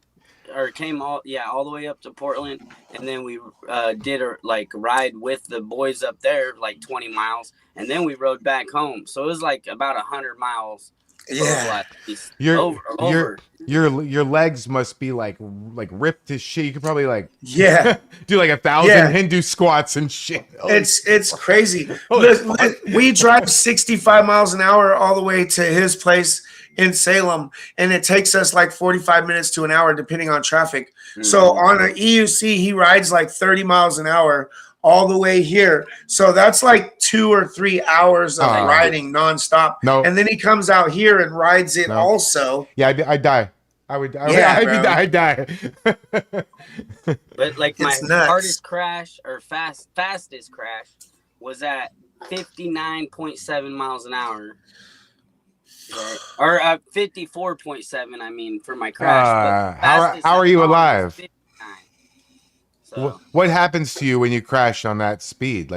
Did you launch? You just slide. You slide. Yeah. He said his lower speed crash was worse than his high speed crash. Yeah. Tell him about the low speed one. Because you hit, you don't slide. right? Is that why? Yeah, my worst crash ever was Thank you, literally Leroy. just jumping up a curb and landing in like soft kind of grass or mud or something, and the wheel just spun out underneath me, and it's like my leg was kind of caught in the pads, so it just spun around my leg. I tore my LCL. Oh, yeah, because your legs are Oh. kind of like almost locked in, especially with the sticky grips. Your legs are almost kind of like locked into the pads because you have to be able to lean forward and backwards. So when you're falling, you have to be able to pull your legs out, you know, and if you don't have time to do that, you can really get fucked up. Yeah, serious. Yeah. But it is a good rush. It is fun as hell. I'm not gonna lie. Like you have to fully commit. You just have to, yeah. you know, otherwise if you don't fully commit and just go for it, you know, then you're probably gonna fuck yourself up. Same thing with some, same thing with some wrestling stuff. If you don't fully commit, you're gonna break your neck. Yeah, exactly. Yeah, it was like that with skateboarding with us, you know, like because I liked skating, street skateboarding, you know, so stairs, ledges, loading docks, like drops and shit. Like you know what I mean? acid So if drops. you're not committing to it and you're not like trying to actually commit to it, that's how you get the most hurt. Because if you're landing on your skateboard and still going, that's the way you're going to get the least hurt. But if you're smacking the ground over and over because you're not committing, that's how you get hurt. You know what I mean? It's like Captain. So you just got to be able to commit. That's what Captain Jerry was doing, acid dropping off the curb. Yeah, he was. He did. That's a messed up situation, dude. Like I watched. Oh, what do you think about all that? They tried to say he was running into people. You could see him dodging them over and over. He had his own. I talked to him. He said he mapped out a pathway, and he on was, the sidewalk. You could see him like twice or three times. He was literally doing the same path. And that over and over. And at the very end, you could see, because I did like a whole deep dive on this shit. I don't know who it was, but one of those clowns stepped in front of the end of the ramp off the curb. What the fuck is he supposed to do? Yeah, and he had to go off the curb. Yeah, it was like the last time he went around, he had to go all the way off the curb. He was like, doo-doo, doo-doo, doo-doo. Four-wheel Jerry. Yep. Four-wheel drive Jerry. I fucking love Jerry, dude. See that's the thing. Yeah. Not a one of them tried to help him. Instead, they taunted him. That tells you who they are. Yeah, they're not going to help anybody, bro. They're. Dude, I don't even think they would help each other. He's faking it. Mike was proud of what he did. Fucking losers, dude. I was told. Bad, pathetic losers. Who told me? I think I don't want to speak out because there's like 800 people, but. One of the Shanes, I think, told me that Mike saw Jerry riding around and went and specifically got the flagpole to go confront. He targeted him. Yeah, he walked through. You see him walk 3 or 4 steps in his direction, like into the road, into his direction, and purposely confronted him. That's it. Yeah. Yep. It doesn't matter if he was going around saying peaceful protest or not. They have to keep the sidewalks clear. They seen he was going around. They could have stayed out of his path. You know what I mean? Let him do his little circles, his loop-de-loops. That's his neighborhood. He lives right there. He's allowed to. If anybody's allowed to do that, he is. You know? And so, yeah, no, fuck that. Fuck them. Fuck every one of them. I'm just really happy to know that we raised like $500 for Captain Jerry, and he bought himself a medical lift to help him get up and down. Good. That makes me really. He's the one that told me that. That makes me really happy. Gary, you missed that we watched the video. You just have to go back on the VOD and look at it. But yeah, RAWTACTIX is the one that headbutted the guy. Yeah. Hell yeah. I've actually been knocked out in the ring with a headbutt before, and it's not fun to get fucked up with a headbutt. That's a hard. Your skull is hell hard. It's and he's a hard-headed motherfucker too. And that's not his first headbutt. I think I've used a headbutt like once or twice in my life. It seemed like he might have used probably like 10 or 20.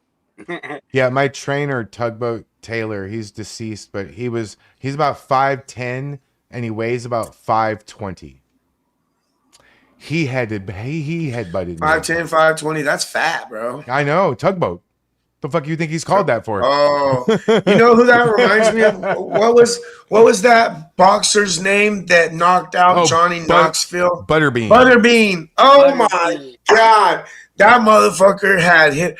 Bro, I can't believe he took that beat down like that from Butterbean. Like, oh no, bro. You know, That dude was a hitter. And he was in his prime at that time. You know, Butterbean's Prime all time, fucked Alex up. Stein. Butterbean's all fucked up. He couldn't even. Yeah, I know. And so he got a hold of Diamond Dallas Page, that DDP yoga thing. And you know, we in my stream like 3 nights ago, I don't know why he decided to just get it, but in like 30 minutes, we got Captain Jerry to go buy DDP yoga. He's gonna start doing it. Let's go. Oh, good shit. Hell yeah. Oh, that's awesome.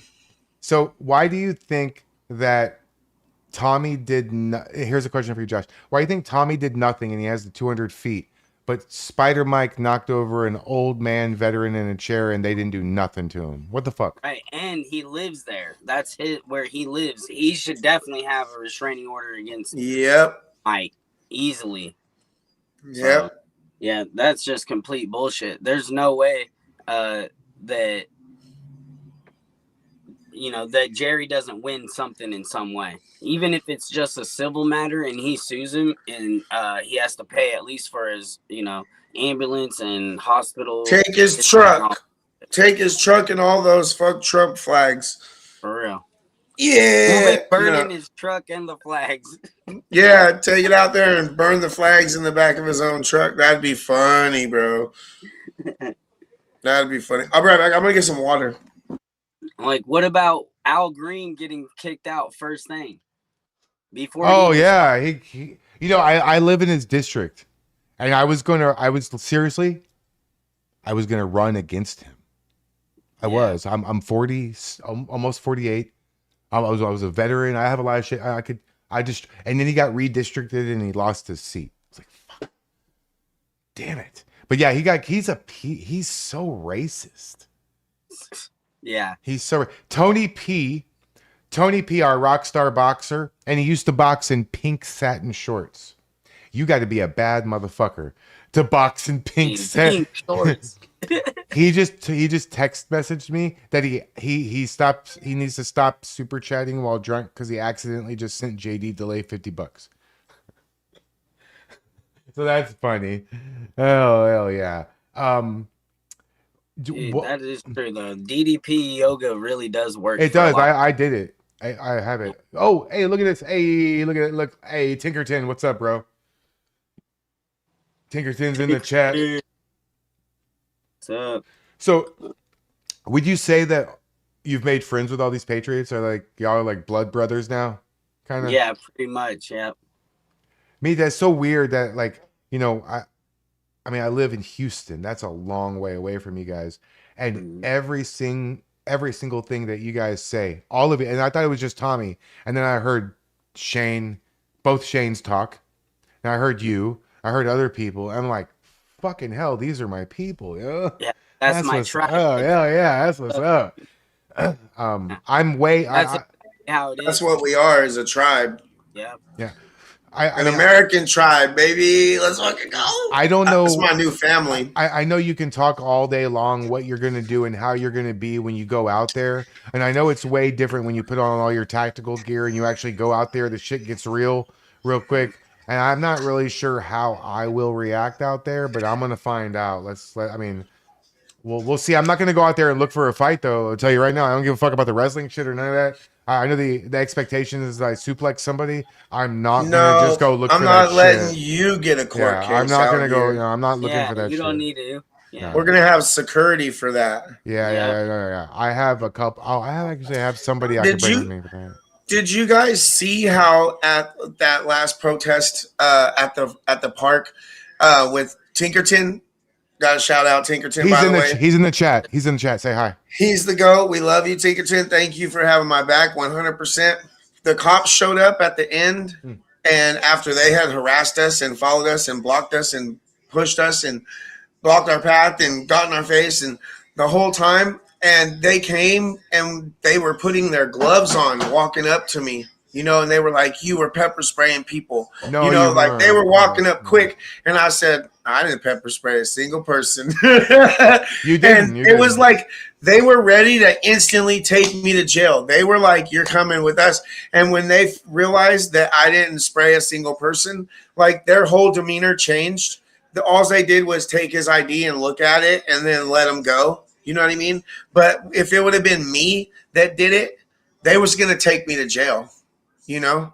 And to me, that is just insane, you know, because those two cops sat there and watched exactly what those people were doing for like 2 hours, bro, you know, and didn't say a thing about it.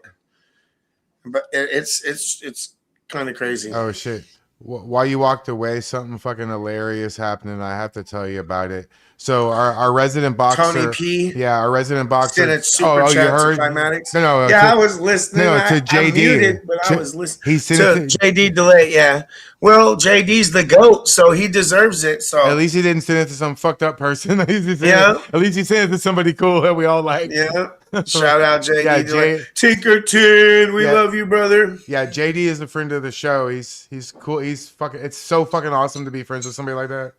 Yeah, it's still crazy. Yeah. So, yeah, I know. I've been watching him for a long time, so to be able to just text him whenever I want is pretty fucking awesome. I know. I went into his chat and just said hi, and he stopped what he was doing to say hi and tell everybody to go like sub to me. I'm like, oh, dude, he's super down to earth. He's a good dude. Yeah, I'd love to have him on the broadcast sometime if he's down. I don't know if I mean, it's hard to get somebody like that, but an ex-felon who changed his life, you know. Where have I heard that before? I was about to say that sounds vaguely familiar. I was about to say that sounds familiar as shit. Yeah. Yeah. So what's your plans for the future? What's your future look like? Like what are, you know?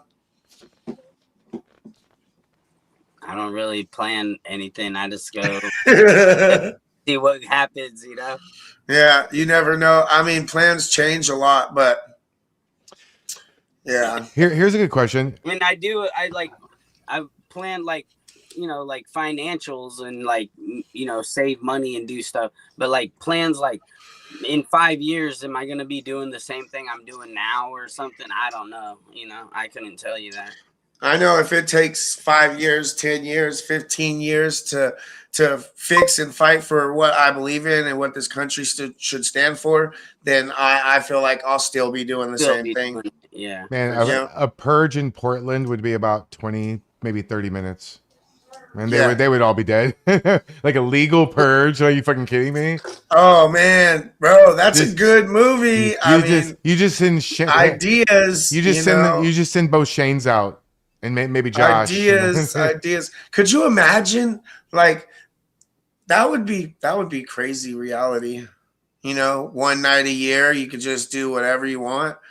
Bro, that would be crazy. Could you imagine the chaos? So what do you guys think about what's happening in Mexico right now? Yeah, they need to get those Americans out. Yeah, they need to get them out. I thought I saw something about somebody saying that there might be American hostages taken by the cartel. There are, I think. Yeah, they're looking for them right now. Yeah. I was watching the video earlier that they were like burning down a Costco, lighting cars on fire, and you could hear gunfire. Like there was a video of them ambushing the National Guard, the Mexican National Guard, in their cars, and you could just hear hundreds of shots. And they were in an armored car, but they were still getting rattled, bro. It's nuts. And what's crazy is the Democrats want that over here, it seems like, you know? Thank you, Jazz Pizzazz. Welcome to the show. We stream multiple times a week. Just check out the channel. You'll find everything. So, like, that's why I'm glad that Trump has completely closed the border. Yeah. You know, and we're not allowed. I don't think we should allow anybody in. We need to completely close the border for anybody coming in, period, at all right now, until we work on ourselves. You know? Yeah. Yep. I agree with that for sure. Here's a good question for both of you. Is there one person or two people out there that are just at the top of the list of people you just don't fucking like? Like, I know you don't like any all of them, but are there like a few people you see you're like, that motherfucker right there? Yep. Like, and who? Like, Me I don't know if you Tommy want to dox who it is, but for sure. The little tranny dude with the freaking coat, you know. Yeah. With the curly hair. I got video of him on my Instagram or something like that. Is that the of him Pikachu saying one? the most vile shit about Charlie? He always says the most evil, vile shit. And that's one of the first people that I encountered out there, you know, saying that kind of evil shit. And so, yeah, that's probably, him. He's probably at the very top of the list. That's for sure. I think the gay dude, you know, that's there once in a while, the gay dude that's hella racist and shit, dude. There's a lot of those. Yeah, but he always tries to talk shit to me. The little like fucking bald gay dude that freaking he always wears like a flannel and shit. And like he was taking pictures of us like a couple weeks ago and shit. Yeah, Sandy's irritating, but I've never seen. Maybe I haven't seen it, but I've never seen Sandy do anything physical with anybody. No, I can give him that. He does this. He does this a lot. He talks and he'll have a conversation with you. He's a little dramatic and he's completely deluded, but he'll have a conversation with you, you know, and I've definitely never seen him be violent. So, and I told him anytime he's there talking with me, like he don't have anything to worry about any kind of violence towards him because he's been respectful and he totally condemns what happened to Charlie, even though he disagreed with Charlie Kirk, which is fine. A lot of people disagree with Charlie Kirk. It's fine if you disagree with Charlie Kirk as long as you're not wishing harm upon that person, you know, like then I'm fine with that. Like a lot of people disagreed with them. So, yeah, so I don't agree with what happened the other night. Yeah, I agreed with I'll tell you what I didn't agree with. I agreed with everything that Charlie Kirk was about, except for his stance on marijuana. That was it. That was the only thing That was the only thing I could find. I was like, yeah, maybe not so much. He almost convinced me to quit smoking. Everything else, like I was thinking about it. I've been thinking about quitting smoking for a long time, and he's a big reason why. You know, so I don't have to agree with everything somebody stands for that person to make a huge impact on my life. I feel the same way about Trump and whatever, because sometimes honestly I see Trump and I'm like, yeah, maybe you should have just that much just a little bit. Yeah, everything he does is not perfect, but by far he's that doesn't mean trying the best. But you don't divorce your spouse over one bad moment. No. Or one thing that they fart in bed. You don't divorce the bitch, man. No. I mean, you have to. Yeah, it's a partnership. You know, it's for life. Yeah, I love you guys too. Yeah, man, we're so happy that you were able to join us, Josh. I know it was kind of weird watching the thing and being all silent and whatnot, but no, it was cool. What did you think about the energy in the room? I know a lot of the Democrats didn't show up, but they were still there booing and screaming at him. Do you think that I know he was a tiny bit aggressive with him, but I think he should have told him to shut the fuck up. Right? Yeah. He definitely should, but I was hoping, that's what I said right before, is like, hopefully he drops at least the F word once. Come on, dude. F-bomb.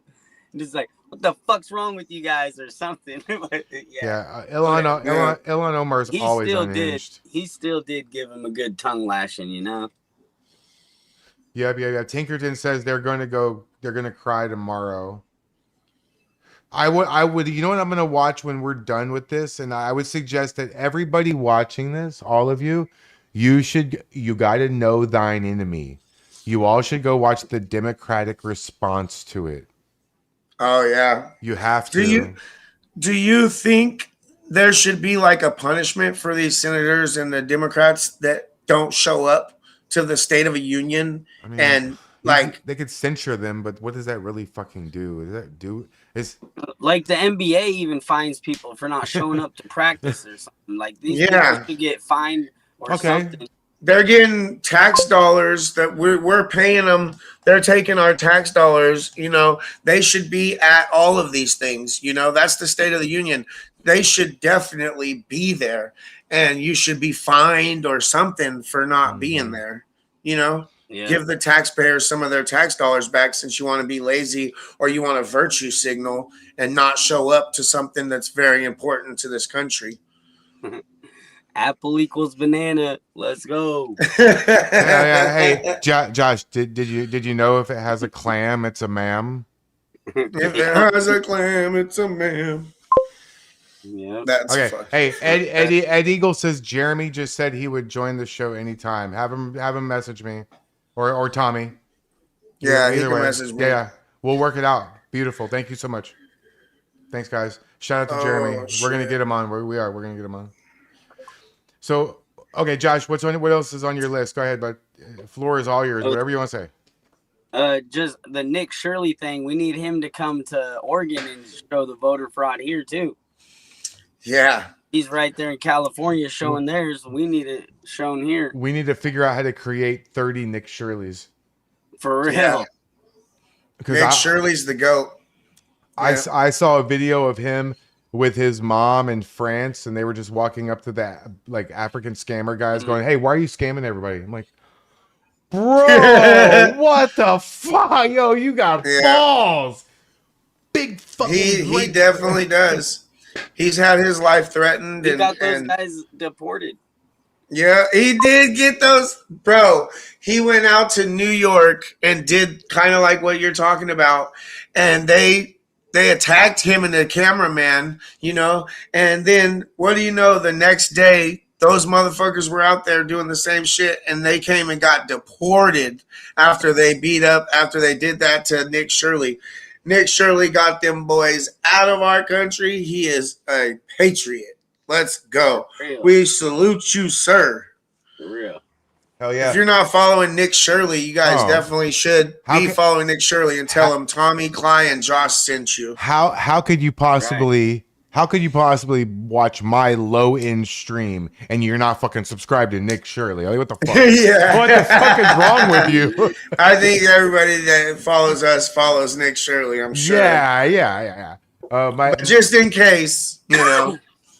Everyone needs Nick Shirley's help. Retail investors are being brutalized by Wall Street. If Nick got involved, you'd find if Nick Shirley needs a hardcore level of security, he needs like to be completely surrounded by armed men at all times. He is playing like, I'm sure he's been getting like several death threats and all kinds of shit. He's making such a huge difference in this country. He's actually a journalist. That kid, that young man is gonna do a lot of good things for this country because he has morals. He already has, too. And exactly. He has morals and he has boundaries and he has respect, and all that goes a long way in this industry, you know. And he can actually talk, and I've never heard him yell. I've never heard him be angry. I've never heard him have too much emotion, you know, like he can actually conversate, and that's really, really hard to do with these people sometimes. Oh yeah, and there's way more. It's not just him. Like, we got Nick Sorter, we got the infamous Cam Higbee, we got all kinds of patriots who go out there. We got all of you guys. Cam Higbee's great too. I know we're all friends and stuff, and I look up to you guys a lot. I'm glad that they don't have that kind of level of crap in my city. But I would like to think that if they did, I would have the guts and the courage that you guys have. So shout out to you. Sure? Yeah, shout out to you guys. Don't be. Are you sure you don't look down your nose at us? It's a long way down. It takes 30 minutes for me to look down my nose. Shit, I was just playing. Shirley, Sorter, and Higbee. Yep. Hell yeah. They're the goats. I remember when I first met Nick Sorter, it was at ICE, and I didn't even know who he was. And they were trying to stop him from recording, you know, and I was like, he can record. This is public. And they were getting all in his face, and I stepped in front of him, and I was like, he could do whatever the fuck he wants out here, you know. And I didn't know who he was. I just knew he was trying to record them, so he wasn't one of them. Doesn't matter. And I was like, I was like, this is public sidewalk. He said, I said, you don't want him recording what over here? And I went walking over to where they didn't want him recording and started recording, you know, and that was my very first interaction with him. And it just grew from there. You know, I got to know him as a person, and he's a good ass dude. You know, he's a good independent journalist, and he's a good ass dude. And that's why I want to go on a Patriot weekend, because I don't want to meet like a bunch of Spider Mikes. No, I want to meet a bunch of Patriots and like make that connection and just be like, a lot of people, Josh, think that I'm AI, that I've created some sort of streamer model, because nobody's ever actually seen me in real life. Tony P, he's catfishing. He's catfishing. Okay, Tony P. Boy, you should drink when you watch me more often. Let's see. Let's see if I can get this right. Thank you, Clyde and Tommy. Special shout out to RAWTACTIX, my man. Hey, thank you so much for $50, Tony. You rock star, man. Tony P is a good guy. He actually wrote me and told me his whole story. I'm not going to dox it, but this man has been through a fucking nightmare, a war, and everything that goes along with that. Much respect to him. Much respect, Tony. And P. he is. It's P for pink. Tony Pink shorts. That's right. Oh, I didn't even think about that. Yeah. No, I'm just playing. No, Tony has been a rock star. He has super chatted me a comma. Kakazi. Yeah. Was he drunk? Was he drinking? Probably. more than likely. Oh, that's a funny question. Have you guys noticed that since now I noticed because I live in Hurricane fucking Central, right? Every 2 years, everybody in my city almost dies. Have you guys noticed that since Trump, fucking hot take now, have you guys noticed since Trump has been the president again, we haven't had any like super severe weather problems? Yeah, because they're not using weather machines. Josh, what do you think? Weather machines? You think they can control, heat up the waters? I mean, they were using the cloud seeding or whatever still, just like in the beginning of last summer, or whatever.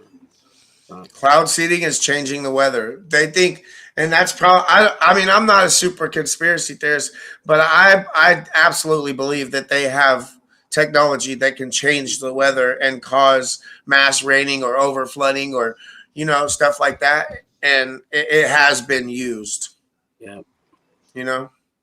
Call me Joe Rogan, but no. Well, I think that the biggest conspiracy theory of them all is that everything must be bullshit. A conspiracy. Every conspiracy theory, it's just a conspiracy.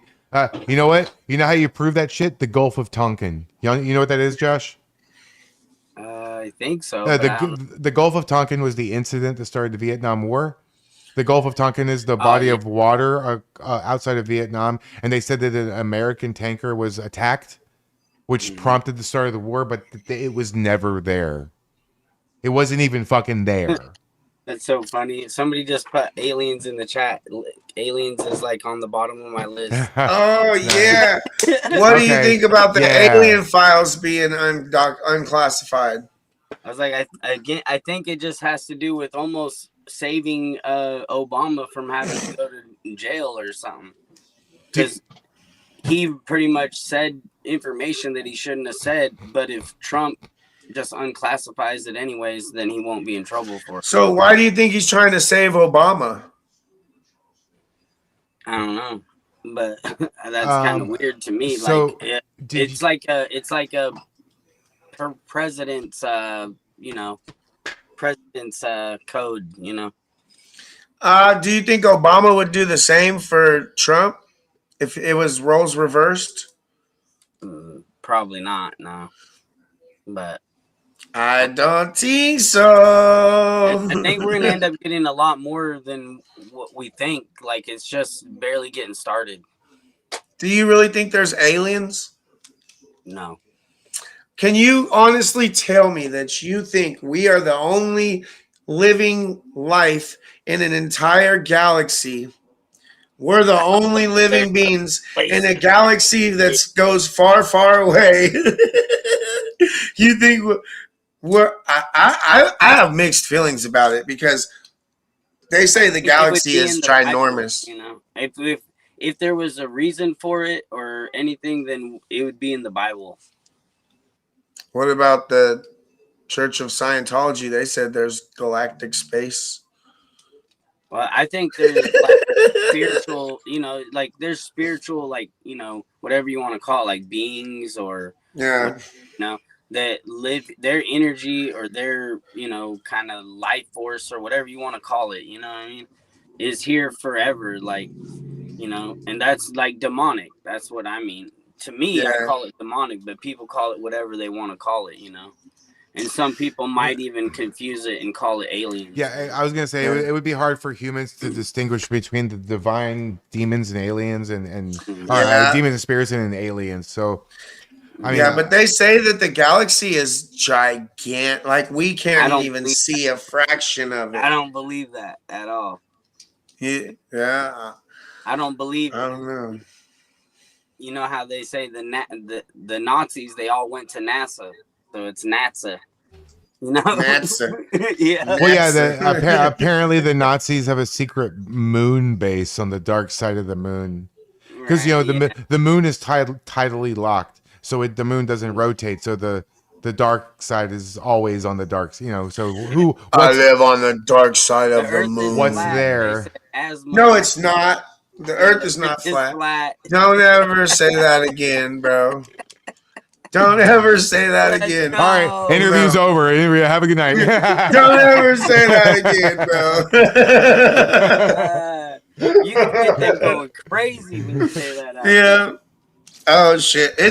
Bro, you can say the simplest things like boys are boys and girls are girls, and they'll fucking start shrieking. Yeah. Easiest way to piss off a liberal, tell them the truth. Yeah. I just think back to that Mr. Rogers clip. Right. Of him singing that only boys can be the daddies and only girls can be the mommies. Right. That's just common sense. Like it's hard, bro. I don't even have enough words in my head that's not like YouTube friendly, Right. Yeah, it's I can't believe, like the same thing with the Nazis, right? Do you know who's really fucking hates the trans people? Regular, normal, gay people. Yeah. They fucking hate trans motherfuckers. LGBTQIA, TQIA, all this other extra shit. They don't like that. Normal, basic gays are not for all that extra radicalness, and they keep adding new decimal points and numbers and letters to the LGBTQIA plus ABC shit. Every other week they're adding another letter and another flag. It's like, bro, what is happening? It's just terrorist. T just stands for terrorist. I was about to say, LGBT terrorist. LGBT terrorist. You just said something that made me think, Tommy. It's gotten so bad that we now have to refer to them as normal gays. That's fucked. That's fucked up. Yeah. Because like in the 90s, and even in the early 2000s, and nobody even knew what the fuck. They didn't give a shit what you do. And now they're in the spotlight. They're like, fuck, we just want to hang out. Like I know, yeah. I had a 2-guy married couple join as members, subscribe to my channel, and say they're patriots and they're so sick of this trans shit that they're ruining their lives. It's like, yeah, there's a lot of normal gays that don't make it their sexual identity about their entire life. Yeah. That's what I mean by normal gay. If you don't make your sexual identity like your whole personality and about your entire life, and every little thing is about your sexual preference, then I don't care what you do behind closed doors, bro. I just don't want it flaunted in my face or my kid's face or, any kid's face. That it just doesn't need to be pressed on our children. So much like Tommy, Ginger Shepherd supports the BLT community, the bacon, lettuce, and tomato community. Yep. Minus the lettuce and tomatoes. Yeah, I don't do tomatoes. Add peanut butter and pickles. Add peanut butter and pickles, and just change the whole. and just turn it into a cheeseburger, and we're good. No, I don't think there's Yeah. cheese. I just Peanut had butter, some pickle, lettuce bacon. with the No. tacos I just ate. Crispy onions. Don't forget those. Right. Yeah, I You don't. make me want some killer burger. That's fucked up. You know What it. about Geyer Digitals said that maybe Travis Jur was out there driving around? Yeah, I guess he's allowed to be out there, but he's not allowed to engage or cause problems. So he's you know? really riding the fence of what the fuck he can and cannot do. He's like Yeah. poking the bear with a stick. Like, are you gonna bite me? Are you gonna bite me? Are you gonna bite me? What can I do? What can I get away with? I've seen that he might have been online also because his LinkedIn account said that he had logged in and checked out Geyer's LinkedIn account, So, and if he did that, then he has to be online. Well, we're gonna have Geyer on in a couple weeks, so a couple weeks, but still we can. Wait. When is Travis's go back to court shit happen? I don't know. March. It's like 17th, St. Patrick's Day. maybe 13th. I don't know, something like that. I also call them the Alphabet Mafia. That's funny. It's like the liberals take shit too far. That's my problem with it. Besides the whole fake fact shit, I don't care who you love. I don't care if two guys or two women want to get married. It means absolutely nothing to me. It doesn't affect me. But if you want me to take my kid to a drag show and teach her she could be also a boy, the fuck? That's where you lose. Yeah. Just everything they do. Take daughter to the bathroom when she needs to go to the bathroom. Yeah, right. I mean, I have an 11-year-old who's in like full blown puberty. If I am not, I'm telling you, I have not been in that situation. But if I get put in that situation, you're gonna see my ass on Fox News because I'm gonna fuck that person up. Yeah, I'm gonna fuck that person up on sight. I'm not. Wasn't there just a father that I don't know how long ago it was, but his kid was being attacked behind his house and behind the barn or whatever, and he beat him like with his bare hands, basically to death, unalived him, and then he crushed his face, and then he called the cops and was like, "Hey, I just caught this dude doing this to my daughter, and I accidentally beat him to death. I didn't mean to, but I did," and he got away with it. It was in Texas, right? Stand your ground. I think it's Florida, but yeah. Texas or Florida, yeah. And there's that one clip in the airport of that guy being shuffled through that molested the guy's kid, and he was standing there with a gun and put a bullet in his head. I'll have to send it to you. Oh, that's old. It's old, really old. Yeah. I just watched a Donut Operator did a video on that, I think. Yeah. Yeah, and he got away with. The cops were like, "Why, Bill? Why, Bill? Why?" Because all the cops knew who Gary he or was. something. Yeah, Gary. Yeah, why, Gary? Yeah, Gary. Yeah, it was Gary. Why? Oh, it was a Brandon Herrera video, the AK guy. I watched his reenactment of it with the 380 revolver. It was pretty crazy. I just, I know you probably had this when you were growing up, but when I was growing up, we had this thing called sticks and stones. Yeah. Sticks and stones may break my bones, but words will never hurt me. Mm-hmm. These people are so weak. Yeah. They get so mad at they're like tone police bullshit, Tommy. Like they're soft as baby shit. Yeah, I know. Yeah. Tommy hates tone policing shit. Tone policing is bullshit. We maybe as kids, we might have said sticks and stones. Our parents might have said sticks and stones break your bones, words will never hurt you. But I know growing up as a kid, I got into it a lot over words.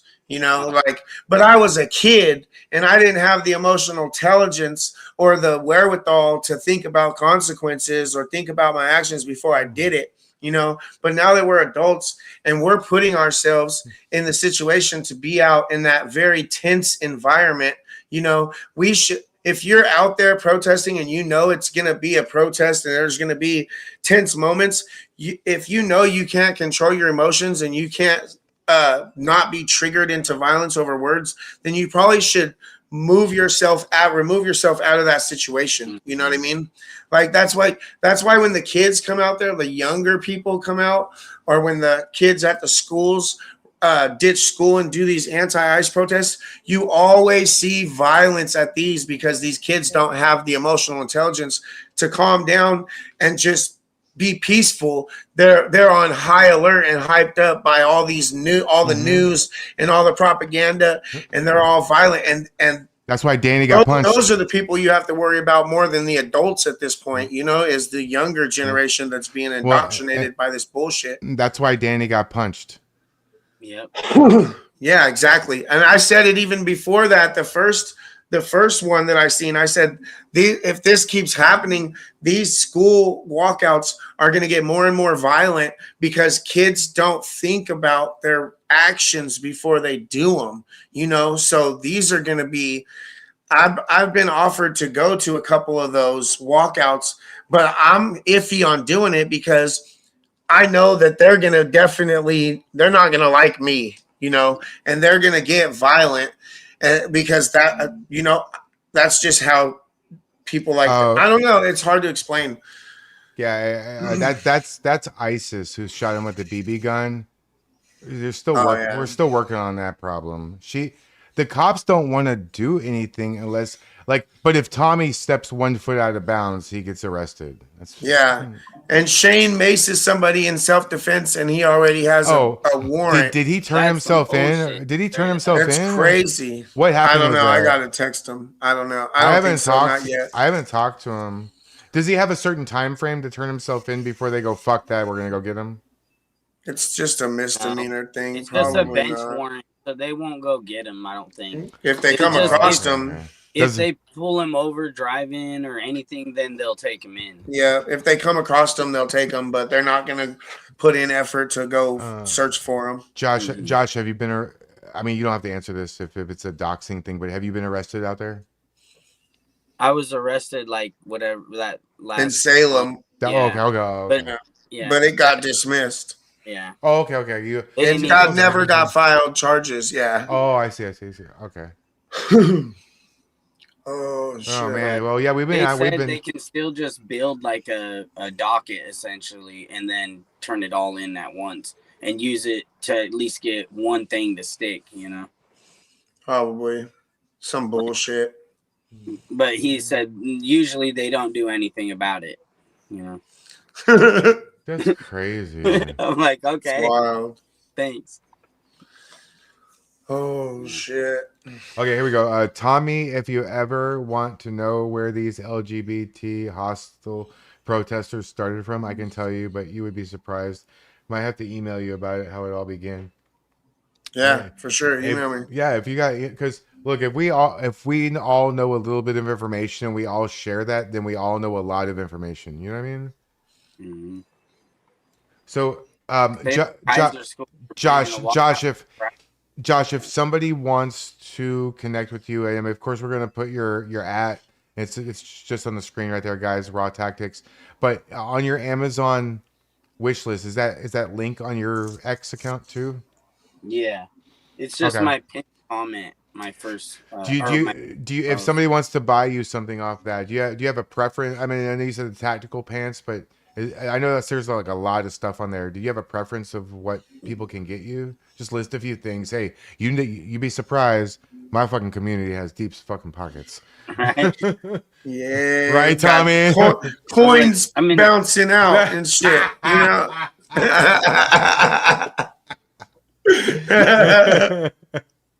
was like, I always just try to put stuff on there that's going to be useful for out there, Yeah. And everything. So, I mean, whatever's on my list is I'm thankful to receive. What about walkie-talkies so you guys can communicate when you're away from? We don't need walkie-talkies because you got cell phones. I guess that's why. I was like, see, I have these walkie-talkies. Well, I'm just thinking it could save your battery of your phone. But they're not even useful out there because for one, everyone's gonna hear you on it. Oh, right. That's the chant. They just go to that channel. I see. Well, I got you. I even told the Antifas out there, I'm like, you guys are idiots having walkie-talkies. I was like, the feds are listening to everything you say on that thing. Right. See, back in my day, I sound like old man saying this, but back in my day, we had a CB radio. Yeah. Breaker check Breaker, 9. breaker, 1-9. Yeah. Breaker, breaker, 1-9. We actually had a big silver box like this big in the car in the center, and you pull the thing. I mean, like breaker 1-9. You got your ears on there, buddy. Hey. Smokey Bandit, 2 miles. The Smokey away. and the Band-Aid. Yeah. Eastbound and down. Hell yeah. So we've been at this for about 5 hours. Josh, what is left on your list? I want to make sure that nobody goes, you should let them talk more. All right. Well, you know what? Hey, Are if you there other hobbies maybe that I have, like fishing? I like fishing. I don't know. I play video games a little bit, not like that much. I used to play a lot, but you play Warzone? yeah. Oh, Right now, that's all I really oh have. shit! I'll send you my my name. I have like a group of a couple viewers, and one of my mods plays.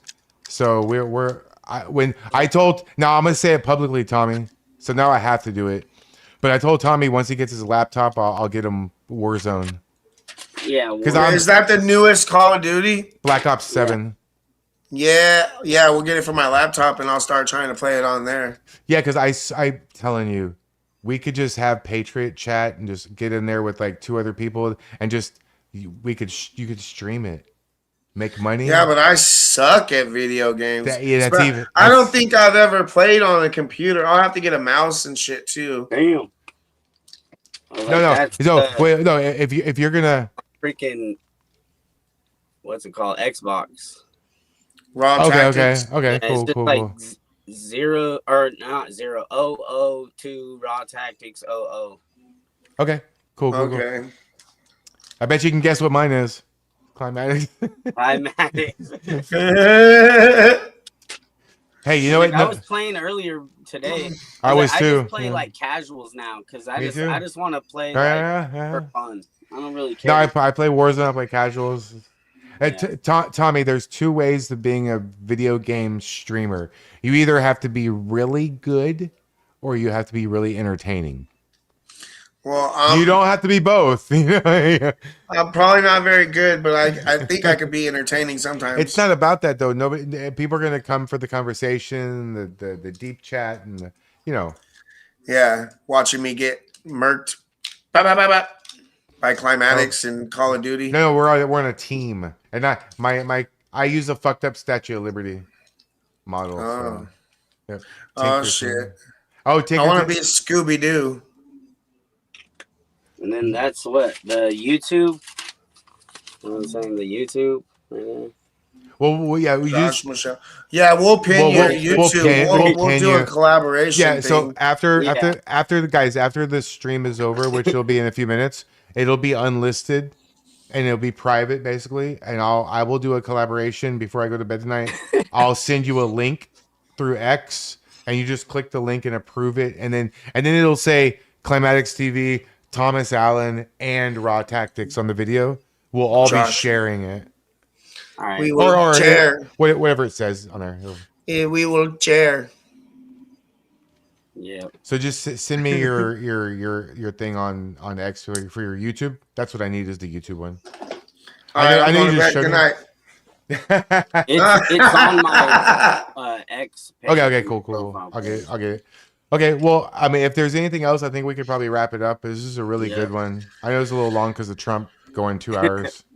Yeah, man. Why you gotta talk so much, Trump? Damn. But it was great being on, and I would love to be on again. Sometime. Yeah, no, I would like to have you and someone else on, like have a panel of 4 or 5 because I can have up to 10. I know it's a lot. I would love to be on with who? Tell me. Like both the Shanes for sure. Okay.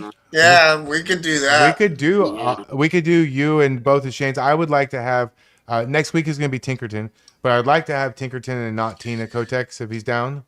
I'm sure we could get him on here for a little while. Maybe like twist his arm a little bit. Maybe I'll. That's rude. I'll send him 35 cents for his trouble. Yeah. Damn, bro, you're gonna have to flow out a little more coin than that, Hey, fun fact: I've been to Mexico 9 times in my life with the army. We went across the border to party, and it was free to walk across, but to come back it was 35 cents. Fun fact. That's a lot of money. And they ask you, "What's your country of origin?" United States. The guy with us named Juan Rodriguez was sweating his fucking ass off. Yeah. My name is Juan Rodriguez. And that's I what am he sound- American citizen. And that sounds just like him. So he was fucked. But they I let him in his swear, car. American citizen. Yeah, that's hilarious. This is not this Cosmo D. That will never happen. Neither one of them do. Portland Andy turned down a JD Delay interview. He's not going to come on with us. Okay.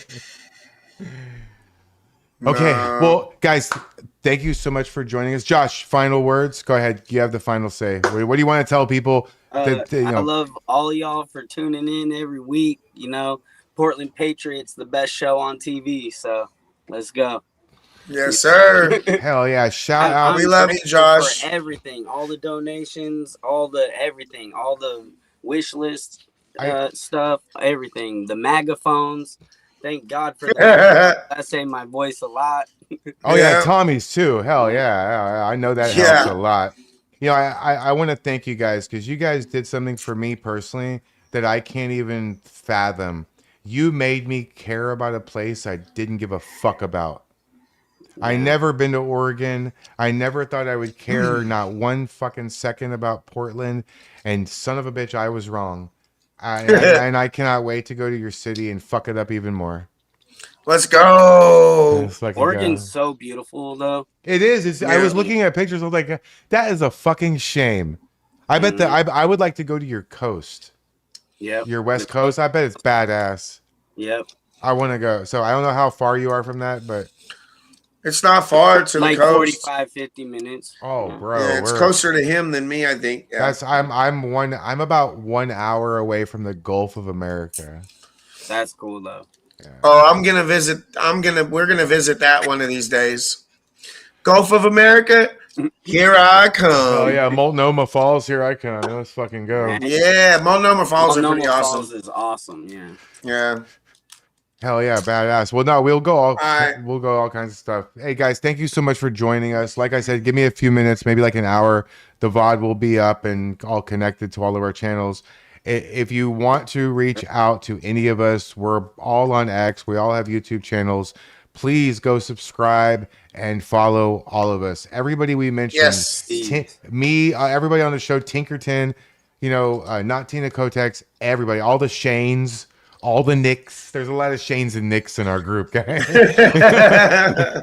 So I'm actually gonna start live streaming on my YouTube too to try to build it up too. So badass. Everyone to go sub on the YouTube and be ready for the lives this weekend. And actually, the first thing you need to do is you need to go to your settings and you need to look for something called redirect, and you need to click the box so other channels can raid you. Yeah, you'll have to do that in YouTube Studios, though. So I'll show you how to do it next time you come I'm gonna raid somebody right now. I don't know who it's gonna be, but we're gonna find out who's on. Is Arturo on? Oh yeah. Maybe if he's on, then we're definitely gonna do that. Or let me see here. Yeah, redirecting on YouTube is pretty cool. You are it looks like. Man, nobody's on except for only Mr. Bill. Is Ben Dykes on? No, it says upcoming. That's his schedule for in the morning. He'll be on in 5 hours from now. By the way, Josh, I don't know what time you rise in the morning, but Ben Dykes' show starts at like 6:30. So he's in Tennessee, so that's like 4:30. And he goes for a couple hours, and he has a call-in. This guy is. Yeah, he's pretty dope. And if you piss him off, he will flush your ass down the toilet. He's funny as hell. He's funny as fuck. Well, we don't have any, but I don't see anybody on, and I'm not gonna raid like a gamer guy. I know. I'm not Pretend media. Pretend media. No. He fucking hates us. He fucking hates all of us. He's not a friend of the show. No, he's not funny at all. I could raid Mr. Bill though. Yeah, I could raid Mr. Bill, but the last time I did, I think he had a mini stroke because he was about to shut it off. So he kind of got irritated. So I don't want to do that. Oh, we'll just close it down. I don't care. Fuck it. All right. That's what you get for not being online, Let's go, Arturo. Arturo, that's what you get. All right, I love you guys. Hey, I love you guys so much. Thank you so much. Please Go subscribe and follow to all of our channels. Go No homo. no homo, right? Go give a shout out on X. Go share the VOD when it's up. Thank you so much. Hey, all you rich sons of bitches, go to the Amazon wish list. Can we get the Amazon wish list for Josh completely? All of it. Can we buy the whole thing so he has to make a new one? Let's try to do that, guys. You laugh. Wipe it out. You laugh, but shit. You'd be surprised. Don't laugh. I got people who send a lot of money, bro. All right. Hey, Josh, I love you guys. Yeah, Josh, thank you so much for taking all this time out for us. We really appreciate it. What are you gonna share? For sure. What you got? I love y'all. Oh, I love you too, guys. I love all y'all. Hey, and Josh, this is the first time we've ever really actually met. So thank you so much for doing this. Thank you so much. I really am so happy and proud to call you both my friends. Thank you guys so much. And God bless you guys. God bless Ice. God bless Ice. Yes, sir. Thanks for watching. Like and subscribe. Peace. Peace. See you next Tuesday.